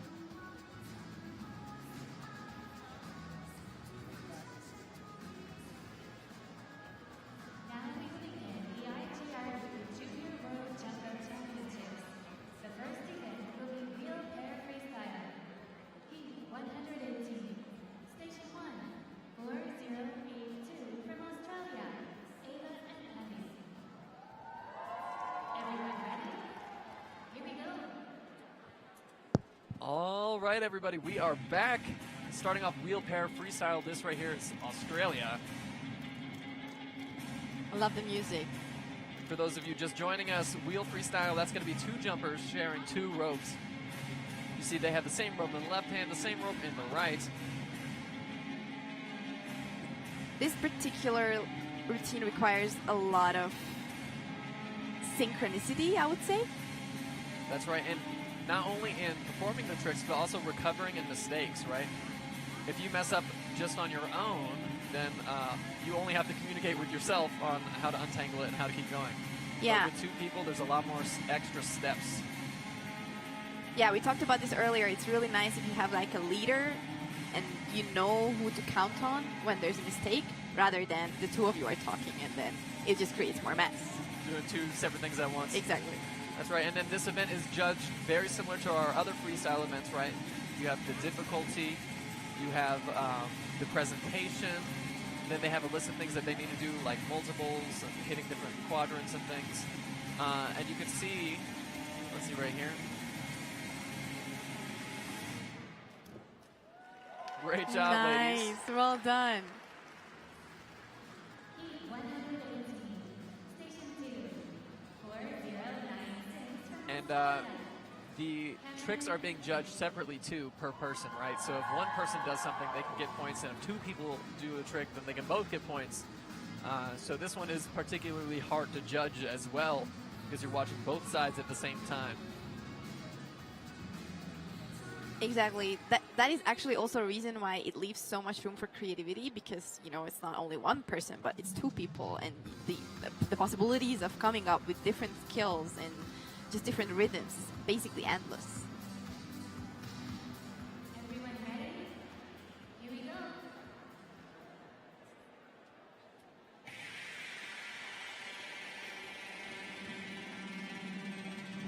We have a team from Australia on the floor. This is Cameron and Kate right here. Very in sync, and I like the smiles too. Great performers so far. And a very tough routine to get clean, but so far they've been crushing it.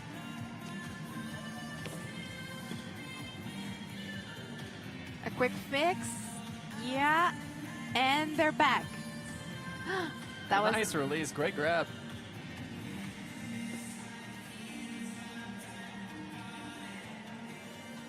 with a release, you need to pay attention, extra attention to your partner, because you really need to just be there. Like you can see that there are multiple cases when one person releases the rope and the other person catches it. That's right, typically in single rope, you're controlling the other end of the rope, so even when you let go, you're still really the one holding it. Exactly. But in this event, you don't get that luxury. Nice. What an ending! Well done. Great job. Cute ending, and they are happy with it. Excellent work, Australia. Two great routines so far. Station 1, 1669. Up next, we got from the United States coming out. This is going to be Nadia and Molly, making their way to the center of the floor. The beautiful IJRU Colorado Springs floor. These are always the most exciting moments before the event.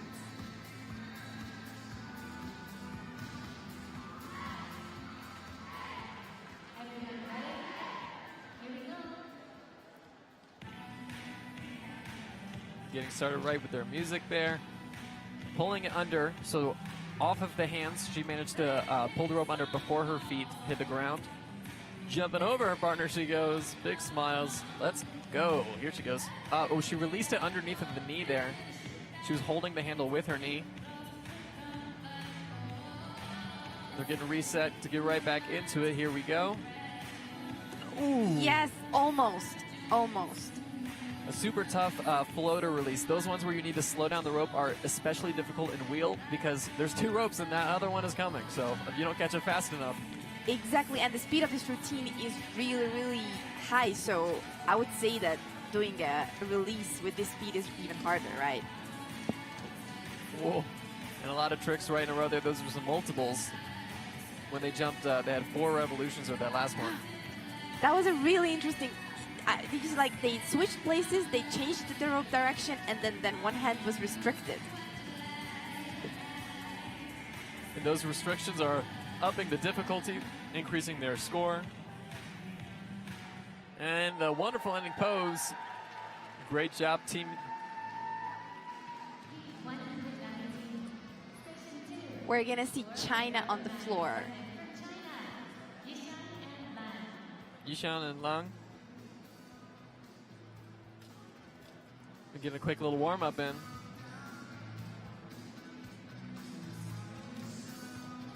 When you were competing, did you used to warm up your tricks when you walk out there?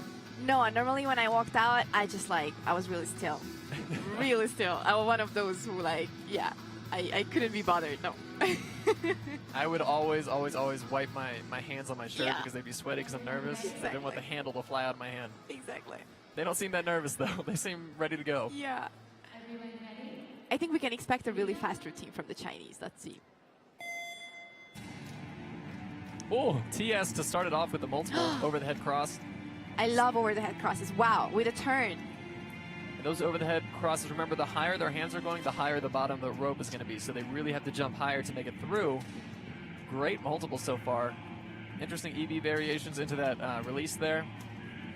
Oh, over the head and under the leg with the other arm with that spin. Quick little burpee action. More crosses over the head and under the leg. Wow. That was an inverse. Great interaction. Cartwheeling all over each other. A nice wrap. Oh, wraps Wow. and wheels, so tough. Because you don't get to use your hand to control the rope anymore. It's just whatever your knee is doing.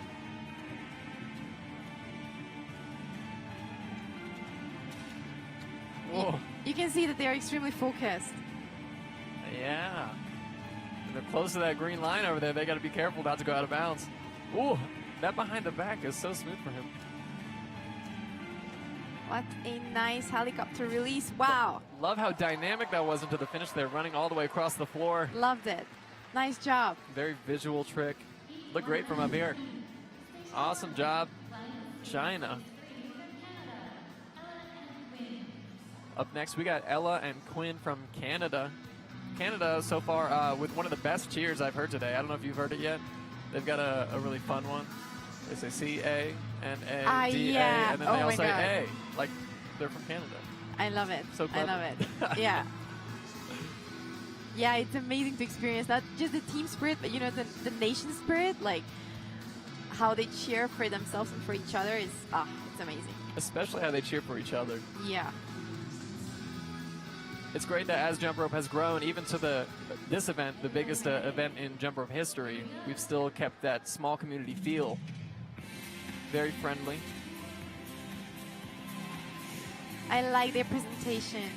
It's really, really gives a spice to a routine when you see the jumpers smiling. And just for anyone who's watching, smiling while you're doing a difficult routine is not an easy job.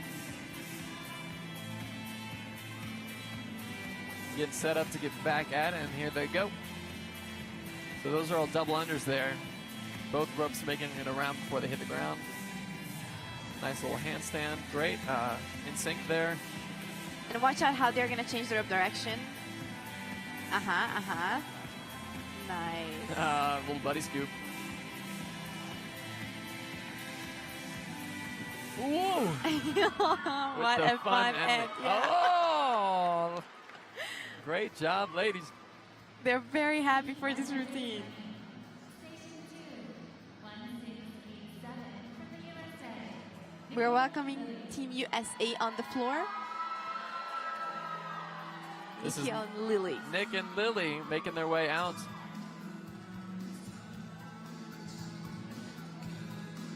Here all the way from the East Coast, from Maryland, these two. I love when a wheel routine starts with separate ropes. You can see how they're both holding the ropes in their own hands, so watch out how they're gonna just like super quickly transition into the actual... okay. They already did that. Or very slowly right before they start the routine. Maybe in the future we're gonna see an in-routine transition. See them communicating right there and make sure they're starting at the same time. A nice turn with a switch. Got under the leg crosses happening on both sides. A nice release. Oh, Yeah, yeah, yeah. And with a turn, yeah. It's actually really nice if you add a turn after a release because you have a little bit more space to, if you know you need to, then you can correct the catch and you can actually catch the handle. oh, wow. great floater. Way to go. Yeah, it's really interesting how that turning works, right? With Yeah. the inside turn where you're turning towards your partner, you actually don't have to jump over the rope. But with an outside turn, you have to jump twice as much. Exactly. So there's definitely advantages to using either one. Yeah. Oh, I love that camera angle. Yeah, this really shows off the wheel. Nice. Great doubles. Oh, triple unders at the end of that sequence. That And was a big really, really nice routine. smiles. USA cheering their teammates on. Well done. Great job. Station 1, 4086. Germany is going to be up next on the floor.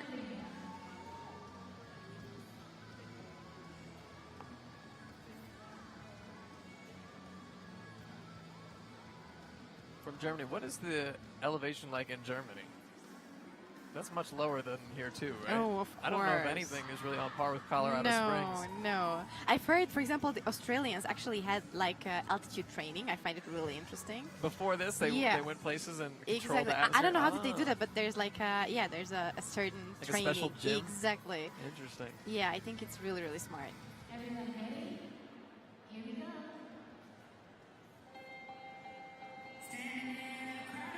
Nice. Both of them jumping through the same rope at the same time to start it off. Not a lot of room for error on those, but they made it through just fine. Under the leg and under the other rope. I've never actually seen that variation Behind the of back that trick. cross. Wow. That was a really nice push-up pulling backwards the rope. Great. There's 2 degrees of crosses going on there. You can't get to that second cross without passing through that first one. And a backward pulling frog. That's called a Sunny D. Oh, this is a cool release. Wrapping it over the Wow. arm. A wrap, a Twice. release, Oh, what? and the power skill combined. The 3 of them combined. That was amazing. That must be so hard to catch because she's upside down trying to spot on past her shoulder there. Great floater, Yeah, great super floater. smooth. Nice TJ fit into those multiples there. Very smooth power move. These two are crushing it right now. Look like an elephant maybe on the left. Yeah. Oh my God. Oh, really advanced T-toed there. Oh, I've never seen that either. A brilliant routine from start to finish. So many creative tricks that I had not seen before, and then not just creative, but high difficulty. They really pulled off so many releases in that routine. Releases we know are so dangerous in a routine like this. And effortlessly. Like, Yeah. you wouldn't be able to tell these are hard skills. And they were really hard skills. Yeah, way to go, team. All right, Korea's taking the floor right now. And I've really enjoyed watching these routines so far today.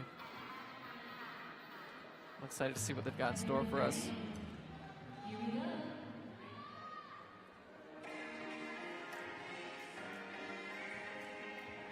Whoa! What a turn and release. Super controlled, and that was really interesting. They had to switch handles with the other hand while that release was happening.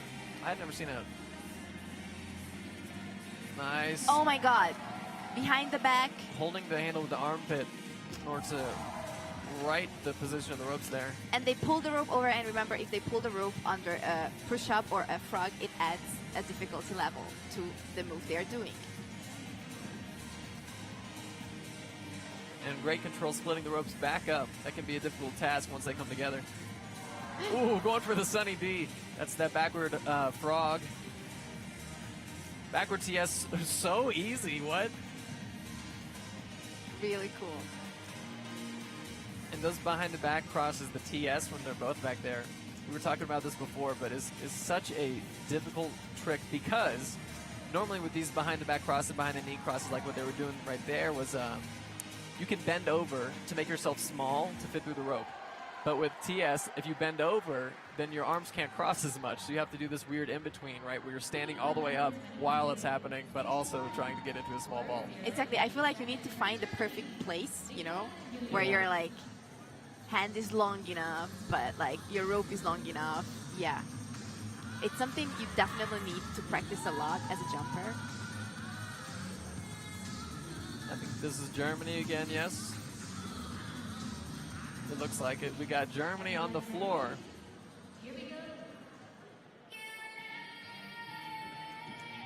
Starting right into those crosses, wasting no time to get scored for their tricks here.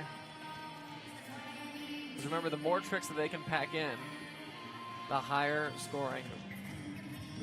Oh, there was that under the leg again. Holding the handle with the knee. A good release.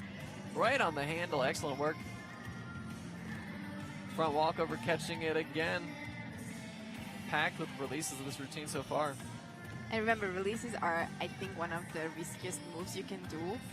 Especially when there's two people involved. Yeah. And you're sharing ropes. Oh! One rope smacked to the handle.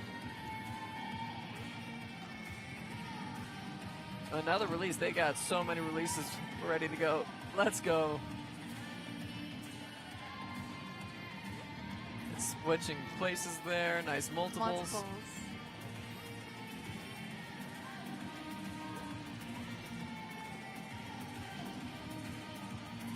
A little loose of synchronicity there, but they're coming right back at it. Yeah, amazing. Great ending pose. Yeah, that routine was packed with releases. And, I mean, releases are such a risky skill in wheel because recoveries are the longest in events like wheel and double dutch, when there's more people involved and everyone's connected. All right, we got Australia back on the floor.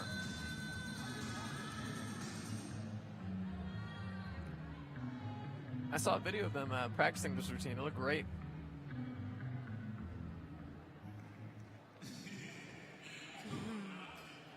Everyone ready? Here we go.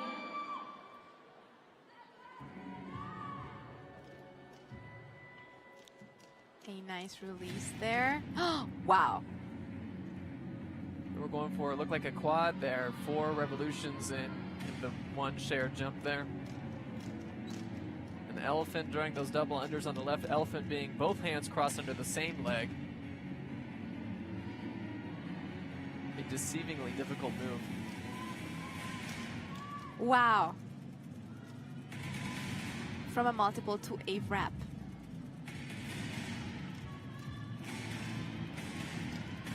Whoa, nice. Crossing under the leg with that spin during a multiple. Oh my gosh, backwards TS. Doing multiples while turning is also another Whoa! level. Oh my god. You haven't seen that before. No, that was brilliant. Wrapping it over the arm and then using just the natural pattern of wheel to unwrap it. Sunny D, wow. Super strong And super smooth. a really fun routine to watch. Nice catch right on the handle. No problem there. You'll see way to go. That was Australia. amazing. That was amazing. You'll see a lot with these routines with the releases, right? The jumpers will catch actually right next to the handle, and that's not on purpose. That they're trying to get as close as they can, but then you'll see over time they kind of fix it as they're jumping, but they didn't even need to do that. They were catching by the handle to start with. It's so satisfying to see when someone is just catching right at the handle. Right? We're also welcoming Australia on the floor. This is Olivia and Morgan showing us their wheel pairs freestyle. And you'll see a lot of these guys are using beaded ropes with long handles. Now those long handles are helping them to scoop their partner, right? It gives them a little bit more reach for all those under the leg skills. Also behind the back skills. Right, and when they are sharing a rope with their partner, the rope is actually going to be a little offset. You want to clear the center of the rope each time because that's the lowest point. But when you're sharing a handle with your partner, the center is going to be right next to you. So you have to jump a little higher and scoop a little bit more. Yeah, it's actually really interesting to see how when you're transitioning from a single rope to a wheel that you need to make your jumps higher. And it sometimes can be tricky because you're used to something, right? Ooh. Wow. Super fast for that release. Nice over the head action and a good save there. And I like how they're moving on the floor, also how they're changing directions. Yeah, very dynamic routine. A very fast recovery, especially for wheel. I like that wrap towards the elbow there. Oh, 2 scoops in 1. I've not seen that one today.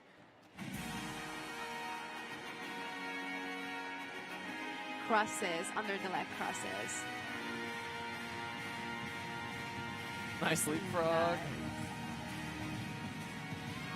And a great Nice. ending pose. And I love the execution. It was just really precise. Yeah, they did too. You could see hugging it out at the end. Awesome job, girls. Super fun routine. Well done. I've seen a lot of fun wraps too. Wraps and wheel is something that I feel like is still developing and it's still pretty new in the sport. Wheel wasn't even an event early on in the sport, back when they had more single rope and double edge based events. So we're seeing a lot more developments these days.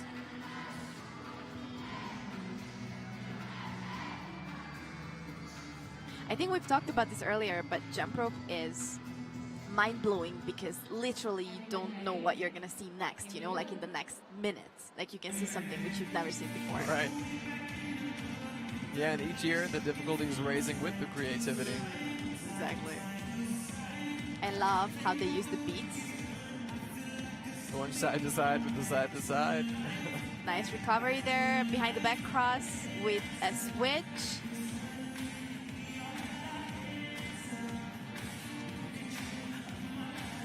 Another TS Nice. on the other side, TS being that behind the back cross. And you can see how their body is moving while they're doing the TS. That is because they need a certain position to make that jump clean.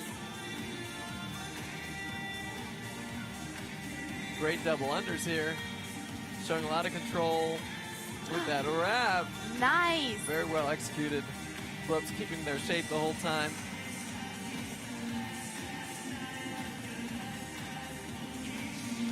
Yeah, this is also what we've talked about earlier, is that there can be a huge mess when the ropes are tangled in a wheel freestyle.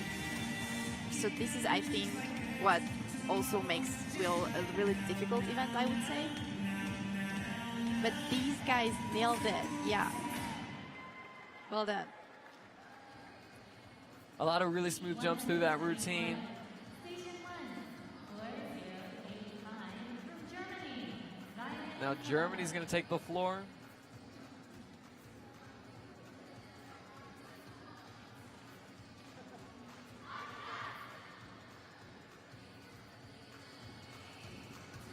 I love the starting position. Everyone ready? Here we go. All set and ready to go, starting off going backwards. Another backward TS. We've seen a lot of those. TS being that behind the back cross. And they seemingly changed the direction of the rope. Whoa. Wow. Yeah, I don't even know when that happened. Yeah. Oh, interesting, like side swing variation almost. Toad right into that inverse toad. Nice release. Bringing it all the way up, then down, all the way around with the cross behind. What a Good smooth catch. catch, yeah. This is a very fast-paced routine, like super content heavy, very dense. They got a lot of so fast with that release too. See that handle was on the ground for a second there while they were keeping the other rope going. Jumping the leg over while it's wrapped. And turning. Great job so far, girls. This is a fantastic routine. Oh, Yeah, yeah. yeah, big pose. Oh, Wow. shocking ending. Well done. Well done, girls. This was an awesome routine.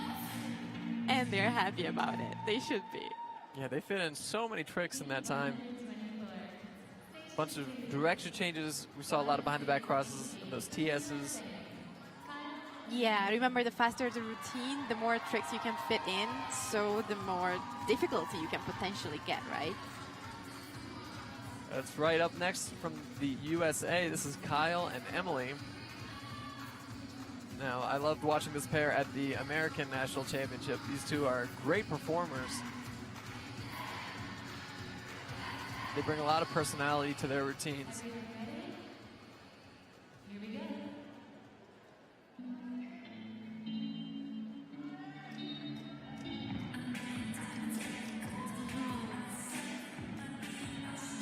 Oh my Slam God. dunk, bouncing the handle off of the floor. You can't even do that trick with all of the jump ropes out there. I see what you mean by saying they're bringing their personality into the routine. Yeah. It's really fun to watch. They perform it like dancers.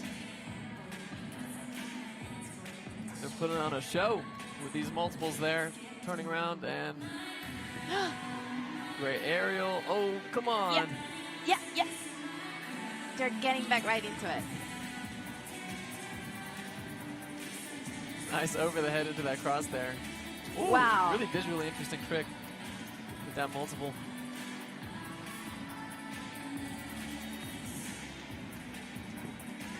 More backwards cross with the leg over, switching directions there. A little footwork. Bring the ropes together and separating them once again. It's also a really fast-paced routine. Wow, amazing. Amazing job, girls.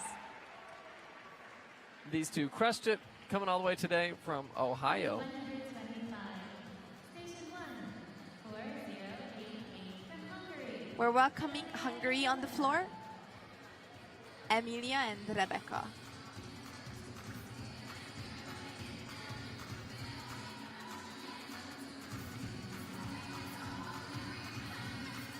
Wow, interesting starting position. If I had a guess, I think they're going to start with the rope release. If I have to guess, I would make the same guess. Nicely catch. Oh, right to the backward AS. AS being that behind the knees cross.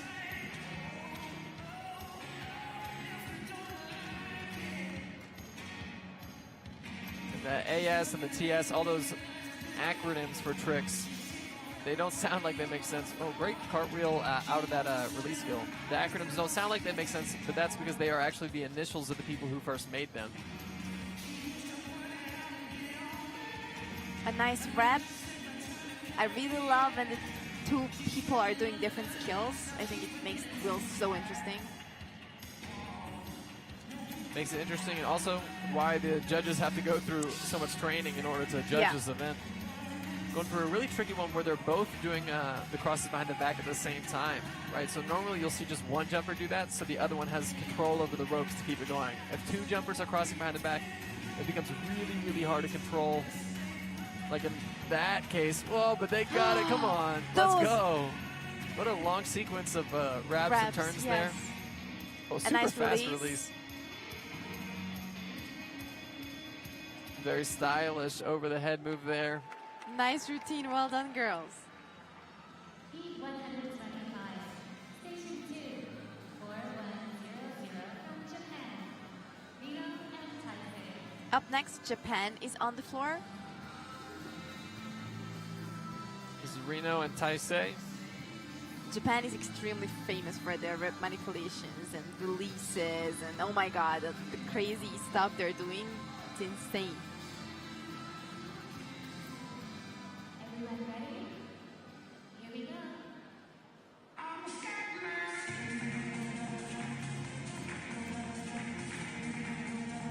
Nice. Putting on a show with these moves. Oh, big leapfrog. A really nicely executed leapfrog. They love that X pose. There we go.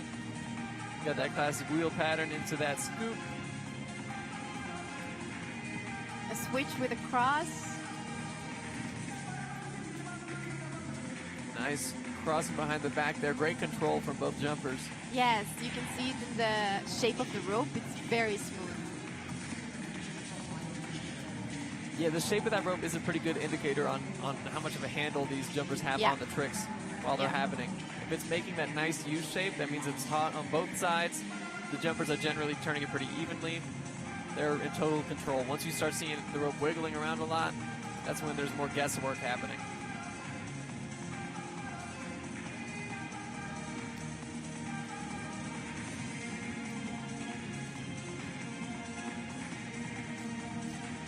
Nice work with that backwards double.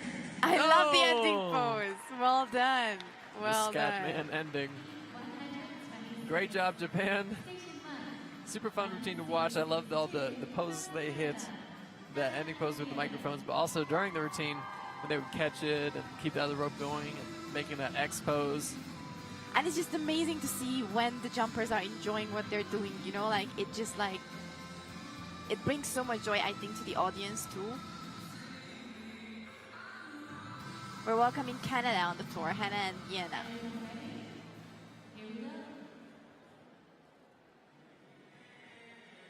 Okay, this is what we talked about earlier. That Oh, they're, starting yeah, with 2 separate ropes. There we go.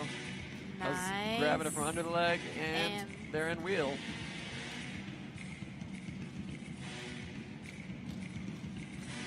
Stepping over the ropes out of that leapfrog into this cross sequence here. Oh, and that's what we're saying when the hands get really high and cross behind the head. The bottom of the rope is going to get up really high too. Let's see what they got next. Oh, one arm frog. Jumping off of just one hand into that wrap. Gearing up for the next move here. Nice. An easy front walkover. And I don't mean easy in difficulty, I mean easy in how they made it look. Looking, yeah. Nice cartwheel. Oh, an interesting scoop with a cross there. A nice routine. Scooping with both ropes at the same time for that final trick. One of the ropes crossed, one of the ropes open. And you can see the differences between the handles. For example, these girls used short handles, and most of the teams are using long handles. So it's also like, of course, it's a choice, but I think both of them has its like, you know, advantage and disadvantage. Station 2, 4099 from India, Ishan and Hungary. But you definitely see less licorice ropes Yeah. and more beaded ropes in wheel. And I think that's because they're heavier, and so you get a little more feedback, especially in an event where you're sharing that rope with a partner and you only have half the control. By making the rope a little heavier, you can kind of feel it out where it is in the air. And speaking of which, they're using licorice ropes right here. Yeah. These guys make it work. Oh, yeah. Ooh. Fast multiples.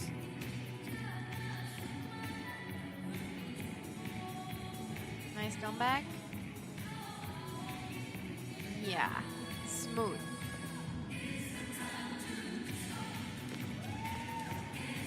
Wow, that would have been a multiple with a turn.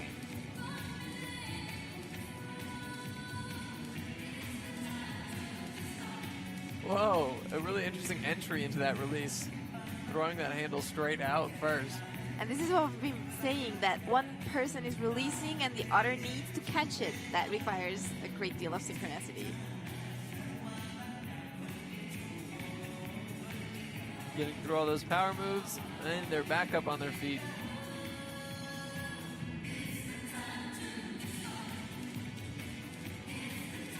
In that wheel pattern.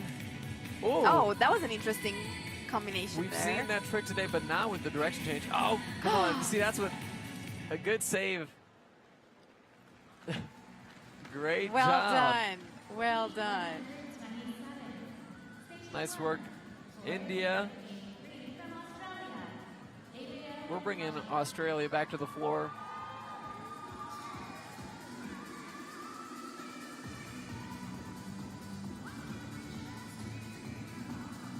It's also interesting to notice the different music choices, I think. For example, Australians are really famous for choosing music which is more classical and more serious, and you can sense the difference it makes on their routines as well.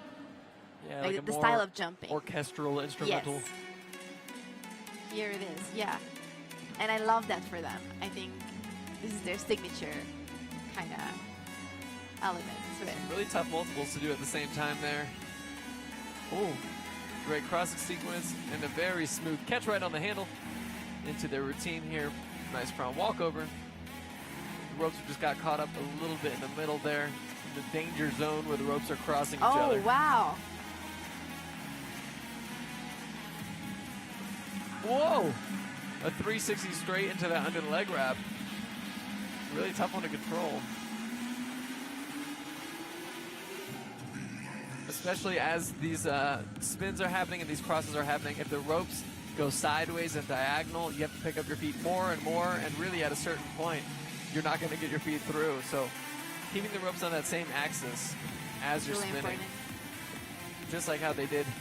Whoa, Wow. with all that behind the back crossing business. Great work.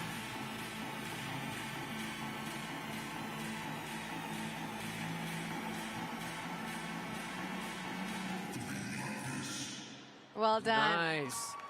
Great job. Heat 127. Station 2, 1671 from Canada. Up next, we are bringing Canada back out to the floor.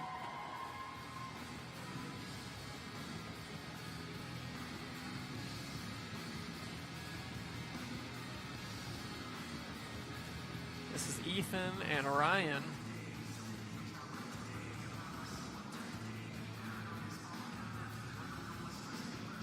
Let's see what these guys have in store for us today. Everyone ready? Here we go. Sharp beginning pose, nice little geometry going on with those sharp angles. All double unders so Double far with the unders. triple unders peppered in. Ooh, and then a big quad. Moving into this next sequence with a front handspring, catching it. Keeping that other rope going while the front handspring was going on. Nice Sunny D, one of the smoothest we've seen today in terms of rope control.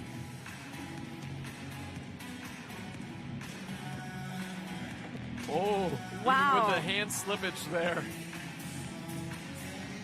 Right Nice back up power to their feet. moves. Yes. Really nice power moves we see here. Got a little wrap going on there. More crosses. Oh, an interesting behind the knees cross on the right there. And holding the handle, of course, on the left. Doing a no-handed jump. A nice behind the back cross. The double Wow, under. wow, wow. Okay, this was amazing. This was amazing. Well done. Great well job, done, guys. guys. I feel like this was a really powerful routine. Yeah, a lot of big hitting tricks there. Coaches are excited there. Heat 127.1.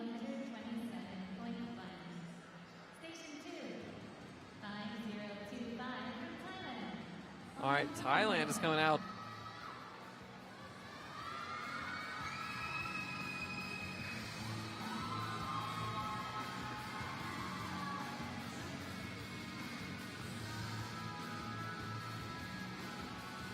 Here we go.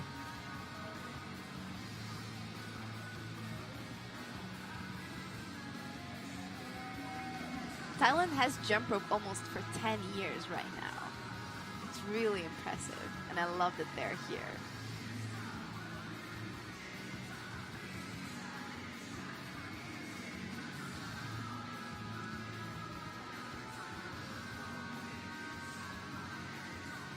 They do a lot of training with Team Korea, which we've seen a lot of today.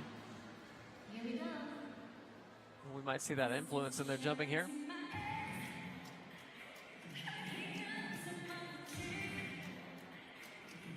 Really nice crosses. Very calculated movements so far. Oh, that would have been a really nice switch with a cross.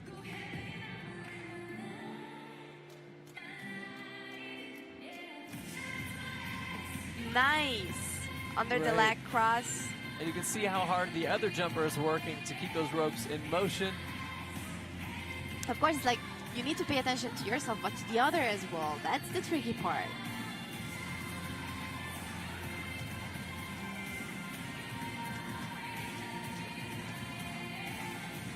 They're communicating to make sure they're getting back on the same page here. A nice wrap we see here, while the other one is doing Ooh. a cross and the turn. A great design on that trick there.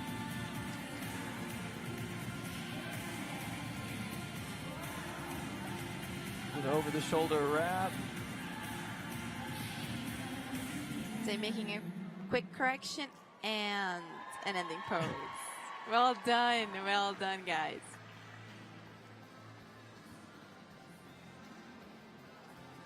They were cooking up something at the end there. So after the time limit is done, the jumpers can't be judged on any tricks that they try to do after that. 128. Station 1, 166A from the USA. We're welcoming Team USA on the floor.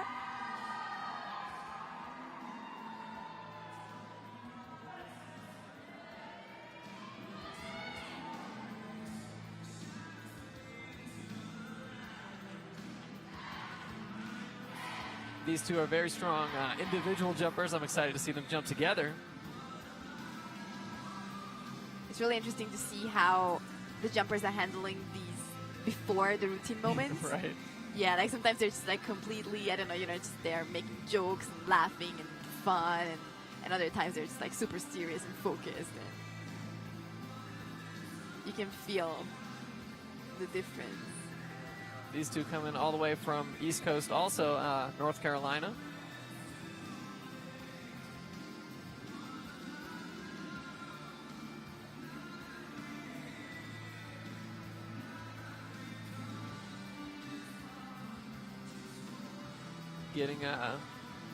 Getting ready to perform their wheel routine. And for those of you just joining us, wheel is that freestyle where there's two jumpers and they're going to have two ropes. Same rope in the right hand, same rope in the left hand. So as they alternate their jumps, that is what prevents the rope from getting tangled. And right there on the left side of the screen, you'll see Jesse Krim. Shout out Jesse for keeping this competition moving throughout the day, doing the most to get the athletes on and off the floor in a timely fashion.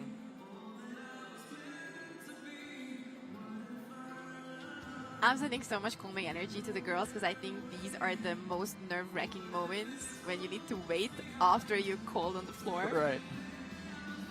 So you can see right there that red flag, that is used to indicate like we need to stop before and fix something with the judging thing. It doesn't mean there's a penalty. It doesn't mean anything like that. It just means on the technology end here, we are figuring out something to make sure that we can judge everybody fairly. And these routines are judged in real time using these tablets here. Imagine that. So each of those judges is looking for a different piece of the routine. One might be judging presentation, one might be judging difficulty, and then depending on what they're judging for, they have a series of buttons on those tablets. The scores are calculated and recorded in real time, so as soon as the event is over, we can take a look at those scores. All right, now we are back at it. Nice fist bump. Yeah. Get the camaraderie going before the routine. A nice wrap with turns and switches. What a powerful routine. Whoa. An interesting side swing scoop there. Honestly, really fast recovery for that handle flying. And a lot of these tricks, it does matter what rope goes first. So making sure the ropes are in the exact position you need them to be before you begin is crucial. Oh, that was a really nice wrap with a turn. Good release. Another release. So smooth. Double unders with those behind the back crosses. An outside under the leg cross. More crossing behind the knees and turning with those crosses. Another super packed routine. So many tricks in such a short amount of time. And the speed with which they're doing it. Yeah, they're wasting really nice. no time to get their points in. Wow, amazing. Amazing routine, girls. Congratulations. Yeah, a lot of really long series of tricks strung together with no breaks. Wheel again can be a pretty exhausting event to compete because you do have to jump a little bit higher than you're used to. Like with single rope, you can take a little jump in between or take more side swings. But with wheel, if you're not clearing the rope, then it's going to get tangled. And you know what I think? I also think that it requires a lot of brain power because you really need to focus so much on when is the rope coming. Right.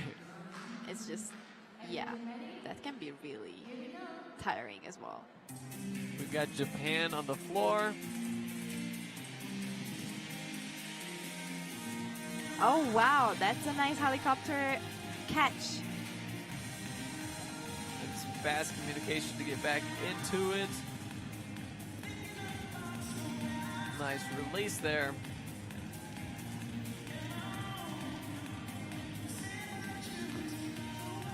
Going upside down and then pulling the rope under before their feet hit the ground. Their jumps are very airy. I really like watching it.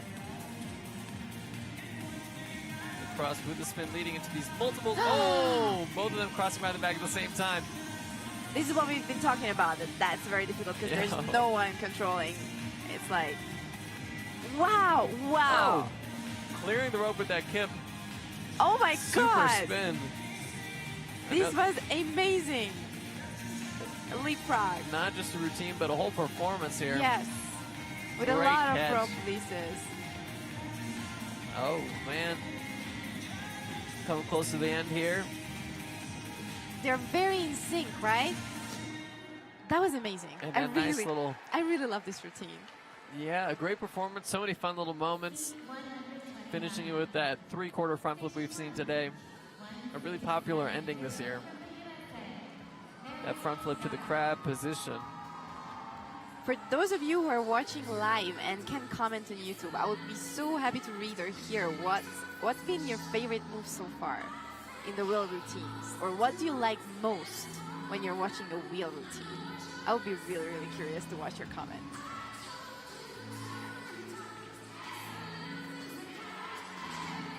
And also, feel free to comment on the live stream right now. We can read your comments. We can answer your questions that you might have.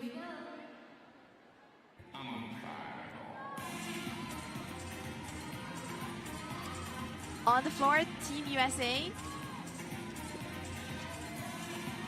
Oh wow, that was nice.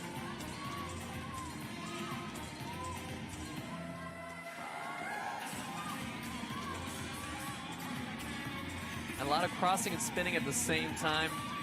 And spinning, of course, making it difficult to keep the ropes on that forward axis, right? The more those ropes stray from that forward axis, get a little bit diagonal, the more slanted shape it's going to be. You have to jump a lot higher to clear it. Oh, great multiple and a great grab. I love when people are putting the rope down and then grabbing it. It also requires a lot of synchronicity. It's also just tough to reach down and grab that handle Yeah. and jump all the way back up to clear the rope again. Nice, interesting switch there with that leg over in the front. This Great is a ending. fun routine. Well done, girls. You can see the teammates cheering there. Awesome job, USA.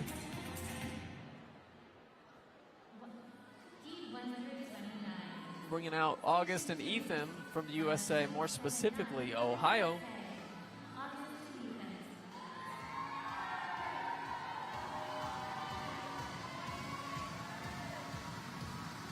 They're bringing the energy, bringing the smile. Another pair that I really like to watch.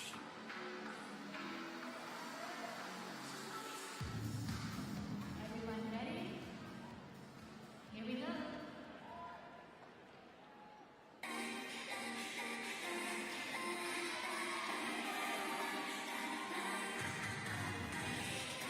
Going for that release there. A nice correction, though. Some double unders into these turns. Crossing under the leg, what we call a toad. A nice switch sequence. Oh wow, that was really interesting.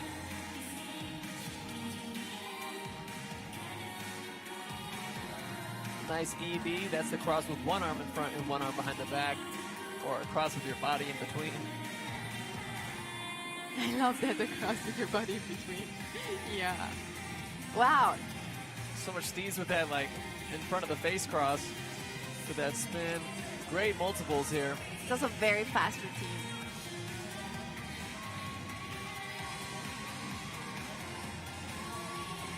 Oh! See, they were going for this really difficult variation where one person jumps and they do a double under, and then the other person just jumps the ropes twice really fast. Nice job. Great work, guys. Fun routine to watch, as always. You can see the other people from the USA cheering in the audience there. Heading off the floor with Coach now. We're bringing out, is this Thailand again?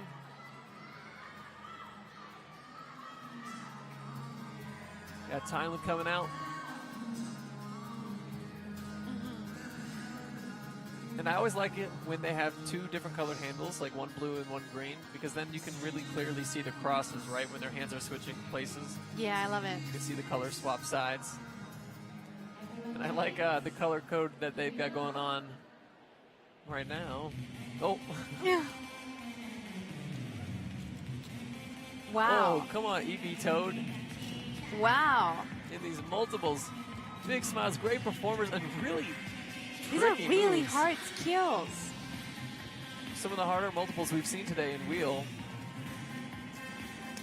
Oh, wow. Front handspring whip off of the hands, pulling the rope around before her feet hit the ground. Jeez Louise, That was cross 2 under hands the knee. under the. Wow. Oh my gosh, this is a very, very good routine. Great catch. Yeah, they're great performers too. And what a great energy they're bringing here. Wow. Oh, a perfect angle to show off that move where you leave one hand on the ground and spin the other rope. Getting up for those power moves with no problem. Yeah, it's really nice to see that they could continue immediately. Oh, Wow. good control on that. And then the overhead crosses. This is such a good routine. Elephant crossing both arms under the same leg. Bringing around backwards. What a Oh mix. my God. That release was amazing. Oh! Yeah, that was a super, super good routine. Yeah, they deserve that. They deserve that. Wow. They loved it.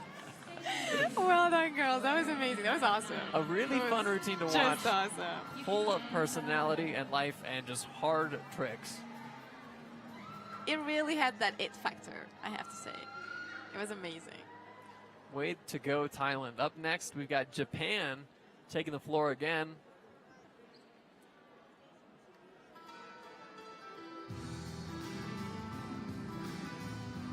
Getting all the judges ready up here in the front.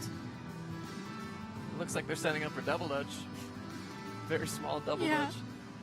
Everyone ready? Here we go. I find it so fascinating to see how they start and then end up having reels, you know? Yeah. Wow. Look at that. A really interesting A release. release. Yeah. See, this is what I'm saying. The possibilities are endless, and I love seeing how creative can people get. There we go. Good Yeah, yeah. communication.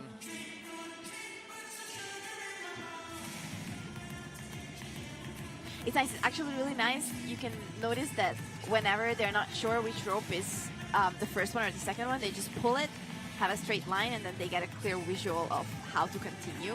Yeah, that is a veteran move. It shows experience. If the rope's tangled, Yeah. then they just pull apart really fast. Nice leapfrog into that pose, spinning it out into that classic wheel pattern. A nice wrap over there. Stepping right through it. Yeah, see how they're separating the Yeah. ropes to make sure they're on the same page. Backwards EB.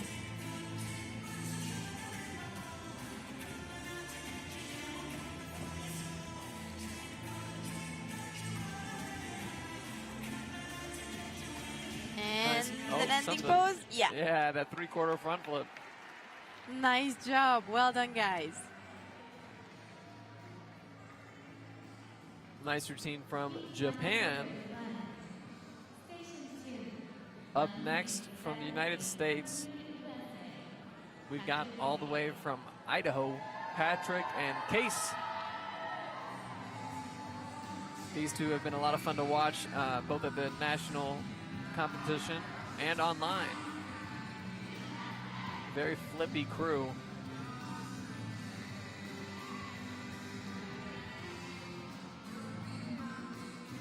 Getting their selfies in before they compete the event. I love that.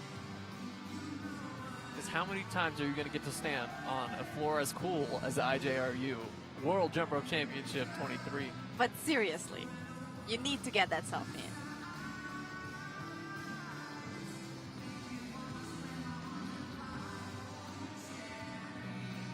We can see that they're discussing the details, probably what to pay attention to. I'm seeing some Case fans in Yeah, the chat. yeah.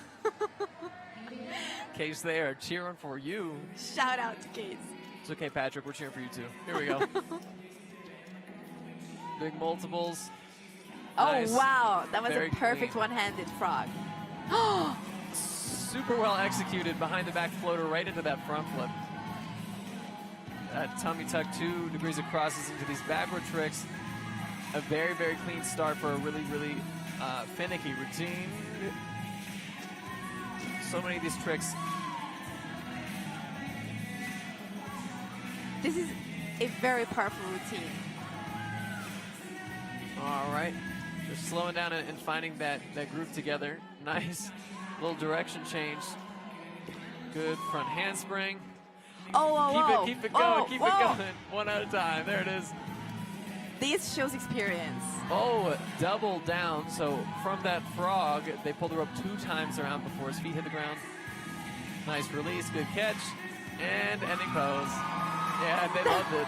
That was an amazing routine. It was next level. Well done. Well done. Really good routine, guys. And sweet moves, Patrick. We love Patrick too. People are saying in the chat. Heat 132. Station 2. Floor Oh, there we go. Yeah, Patrick's got some support in the chat as well. And now we're going to welcome Korea on the floor.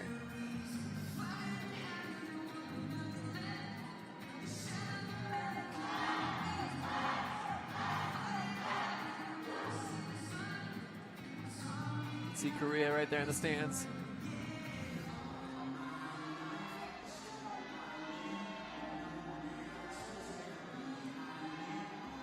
And feel free to ask us questions in the YouTube chat. We would be happy to answer. We've got access to the chat here, so we could take care of those as you have them. An interesting fact about Korea is that almost all students in the country jump rope. Almost all the students, like yeah, as part of that's their what they say. PE. Yeah, that's pretty amazing.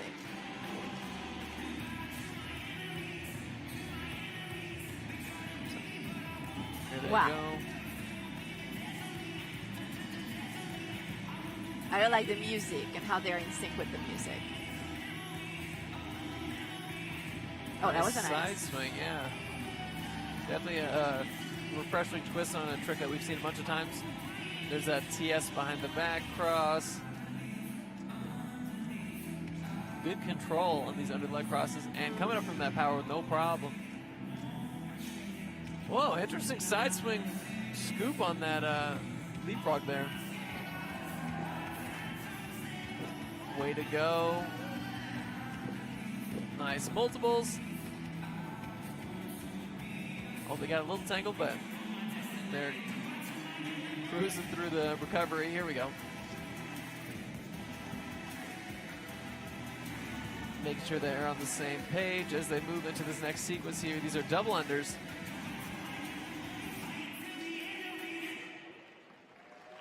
Nice ending. Way to go, guys. I was loving that leapfrog where they scooped one side and then the other, like one leg at a time. That was a really fascinating move I have not seen before, or really any variations of. So way to go, guys. Loving the creativity.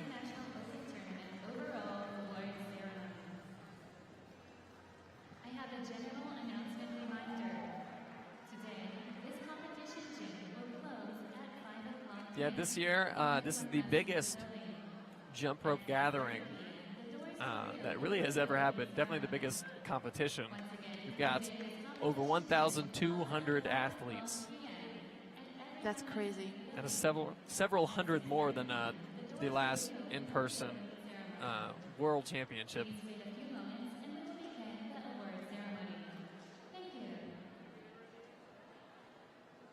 We are here in Colorado Springs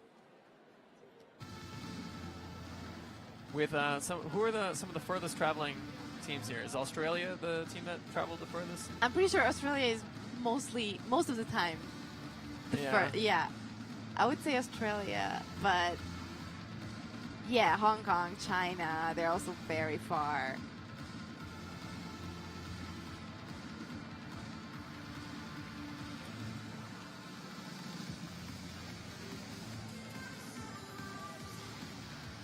So we're moving into, is this the end of our wheel today? I think so, yes. We have finished up our wheel events for today.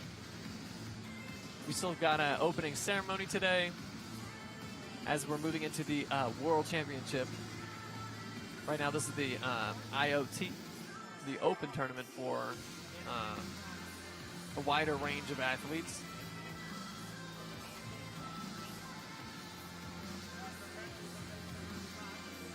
didn't know that jump rope was so prevalent in Korean schools. Yeah, that's an interesting fact. Yeah, if you are looking to get started with jump rope, if you look at ijru.sport, that is our website. If you're watching on YouTube right now, you can find some more resources there about where to start a program, how to start a program, and who you can talk to with more questions about that. And if you are enjoying jump rope today and you are looking to jump rope for the rest of your life, you should look up We Flip Entertainment. If you are a jumper and you're looking to make a career out of jump rope, go ahead and send us a reel of some of your best performances and best tricks. We would love to talk to you. That's We Flip Entertainment.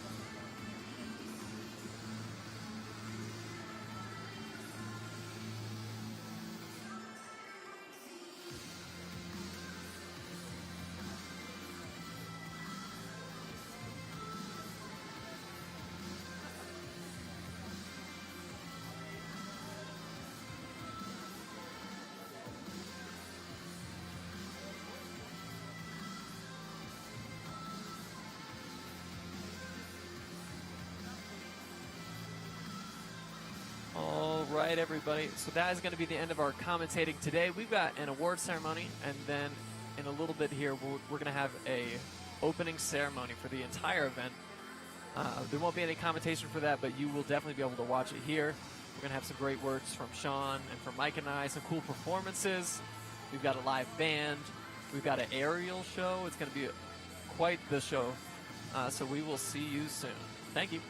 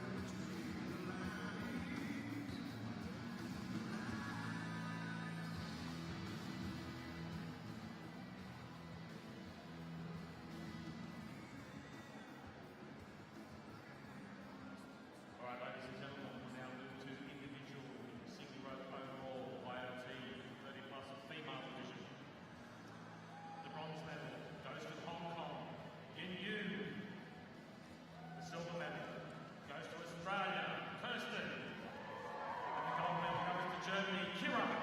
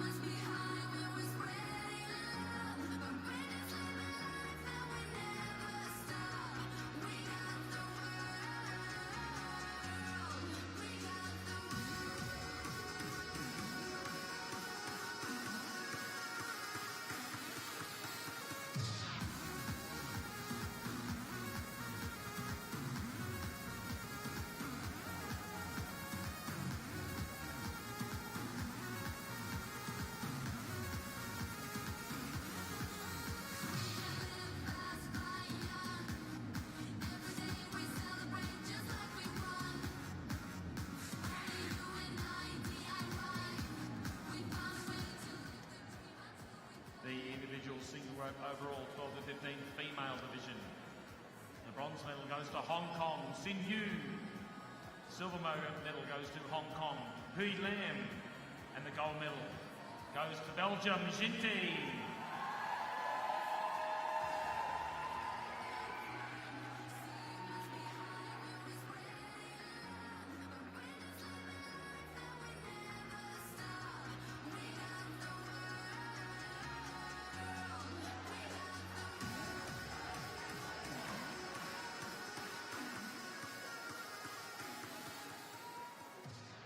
We are still presenting the double dutch and all-around medals. We are still presenting the double dutch and all-around medals. We are just waiting for the results to be verified. They should be very shortly. So please, if you are a all-around or double dutch overall winner, please stay in the stadium.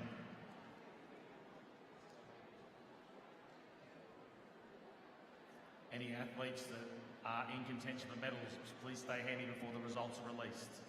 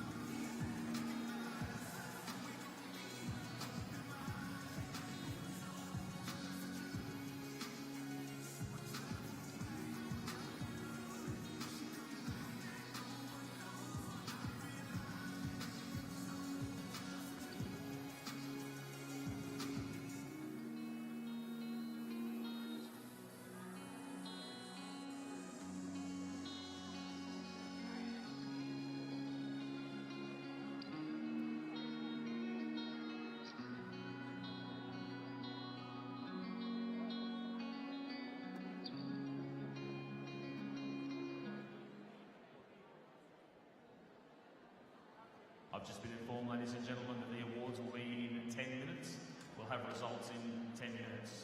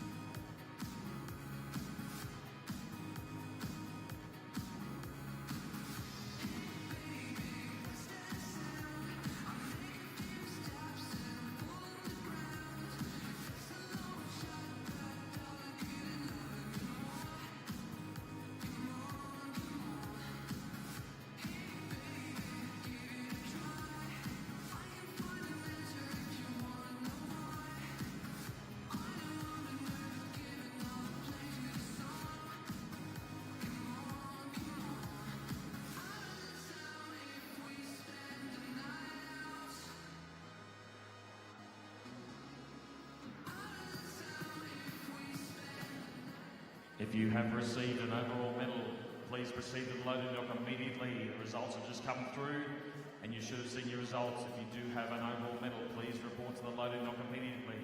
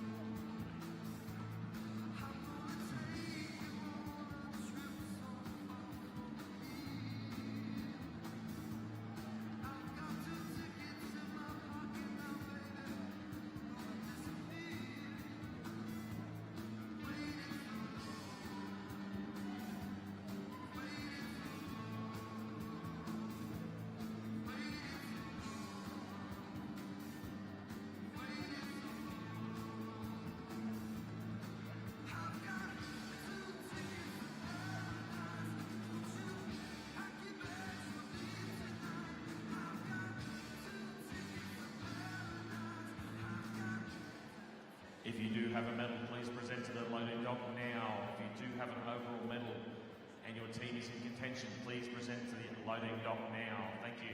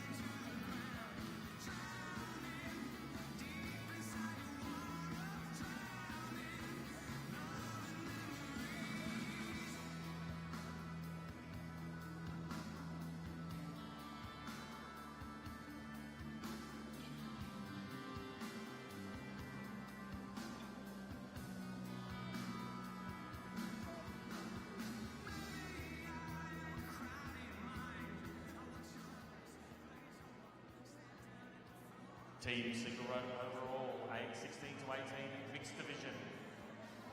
The bronze medal goes to Hong Kong, China. Silver medal goes to Belgium. And the gold medal goes to Belgium.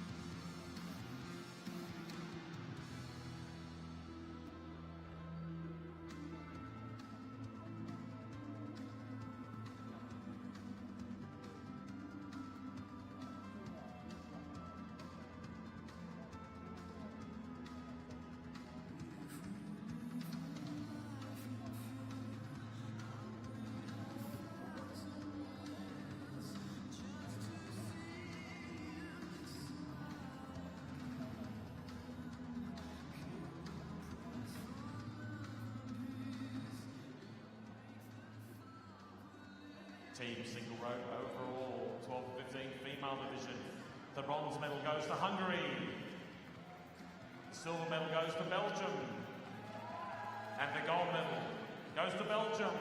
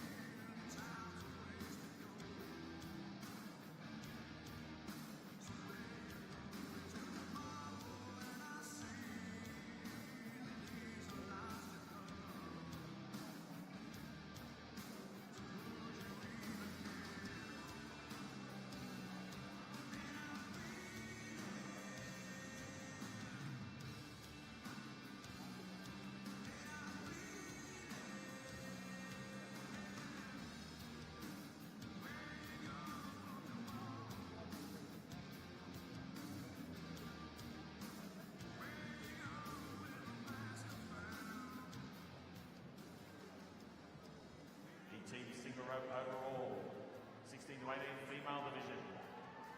The bronze medal goes to China. The silver medal goes to Belgium. And the gold medal goes to Belgium.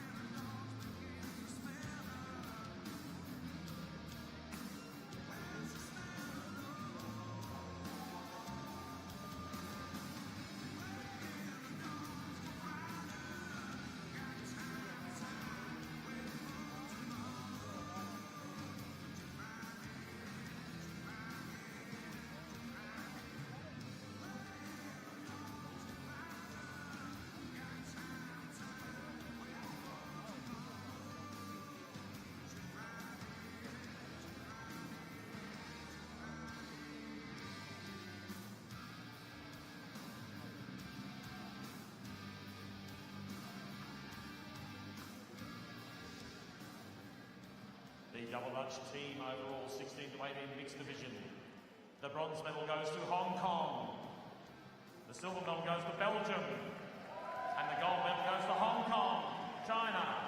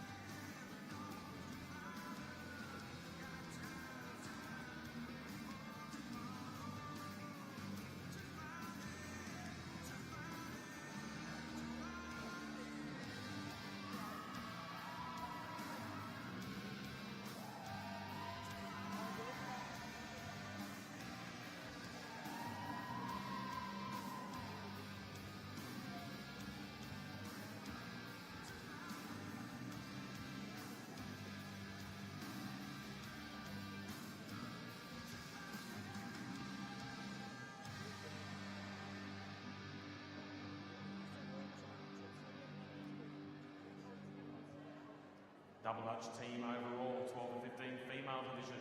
The bronze medal goes to Hungary. The silver medal goes to Hungary. And the gold medal goes to Belgium.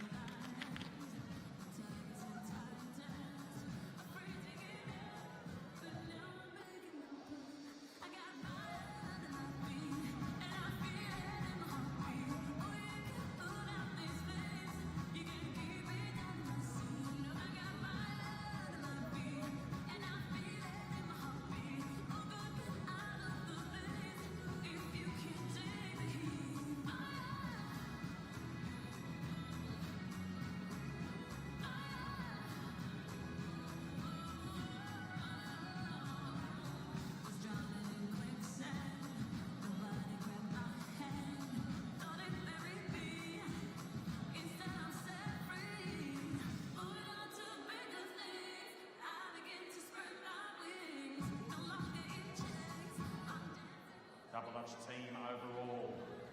16 to 18 female division. The bronze medal goes to Denmark. The silver medal goes to Belgium. And the gold medal goes to Belgium.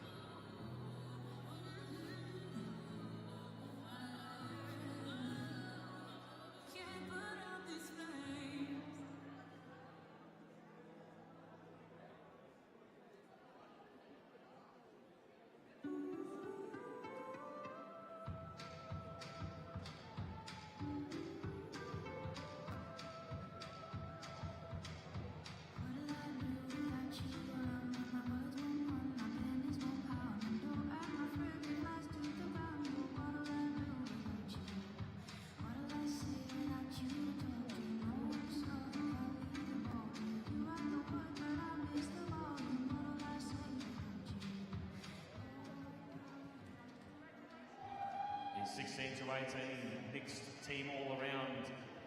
The bronze medal goes to Hong Kong, China. The silver medal goes to Hong Kong, China. And the gold medal goes to Belgium.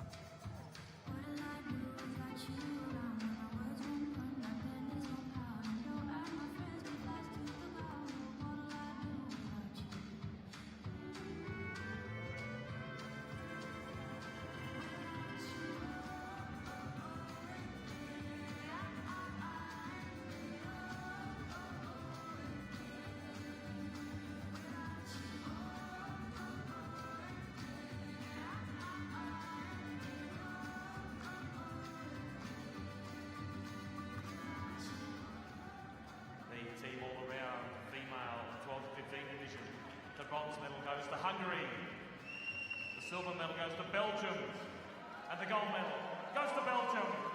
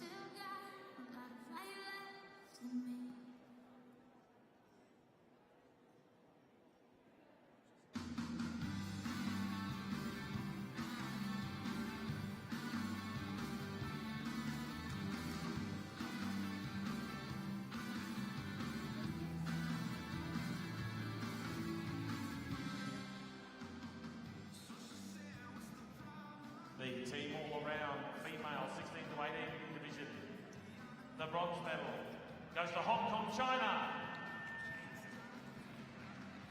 The silver medal goes to Belgium.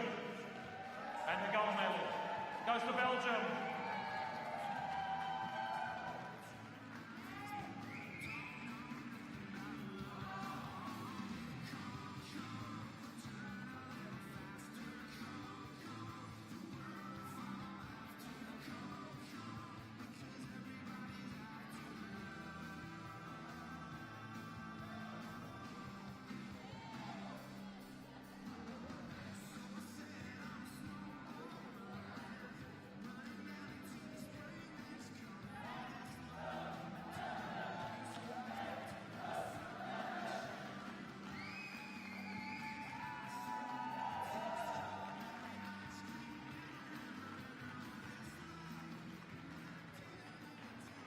Thank you very much.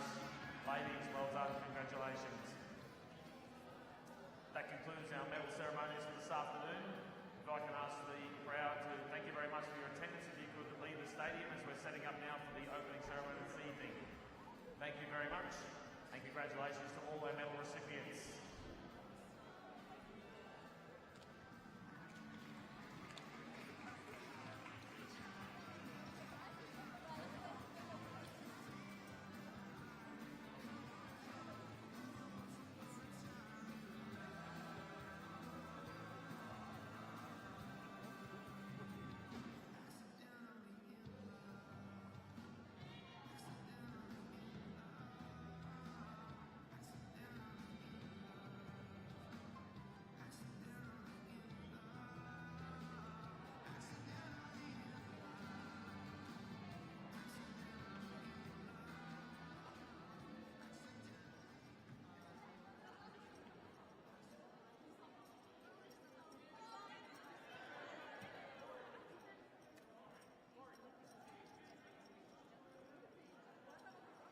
Can I please have all athletes and spectators leave the stadium, please? You have to leave the stadium and then come back for the opening ceremony.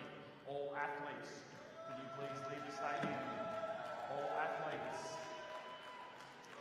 Athletes and spectators, can you please leave the stadium? It's going to be set up now for the opening ceremony. Please leave the stadium. The stadium is now closed. I need everybody to leave the stadium.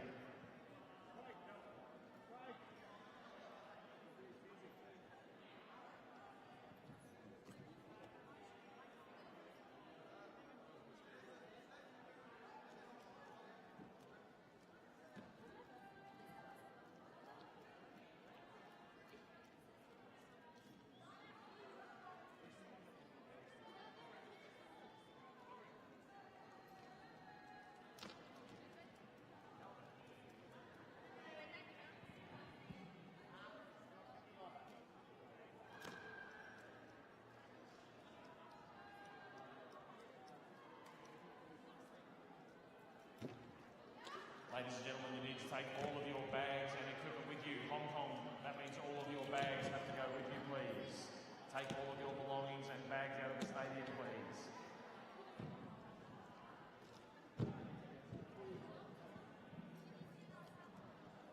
I need all the spectators, other than the two teams that are practicing on the floor, please. Everybody else needs to leave the stadium.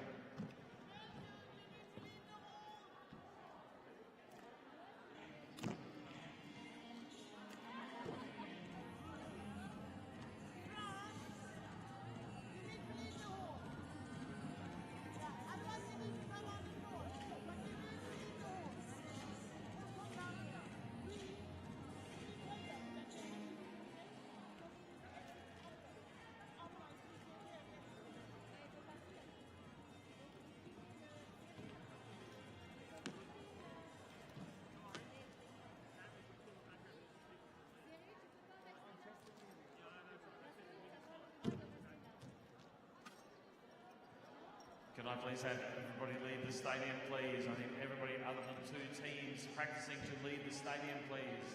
The stadium is now closed.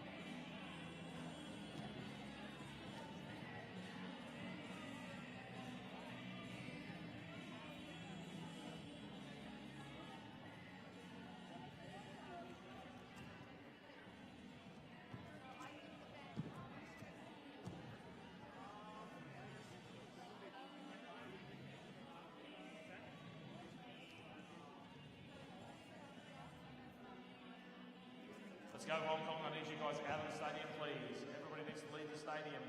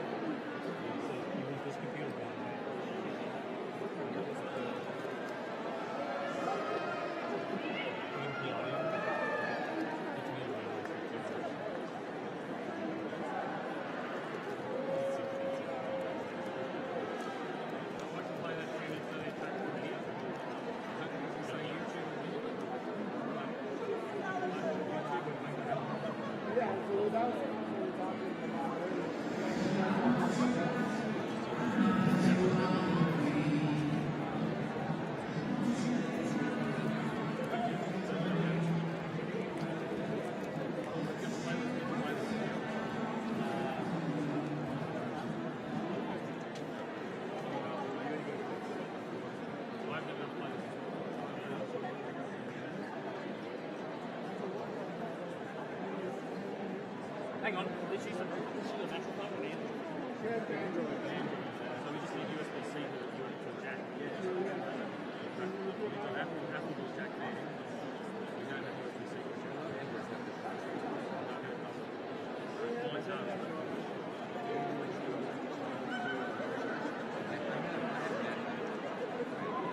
Oh, okay. Will you send them to I've got Spotify. And the Mac, I can airdrop this to you.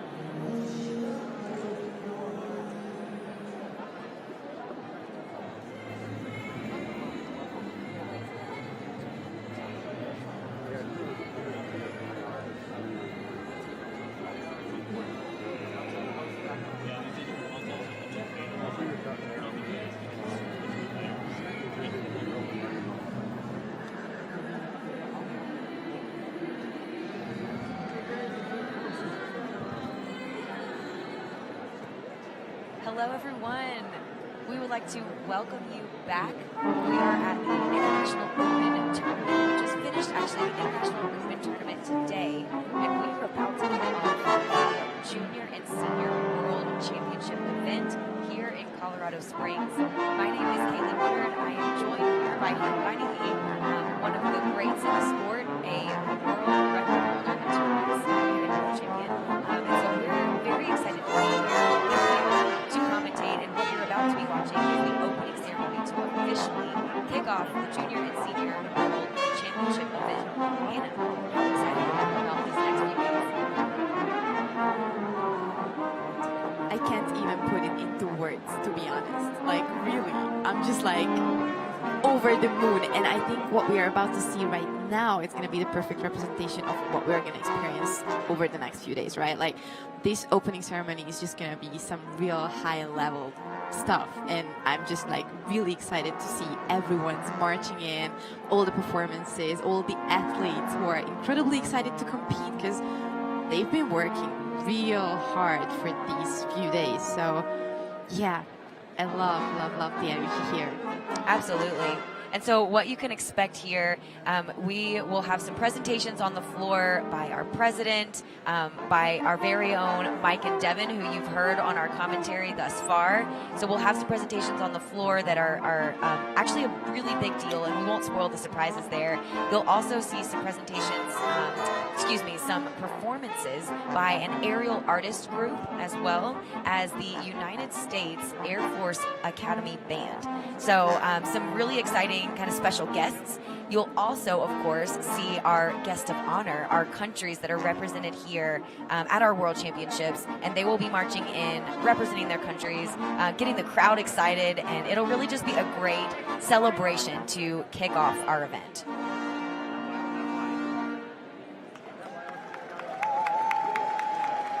So you just heard a little bit from our band, our United States Air Force Band here, and the crowd's already loving it. Hannah, you've been here just today so far. What has been your impression thus far of the level of the athletes that we've been seeing? I just feel that these are really, really high-level athletes, and the whole tournament, for me, it's just incredibly professional, incredibly well organized, and I feel like what we're about to experience is going to be really, really big. So yeah, I'm really pumped. Absolutely. Yeah, absolutely. And you know, the level of the International Open tournament thus far, as you said, has been through the roof, right? It's been incredible. And it's crazy to think that if you think about the qualification process, right, these are probably places number 4 and 5 in each of their respective countries. So imagine what's coming. Exactly, right? When we get places 1 through 3 at the Junior and Senior World Championships, I mean, I can't even imagine in my brain what we're going to experience and see from these athletes. And, you know, this is the first time that we have been together in person as a sport with all the countries across the world in, what is it, 3 years? 3 years. Because of the pandemic. And so we had a virtual World Championships, which was great. It was a great, you know, way to still be able to jump and compete against each other. But it certainly was nothing compared to the energy and the excitement that you feel in the room and just everything that we're seeing from these athletes in person. This is the most exciting thing that we've been at in 3 years. Exactly. So I guess everyone's watching. You can feel our excitement. Absolutely. And so those of you who are tuning in, we appreciate that you are here with us, and we want to hear from you. So please head over to the IJRU YouTube page and drop your comments. We would love to hear where you're coming from. We want to hear what you think about our special guests, which countries you're really excited to see. So show these athletes some support. We would love to interact with you on the chat. It's so fun for us to hear from you, like your perspectives, your questions, just anything you would like to share with us. Absolutely.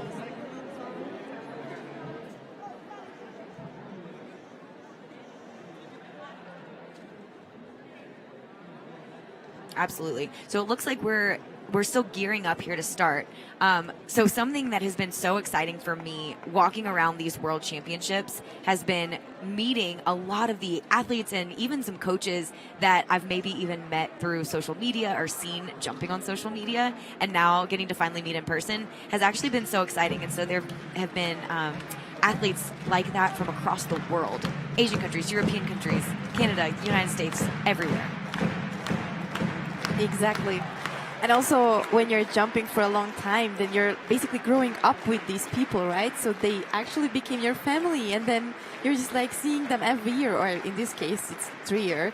But it's also something really special that you get to hug them, you get to just cheer for them. It's amazing. 100%, 100%. You hear the crowd getting all hyped up. Yeah, I love it. I'm getting chills. There we go. They are ready. They are ready to go. And I think that we're going to see some really great excitement from this crowd too, because I bet you when their countries march out, I mean, oh my God, they're going to be going crazy. They've been going crazy all day for just having 1 or 2 athletes on the floor. Now they have their whole country. So great question here on the chat on YouTube. So did IJRU regulate how each individual country held their qualifiers, or was that decided by each country? So each NGB, or national governing body of the countries, did decide their qualification process. Now IJRU did decide how many slots each country got, and that number was 3 for almost every single event, so per gender division and per event. There were a couple of exceptions where they were allowed 4 slots, but mostly 3. And then the next 2 slots countries had were for the IoT championships. And so normally places number 4 and 5 would go to that international open tournament. Exactly, and it's really exciting to see, and maybe we can talk about that later on, how each country has their own qualification method, and I think it's really interesting to see because you can always learn from each other, right? Like the different countries, different qualification methods, and what's working better. So yeah, that's an interesting question there. Absolutely. And Isaiah says that he is here supporting from Trinidad and Tobago. We miss you, and we are so happy that you're here supporting online. So what we have going on now is a countdown video. So the crowd is watching this countdown video, and they are getting ready. We have about a minute and a half left until the official kickoff of this opening ceremony. I cannot believe it. I'm so excited. The energy is insane. The music is going. The crowd is cheering. I love it. We're 1 minute away. Guys, we're 1 minute away to start our first. Let's go. So this is, again, the official kickoff of the Junior and Senior World Championships. And this is the first in-person World Championships that IJRU as a body has held. So we have traditionally had World Championships held by World Jump Rope, another organization, and FISAC. And now those organizations have come together, unified as one, under the name International Jump Rope Union, IJRU. First kickoff in-person World Championships, and we are making history. We're making history in about 30 seconds.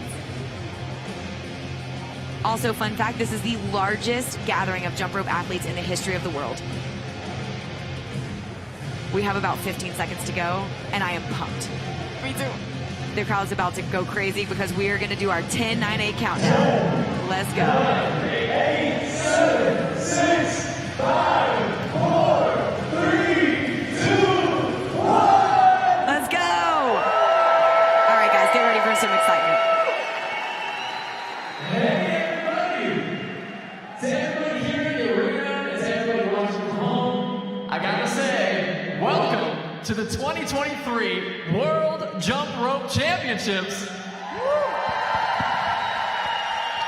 That's right, we're IJRU, the International Jump Rope Union, gathered here today at the Ed Robson Arena in Colorado Springs. What have we thought about the Colorado Springs so far? That's right, and what about our live music? Let's hear it for the Air Force Academy Band. My name is Devin Meek. And I'm Mike Fry. And we're going to be your hosts for this evening. Folks, we are just so excited to be here with you all this week. This is the largest world championship and actually the largest gathering of jump rope athletes ever in our sports history. We have more than 1,200 athletes representing over 25 countries from around the world, and an amazing team of volunteers, officials, and judges helping things run smoothly behind the scenes. Folks, what you're about to see over the next week are some of the best athletes, period, in the world. So without further ado, let's bring these athletes to the floor. Welcome, Team Australia.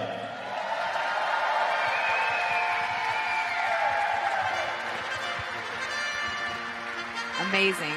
So we have Team Australia marching in. This is one of our larger contingents of athletes. They have 96 athletes represented here that have traveled literally across the world. Literally across the world. From Australia to the United States. So 96 athletes here. We have 88 actually of those that have already competed in at least one event at the IoT, and 46 of them at the Junior World Championships, and then 39 will compete at least one event at the Senior World Championship event.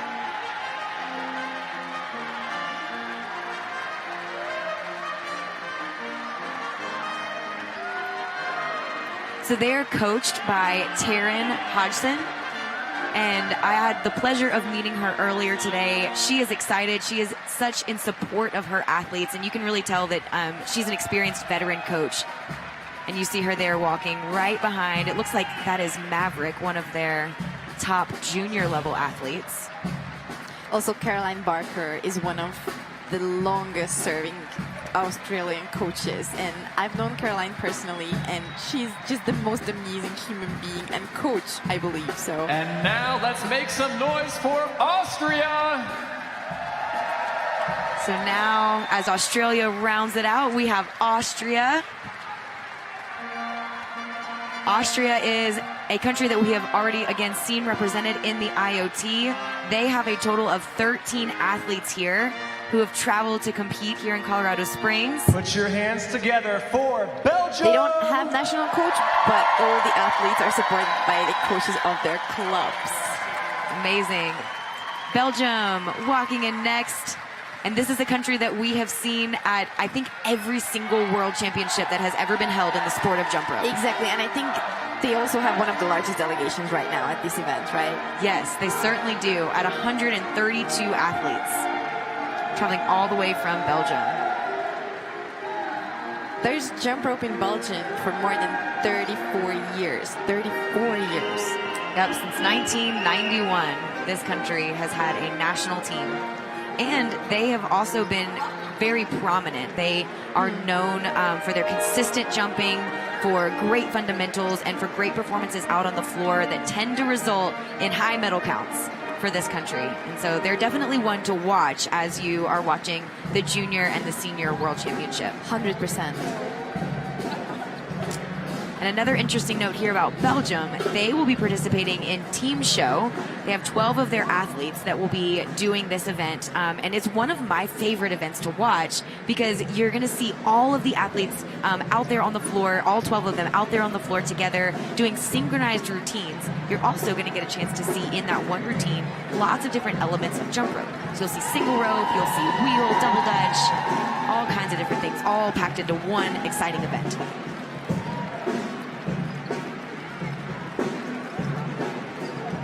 And now let's welcome our upstairs neighbors, Canada. And here comes Canada. Another fairly large contingent of athletes traveling down. We have 104 Canadian athletes.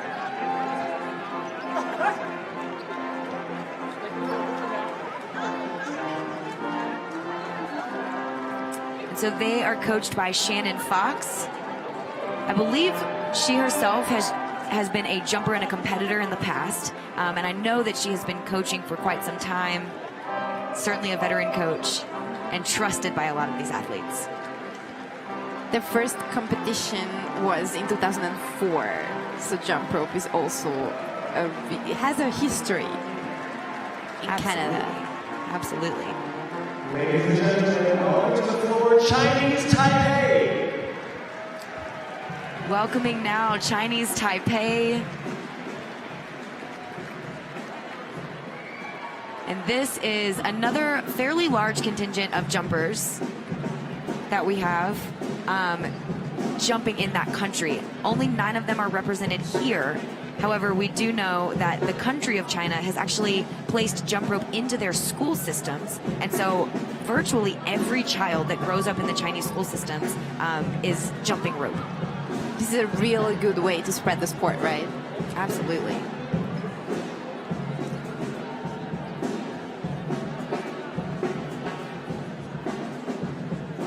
It's so beautiful to see the athletes marching.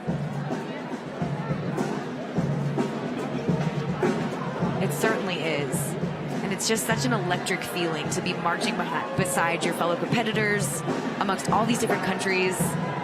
And, we're all excited to, everyone is excited for their own country, but they also are excited for each other. And that's part of the culture of jump rope, is that we are excited for our competitors. We want to teach our competitors. We want to learn from them, because ultimately we want our sport to shine and grow as much as possible. And I think it's also thanks to the high creativity level. Like, you're also excited to see what the other is going to come up with. Absolutely. What can you learn? And I feel like this is one thing about jump rope, is that here we love to share our knowledge. And I find it really fun. Welcoming now to the floor, the Czech Republic.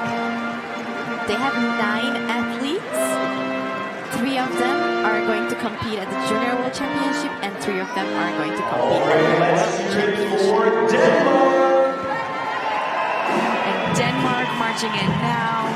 They're also a fairly large delegation. They have 65 jumpers.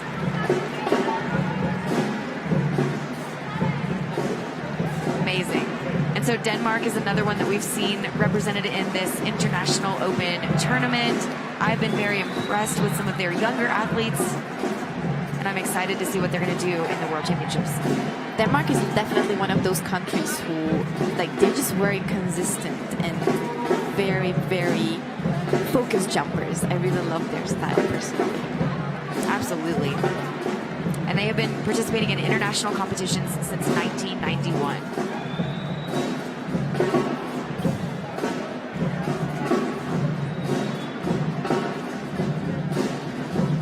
Now time to welcome France. Team France up next. And so this is a fairly small delegation represented here. Only 7 athletes, but all 7 of them are participating in the Senior World Championship event. They are coached by Brie Maru. She is actually a jumper who grew up in the United States and then moved to France when she met her husband and has started a team over there. Welcoming now Germany. Also one of the largest ones, with 127 jumpers. Absolutely. And Germany has an extremely strong program, and programs actually plural across their country. And many of the jumpers from different programs, different clubs have come together to form this one large national team. They're competing in jumper competitions for as long as there are international rope skipping competitions. So they've been here since the beginning. Yeah, Absolutely. for sure they have a history too. And so the German jumpers, the way that I know them traditionally is as freestyle jumpers. Oh my God, yes, Yeah, 100%. see them doing such creative things, great crossing moves, things that I would never even attempt Also on my best gymnastics. day. Yes. And Yes. I feel like the level of creativity they bring to the routines is also wow, like just wow. 100%.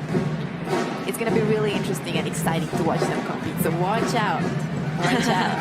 Yes, watch for Germany. Watch for everyone.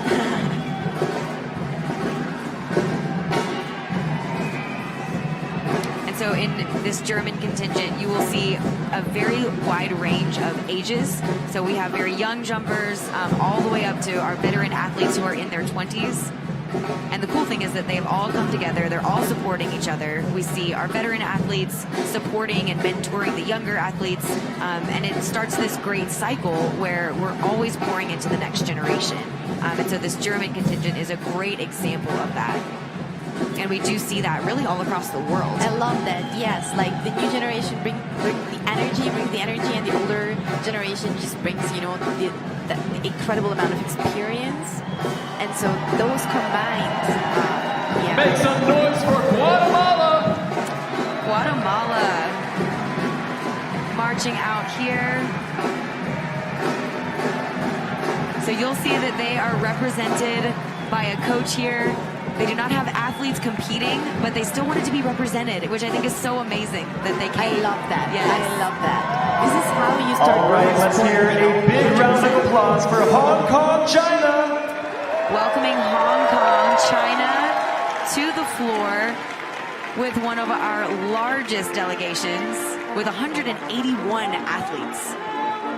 It's a long way to travel with 181 athletes. Exactly. I think, exactly. Is that like almost a whole airplane's worth? I mean, it's crazy. And I know that we've been saying this, but this is also a country you should watch out. Absolutely. They're just amazing. The rope manipulations, just the way they're turning the ropes, the effortlessness they're bringing into the floor, that's going to be something amazing. Of course, yes. And, you know, the evolution that we've seen from this country in the past few years has been incredible. I knew them first as a speed team, you know, as a speed country. They were always very fast. They were great at triple unders, double unders. But more recently now, they have really taken off in freestyle. Some of the multiple unders that we're seeing from this team are absolutely incredible. What I also love about Hong Kong is that personally, in my head also, they're just like, you know, just tearing down blocks and limiting just beliefs like what's possible out there, because they're just constantly breaking the rules or what has been done so far. Absolutely. Yeah, that's a great way to put it. They're breaking barriers. 100%. And you know, that's great for any sport, because we talked about it earlier on the live stream. It's breaking that barrier of disbelief. Once you see one athlete do it, then we see other athletes believing that it's possible. And now multiple athletes are doing these crazy things. And a lot of that right now, we owe that to the things that Hong Kong, China is doing. Exactly. And it's just fascinating. You know, the first jumper who broke the 100 within 30 seconds, and now we're what, like 100 and it's like, I think it's like 120 something. Exactly. I mean, and like I remember back in the days, it was just impossible to imagine to do 100, and now so that's something amazing, that we're helping each other just break those barriers constantly. Absolutely. And I think one of the best places to witness that and to get inspired and just, you know, to get that fuel in you, that is a world championship like this. Oh yeah, 100%. We've already seen 2 world records broken here. Oh my God, and we're just starting. Right? It is only day 2. And we've only seen the International Open. We're about to see the World Championships. Welcoming now Hungary to the floor. Hungary, a very talented country. They have a lot of talented athletes. Really impressive stuff. The country is represented by 26 jumpers. And I think one of the greatest strengths of the country itself is the speed event. And so there are 2 jumpers I know from the country who are going like normally above 500 steps in 3 minutes, which is something really, really strong. So I think it's going to be interesting to watch them compete as well. Absolutely. And welcoming India as well, traveling quite a far distance. And they have 13 athletes here representing India. All of them, it is their first time at a World Championships. That must be so exciting for them. Absolutely. And now we're welcoming Japan on the floor, marching. Japan taking the floor. And Japan is known, now don't get me wrong, single rope, they have really taken off. They are quite a force to be reckoned with now in single rope events, but they are known for their double dutch. Oh my God. You do not, and I repeat, you do not want to miss Japanese double dutch routines. You don't. You just don't. Just sit down on your couch. Yeah. Like, just watch them. Don't miss it. The Netherlands. I love the Coming energy. The Netherlands swinging. Yes. Always. They're very, very cute. They are excited. And the Netherlands actually is represented by one athlete here, and that is their coach and their athlete. It's all the same person. It's Sebastian. So lots of spirit, lots of excitement. Put your hands together for the People's Republic of China. Next is the People's Republic of China. Here with 35 athletes, and we have just seen such incredible incredible things already from these athletes. Many of them are very young. So all 18 of those 35 will be competing at the Junior World Championship, and then we have 4 of them competing at the Senior World Championship. But very young athletes, but you would think that they were in their 20s by the skills that they're doing. Exactly.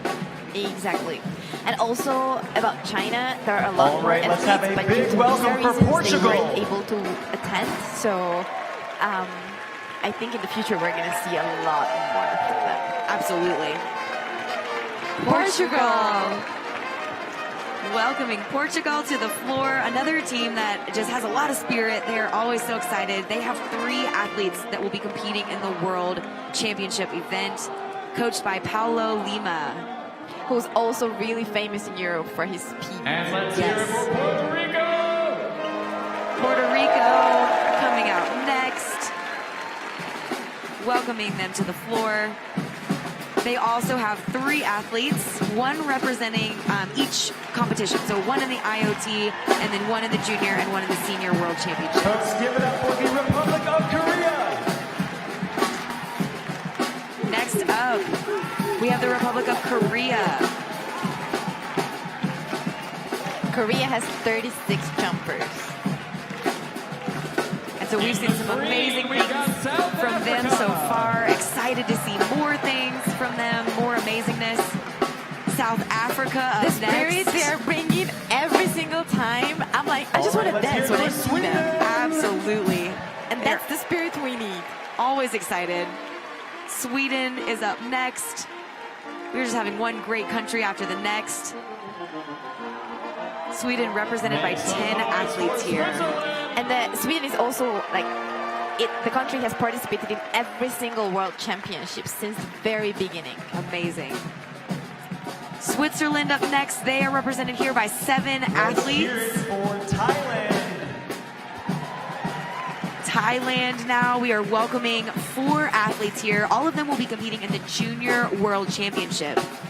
So some young athletes from Thailand, and that excites me because I see the talent and I'm like, you know what? In 4 years, y'all are all going to be in the Senior World Championship, and you're going to be doing even harder things. The locals, the United States of America. And now we have the United States of America marching in. And so this is another large delegation. We have 217 athletes here representing the U.S. So many of these athletes, like we've seen in other countries, we have a broad range of ages here. So we have many who are very young competing in the Junior World Championships, and then we have lots of veteran athletes competing in the Senior World Championships as well.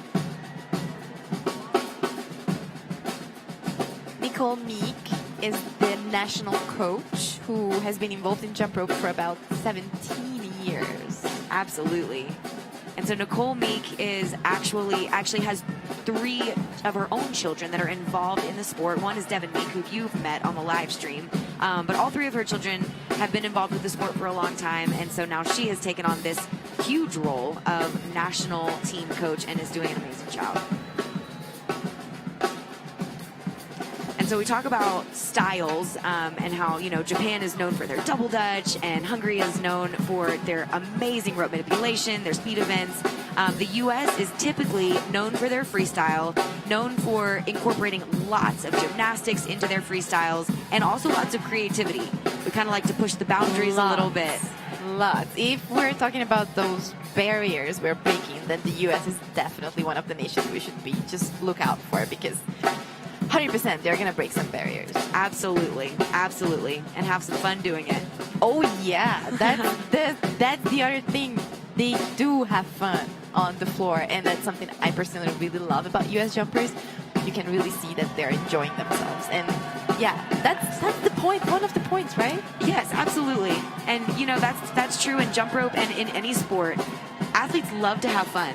We love to compete, and we will compete and we will work hard. But at the end of the day too, we love our sport, and it is about having fun. We want to have fun, and when we're having fun, we actually compete better. Exactly.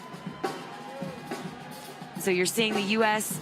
marching out, and as you get this aerial view of all of the athletes here standing on the floor, I don't know about you. I get chills. Yes, chill bumps, all of the emotions, just seeing this representation of our sport is absolutely amazing. Again, I will remind you that this is the largest gathering of jump rope athletes in the history of our sport. It's an amazing thing to consider. So our sport is being displayed and celebrated here on a world stage at the highest level. And I'm going to pretty much guarantee you that you will see the highest level jumping that has ever been done in the history of the sport as well this week. And I will absolutely guarantee you that you will see something that you've never seen before. Oh, That's a promise. that is for sure. That is a promise. And so if you are new to the sport, new to jump rope, one thing that Hannah and I would like for you to know before we continue with this presentation here on the floor, we would like for you to know that you can be a part of our sport. It is never too late to pick up a rope. It is never too late to be a part of this amazing community and family of jump rope. So pick up a rope, go on YouTube, learn some skills, and then reach out. You can reach out to IGRU. You can reach out to Hannah and I. We will be broadcasting our Instagram and social media later on in the broadcast, probably tomorrow. So you can certainly reach out, and we want you to be involved with this amazing family. And then lastly, but not least, we want you to share out this link. So if you have friends and family who are not watching, send it out, bring them along, have them be part of the party, because we want to share our sport as much as possible. And if you're already a jumper, just use these days to get inspiration, to get that fuel, to support the fellow jumpers, and to really just, have a great time while learning a lot. 100%. Yeah, I always say watch with the notebook in hand. Oh my God, yes. And make some noise for the IJRU 2023 athletes. Amazing. So we will turn it over here to Devin and Mike and let you watch this amazing presentation.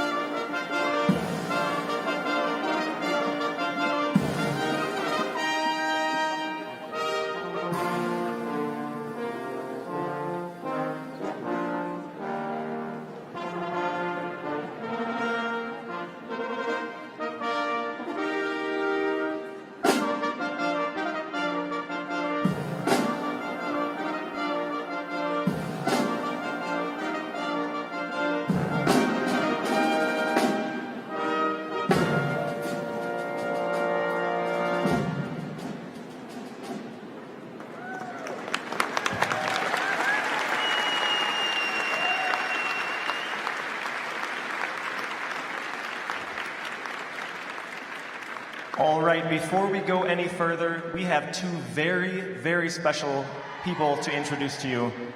These two people work tirelessly every single day throughout the year for the benefit of our sport and our athletes. Your Vice President, Mr. TK, and your President, Mr. Sean Hamilton. Thank you, Mike.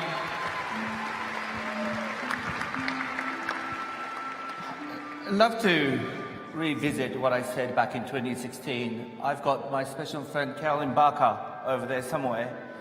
She used to say a lot. She used to say, "I love you to pieces." I love that phrase. I love the sentence. So, Australian athletes, I love you to pieces. And not just that, I would love to extend my love to all the athletes here on the floor. Let me rephrase it. We all love you because you make us shocked, surprised with one piece of rope. It's amazing. That guy there is called Sean Hamilton. He worked extremely hard last 5 years, especially for this tournament. I'm not going to name everyone, but hundreds of thousands of people worked extremely hard for one purpose. We wanted you athletes to have the best stage on the planet Earth. I'm not saying you have to thank us. You have to show us what you can do with your rope. Say it again, I'll say it again. You have to show the rest of the world what you can do with a piece of rope. Let's show what jump rope is all about. Having said that, let me introduce you, one and only, Sean Hamilton.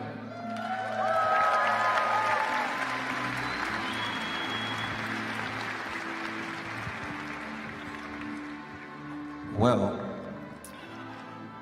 this is a long time coming.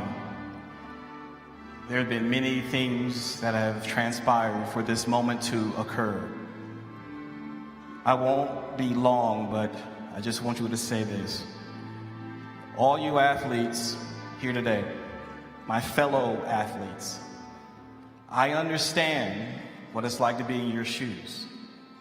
I was once an athlete competing on the world stage.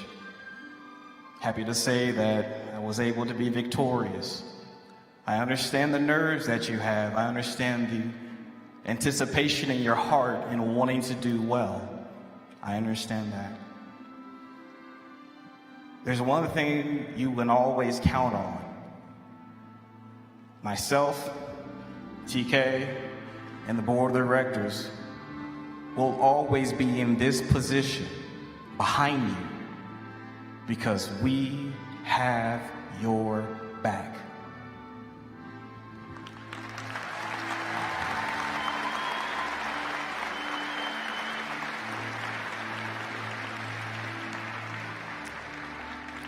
To all of the coaches, judges, and parents, and the very special people, the grandparents, we thank and love you because we know without you, this is not possible. So to my fellow athletes, please thank all your coaches, judges, parents, and grandparents for their sacrifice for you to be here.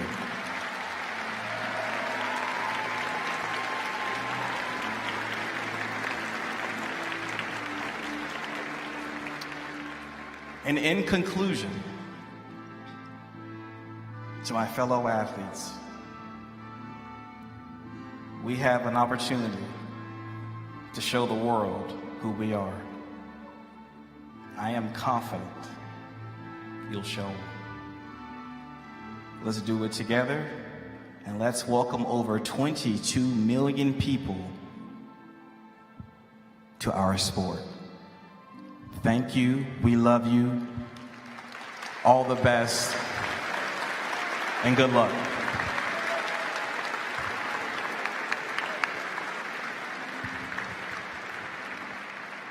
And at this time, athletes, you can take a seat right where you are, but turn and face, you might have noticed these metal structures here on the floor. Take a seat, and we have prepared a treat for you today. From Colorado Springs, let's welcome the Dragonfly Aerial Company.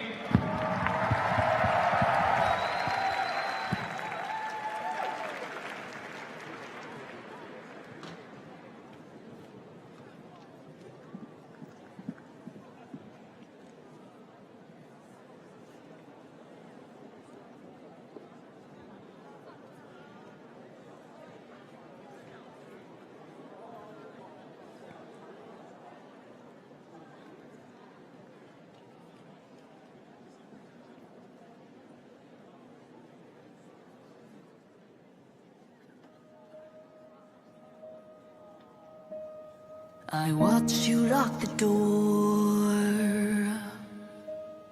but you're fumbling on the keys. Oh, we've heard it all before. You can't fight this twisted fantasy. A friend of mine, I'll wait for you to see. Don't you try to hide. You know you're better off with me. 'Cause nobody wants to be alone, even if they're only ghosts. And the devil on your shoulder, I'm only cold till you come closer.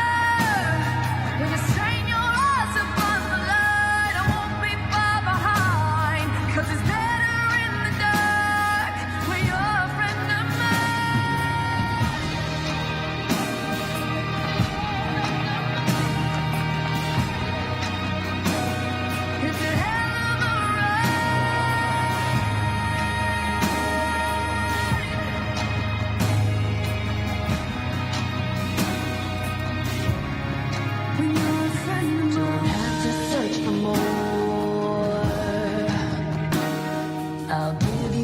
much need.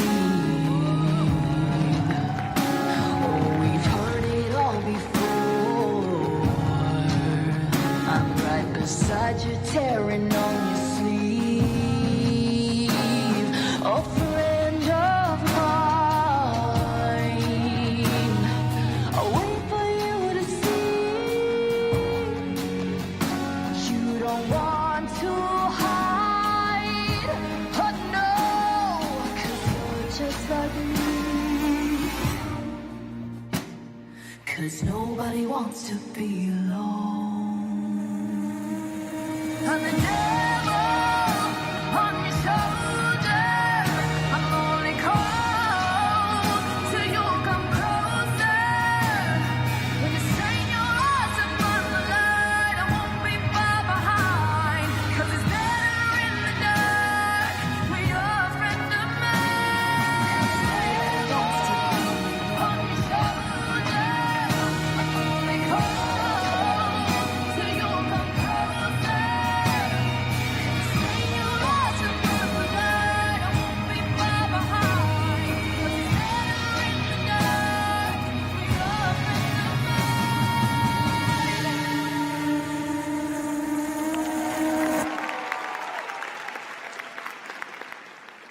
Hakuna Matata. What a wonderful phrase. Hakuna Matata. Ain't no passing craze. It means no worries for the rest of your days. It's our problem-free philosophy. Hakuna Matata.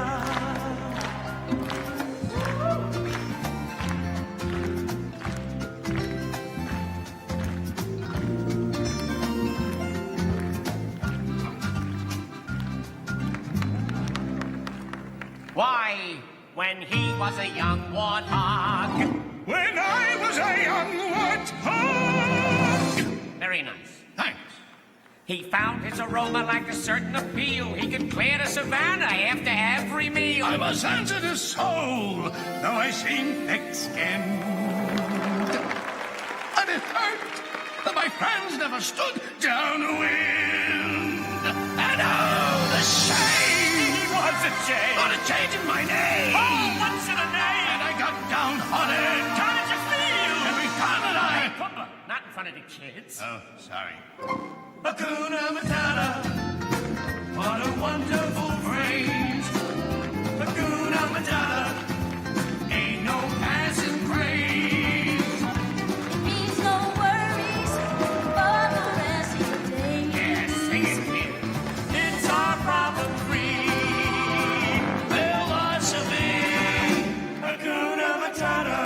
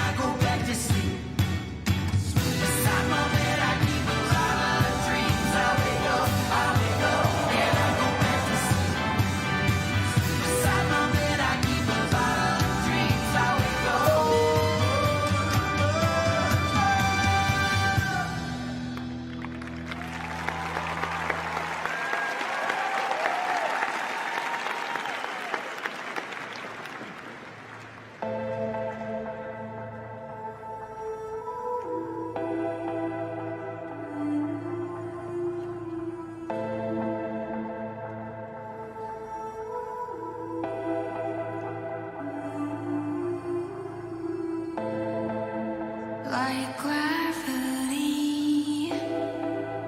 from underneath.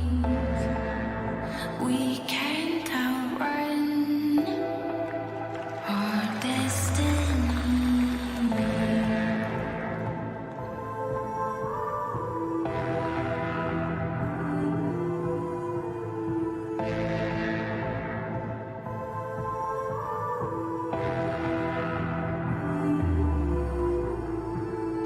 It's in our flesh, it's in our blood. This reckoning has just begun.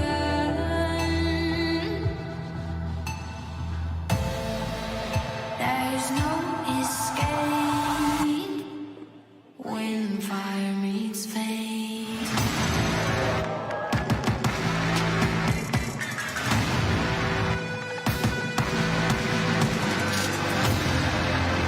There's no escape when fire meets fate.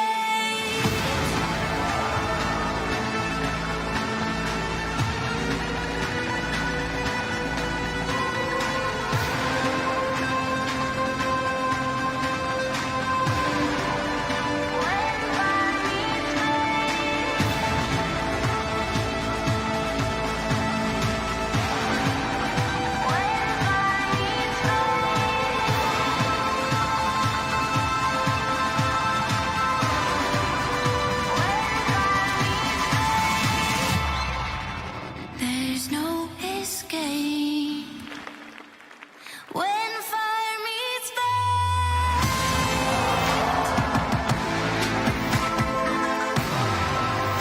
There's no escape.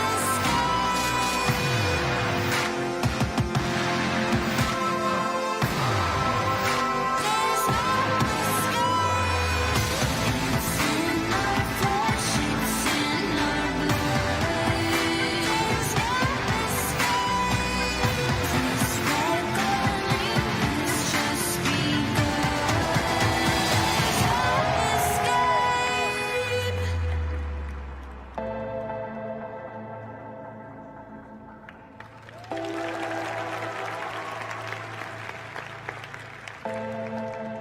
There's no escape when fire meets fate.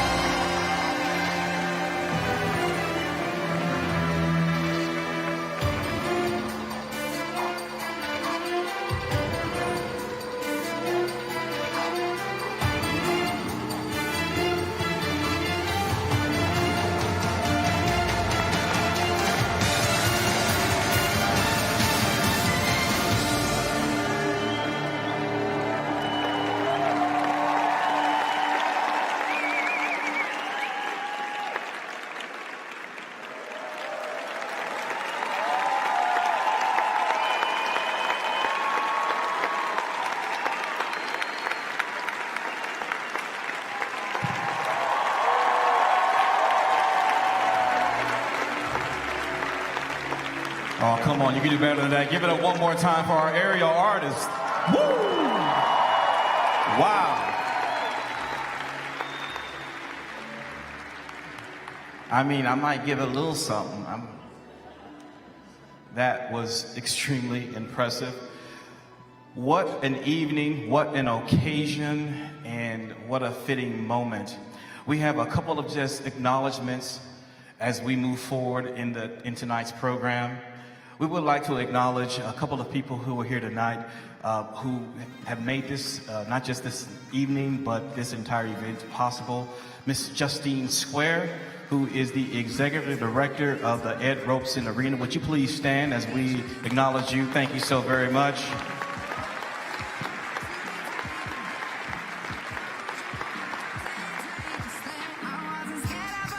Additionally, all the way from Japan, who is representing the host city in Kawasaki, Japan, please acknowledge and please stand Mr.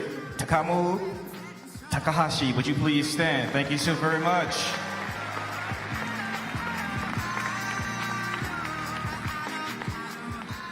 It is my also distinct honor and privilege at this moment to introduce some very special people who do the silent work. This work goes often unnoticed, but it is always felt. I'm talking about some key committee members as well as our board of directors. One of our key committee people who is here tonight, as I call your name, would you please stand and wave, and please give them a tremendous round of applause. Mr. Doug Blankenship, who is a part of our finance committee, and our insurance specialist, thank you. Without him, it is simply not possible. Also, I have a nickname for this person. You guys may know her from Sweden. I call her the Swedish bulldozer. I call her a person who gets things done. Our championship organizing committee chair, Miss Ann Norden, would you please stand? Who has done an amazing job. We thank you so very much, Ann. All your great work. At this time, I would ask all of our board of directors, as I call your name, would you please stand? Representing Europe, our European Vice President, Ms. Silka Famos.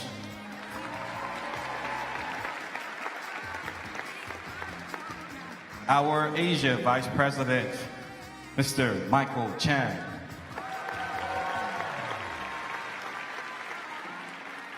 Representing Oceania on our board of directors and the coordinator for tonight's amazing opening ceremonies, Ms. Carrie Lee Larkin.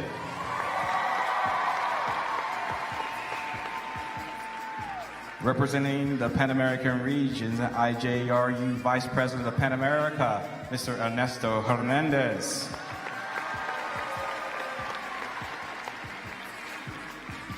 All the way from the great down under, IJRU's treasurer, Mr. Luke Winstanley.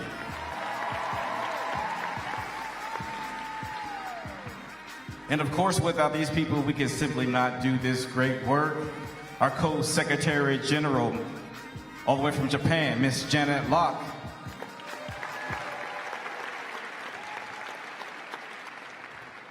And of course, the person who I often speak to the most, who does all tremendous work for this organization, Co-Secretary General Rochelle Boggs.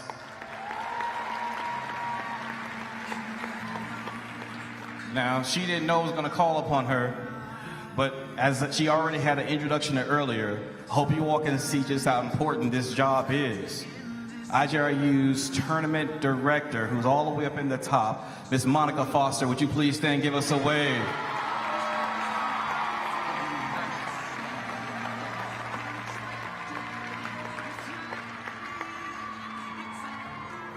And of course, one of my great friends who is also on the board of directors, representing the host city as well, for Kawasaki 2025 Japan, the one and only, the legendary Mr. Jun Haratake.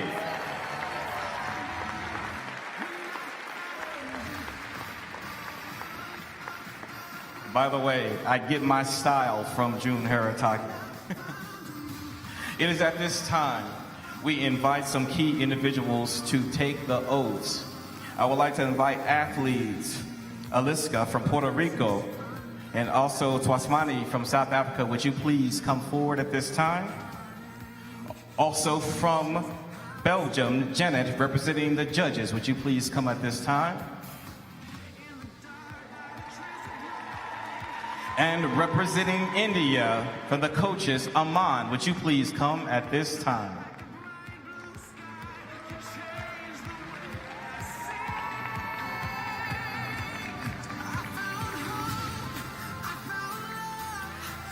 What we'll ask at this time, go ahead and bring the music all the way down, please. We're going to start with the athletes as they read in unison the athlete oath. In the name of all jump rope athletes, I promise that we shall take part in these international jump rope world championships, respecting and abiding by the rules which govern them, committing ourselves to a sport without doping and without drugs, in the true spirit of sportsmanship, for the glory of the sport and the honor of the athletes. Thank you.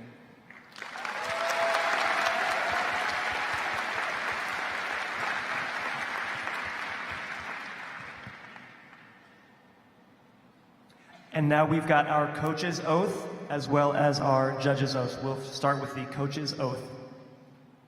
In the name of all the coaches and other members of the athletes' entourage, I promise that we shall commit ourselves to ensuring the spirit of sportsmanship and ethics is fully adhered to and upheld in accordance with the fundamental principles of Olympism.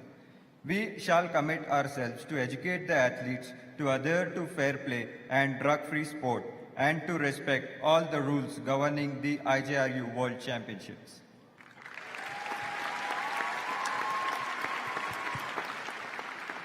And now for the judge's oath.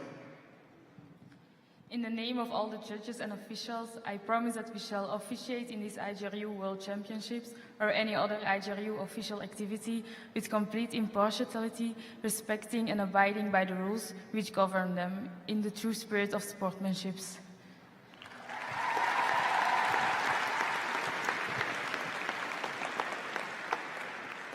With all you standing here, it is my distinct and high honor as a privilege that I don't take lightly.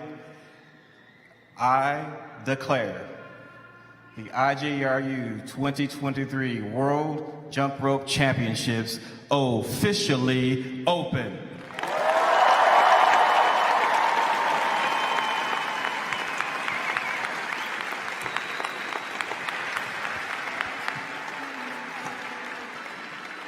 And with that, it is time to enjoy the rest of this week. So everybody in here, I will see you bright and early tomorrow, and everybody watching from home, I will see you on ijru.sport and olympics.com. Good night, everybody. Amazing. Audience, we would love to thank you so much for tuning in to our opening ceremonies. You heard it from the president. We have officially declared the opening of the World Championships. We appreciate you tuning in, and we will see you bright and early tomorrow morning, 8:30 Mountain Time. So that is GMT. Thank you so much, and good night. Thank you, and have a great night. See you tomorrow. Part of me human, part of me God, part of me animal. I got the power, I got the will, but I can't hold it no more. I'm lighting the fuse to explode. Yeah, I can feel the thunder pumping in my head. There's thunder, lightning in my hand. There's thunder, running through my veins. There's thunder, thunder. Yeah, I can feel the thunder, sparking up a rage. There's thunder, I'm not alive or dead. I'm thunder, running through my veins. There's thunder, thunder.